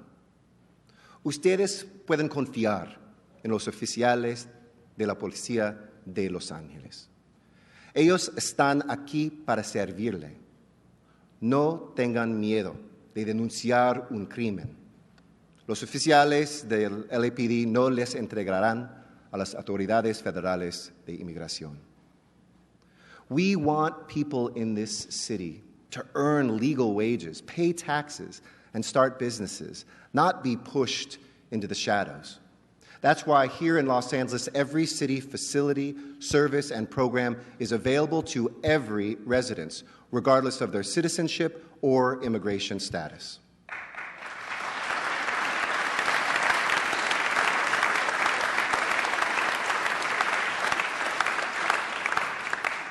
That's why I helped launch the $10 million LA Justice Fund, because no dreamer or family that dreams should face that kind of threat without someone in their corner. Not in Los Angeles, not as long as we are here.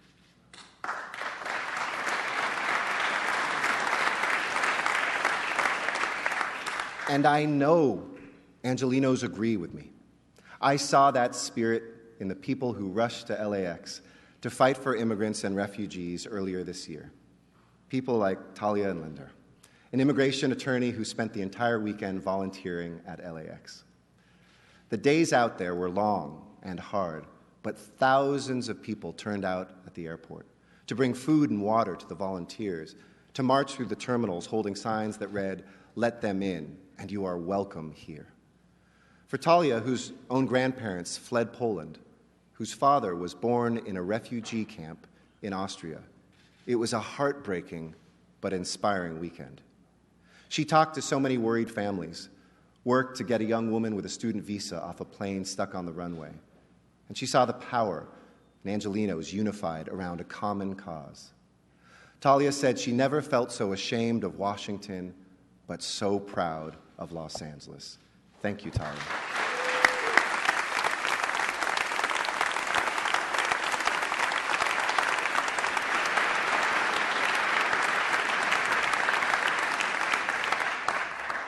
You see, Talia and Patricia and Eileen and the Islam family, they're the face of Los Angeles. Sure, we have movie stars and aerospace engineers. I'm proud of it. But most Angelenos are teachers and factory workers, firefighters and nurses, everyday people helping our families and our communities get better each day. I reject the idea that here in Los Angeles we live in some isolated world on the coast, because I know our families struggle with the same things that people grapple with throughout the country.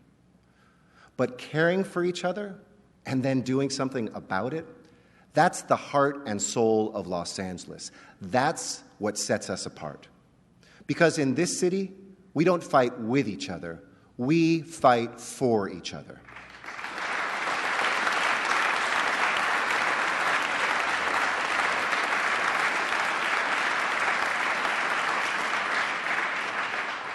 And that spirit, it doesn't come from City Hall. It may be reflected here, but only because it comes from all of you. A spirit that for generations has led Angelenos to shatter barriers that no one even knew existed. A spirit that led us to look beyond the sky and up to the heavens because we saw a new frontier. A spirit that harnessed nature itself to build this land. A spirit of generosity and compassion proven by small acts of kindness every day. A spirit reflected in people like Angel Espinosa, an outreach worker with Los Angeles Homeless Services Authority. Angel was once homeless himself.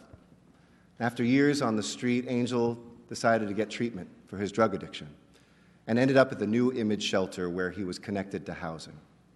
Today, he's a single father, raising two sons, Elijah and Joshua. And when people ask his boys what their father does for a living, they say simply, he saves lives. Too often, homeless Angelenos tell me that they feel invisible, that people start to look past them until they're not even there. But not Angel. Angel sees everybody. I've done outreach with him a few times now, along our rivers and overpasses where we meet with our fellow Angelenos. And his approach is always the same. He crouches down to the ground to look folks right in the eye and ask them softly how we can help. They don't always accept his help right away. He knows, and I've learned, that doing good takes time, persistence, trust. It takes love. He is an angel in this city of angels, a reminder of the work that we should be all proud to be a part of every day. For 4 years, I have been so honored to be your mayor. For 4 years, I have been honored to help lead our collective spirit in this city, to help lead our common aspirations, 4 million strong. And most of all, I have been honored to serve all of you. Because the state of our city is only as strong as the person who needs us most. And each morning, every day that I serve as your mayor, I wake up with this in mind, that we are here to lift up those who feel most vulnerable, that we are here to make life a little bit easier for those raising families, that we are here in this place where our mountains meet our sea, to do the good that people like Angel teach us every day, to lead with love and patience and persistence and trust, and to do it together. So that next spring when we gather, we can report that the state of our city is even stronger, and it is stronger for everyone. God bless you, and God bless this City of Angels. Thank you all so much.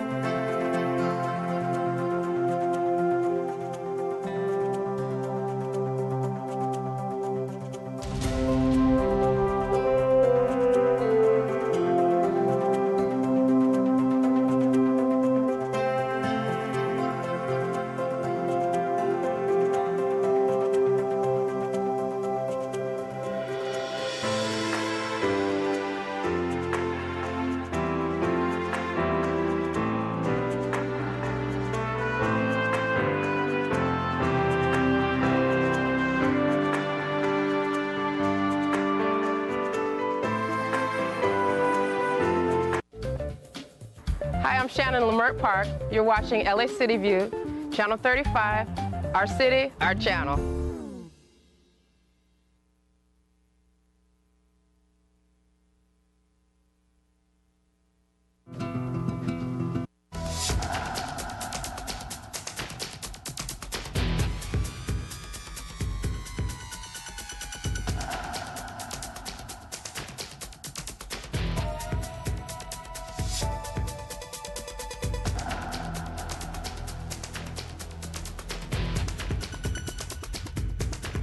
Hello, everyone. Welcome to LA Roundtable on LA City View 35. I'm Dave Bryan, the host of the Roundtable and political reporter at CBS 2 and KCAL 9 TV.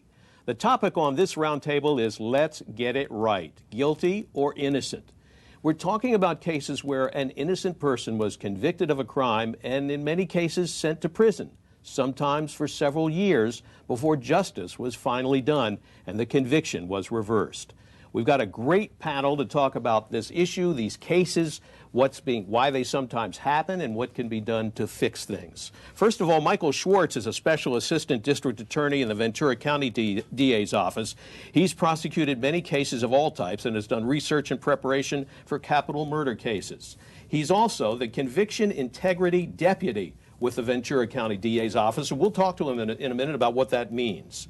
Alex Simpson is the legal director of the California Innocence Project, which is based at California Western School of Law in San Diego. We want to thank you for joining us, and thanking Michael as well, and Dan Simon, a professor of law and psychology at USC and the author of In Doubt, The Psychology of the Criminal Justice System.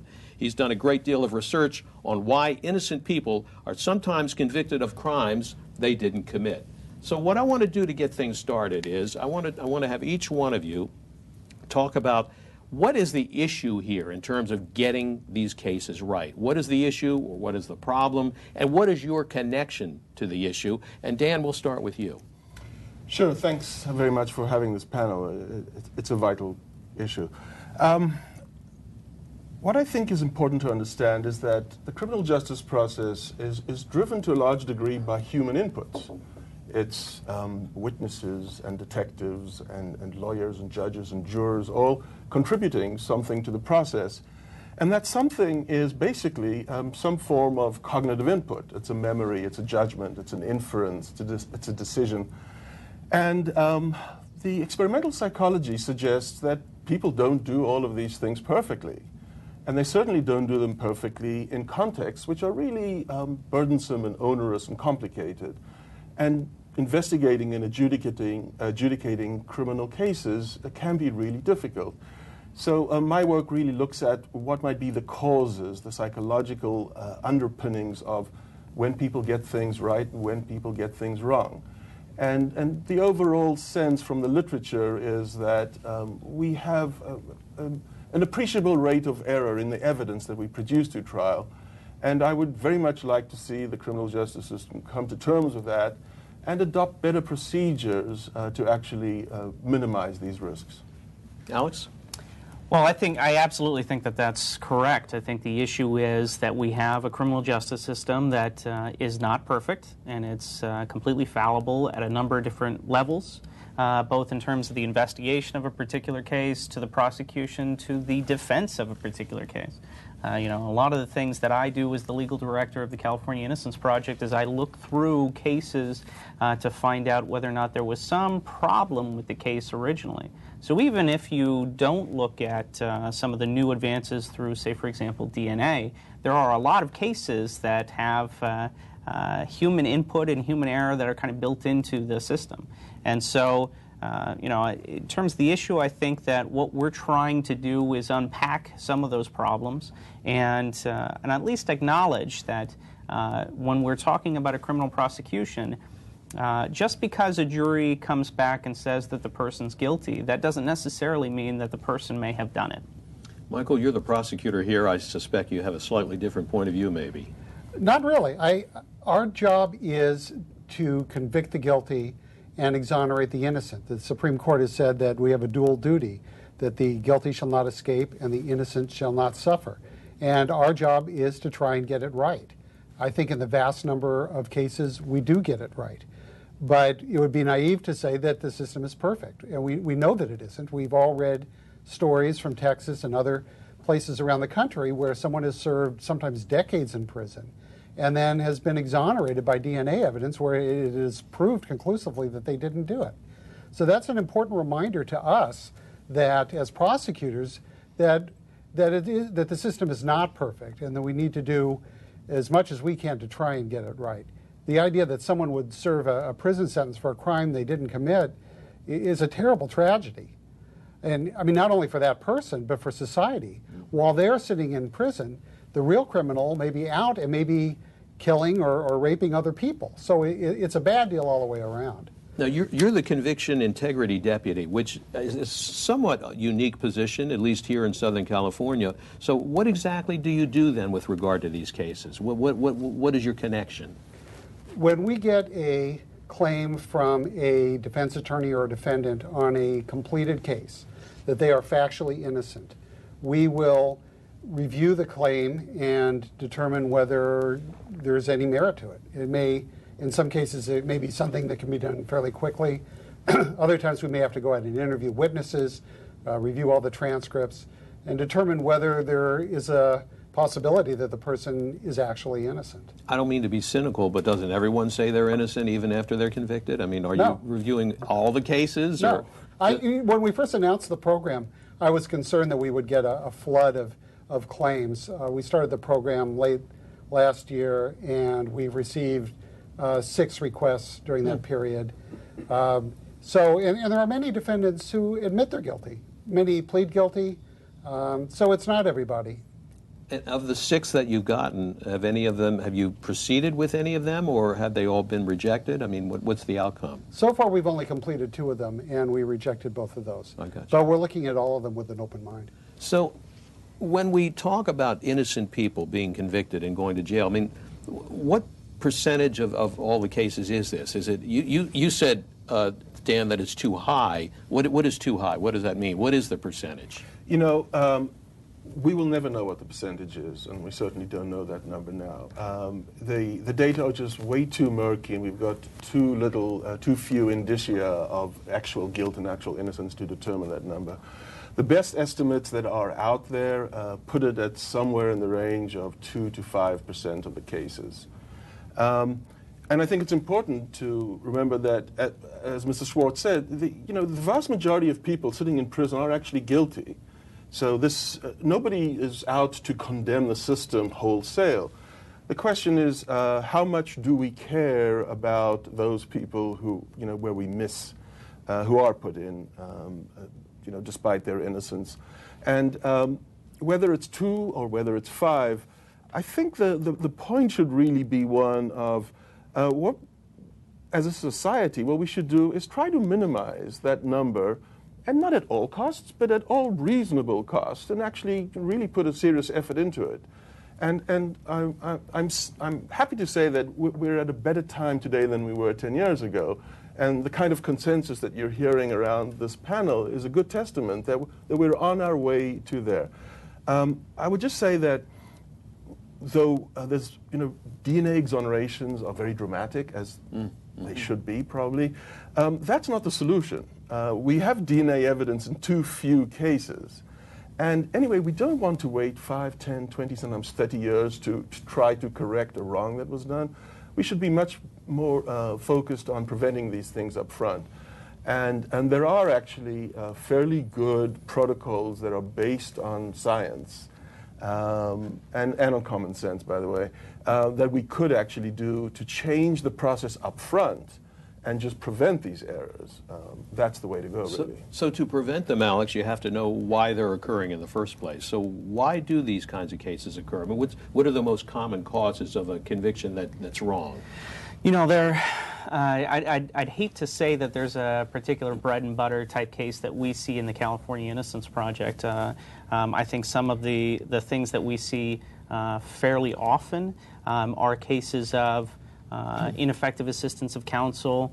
Here in LA, we have hundreds of people who go through the system every single day, and every single one of them has a lawyer, but that lawyer may have 100 or even 200 cases on their docket. And so that invites error, that invites an inability to look through every single case with a fine-tooth comb. But there are other things that, in terms of nationwide, what we've seen in the innocence movement is cases such as eyewitness identification, which there's a number of studies that show that what we originally thought was so powerful and so convincing, even though it may be very convincing, it's not necessarily very accurate. Eyewitness identification is a very powerful tool in the courtroom, but it's not necessarily the best, most reliable evidence. Other issues have to do with false admissions or false confessions. There are some situations where bad science is introduced against an individual. So any particular case may have a combination of those factors or some different factor altogether. Well, we're going to run a piece now. This is a report that was done on KCAL 9. in May of last year, about a year ago, about a rape case involving a man named Brian Banks. And this is the news report that ran about how that conviction was overturned. I hope we can see it in the studio here, because I'm going to ask you to talk about it afterwards. So let's go ahead and roll that and take a look at the story. A former Long Beach High School football star is starting a new life tonight as a free man. After years in prison, Brian Banks was set free after his accuser admitted she falsely accused him of rape. KCAL 9's Stacey Butler is live in Long Beach with Banks' emotional story. Stacey? Rick, as Brian Banks sat in a jail cell for 5 years, he was consumed with one thought, his freedom. Today, in a gut-wrenching day in court, he got it. My only dream in the world was to just be free. Brian Banks has dreamed of this day for 10 years. The people will concede the matter, Your Honor, and ask the court to grant the petition. Right. Petition is granted. Exonerated of a rape he never committed. A decade ago, Brian Banks was a star football player at Long Beach Polytechnic High School. Heavily recruited by colleges, he had a full scholarship to USC. A career in the NFL was inevitable. But that all changed when Winetta Gibson, also a student, accused him of kidnapping and raping her in 2002. Banks' attorney advised him to plead no contest. He was convicted. It wasn't a choice that I made. I didn't choose to plead guilty. I didn't choose to plead no contest. I was forced into it. It was a decision that I was proposed with, and I had 10 minutes to make that decision without even being able to consult my parents. Banks spent 5 years in prison. At that age, you expect your attorney to be the person that you can depend on and count on to make those, give you the right advice and decisions to make. And so I took the plea. For the last 5 years, he hasn't once removed his ankle bracelet, a requirement for the rising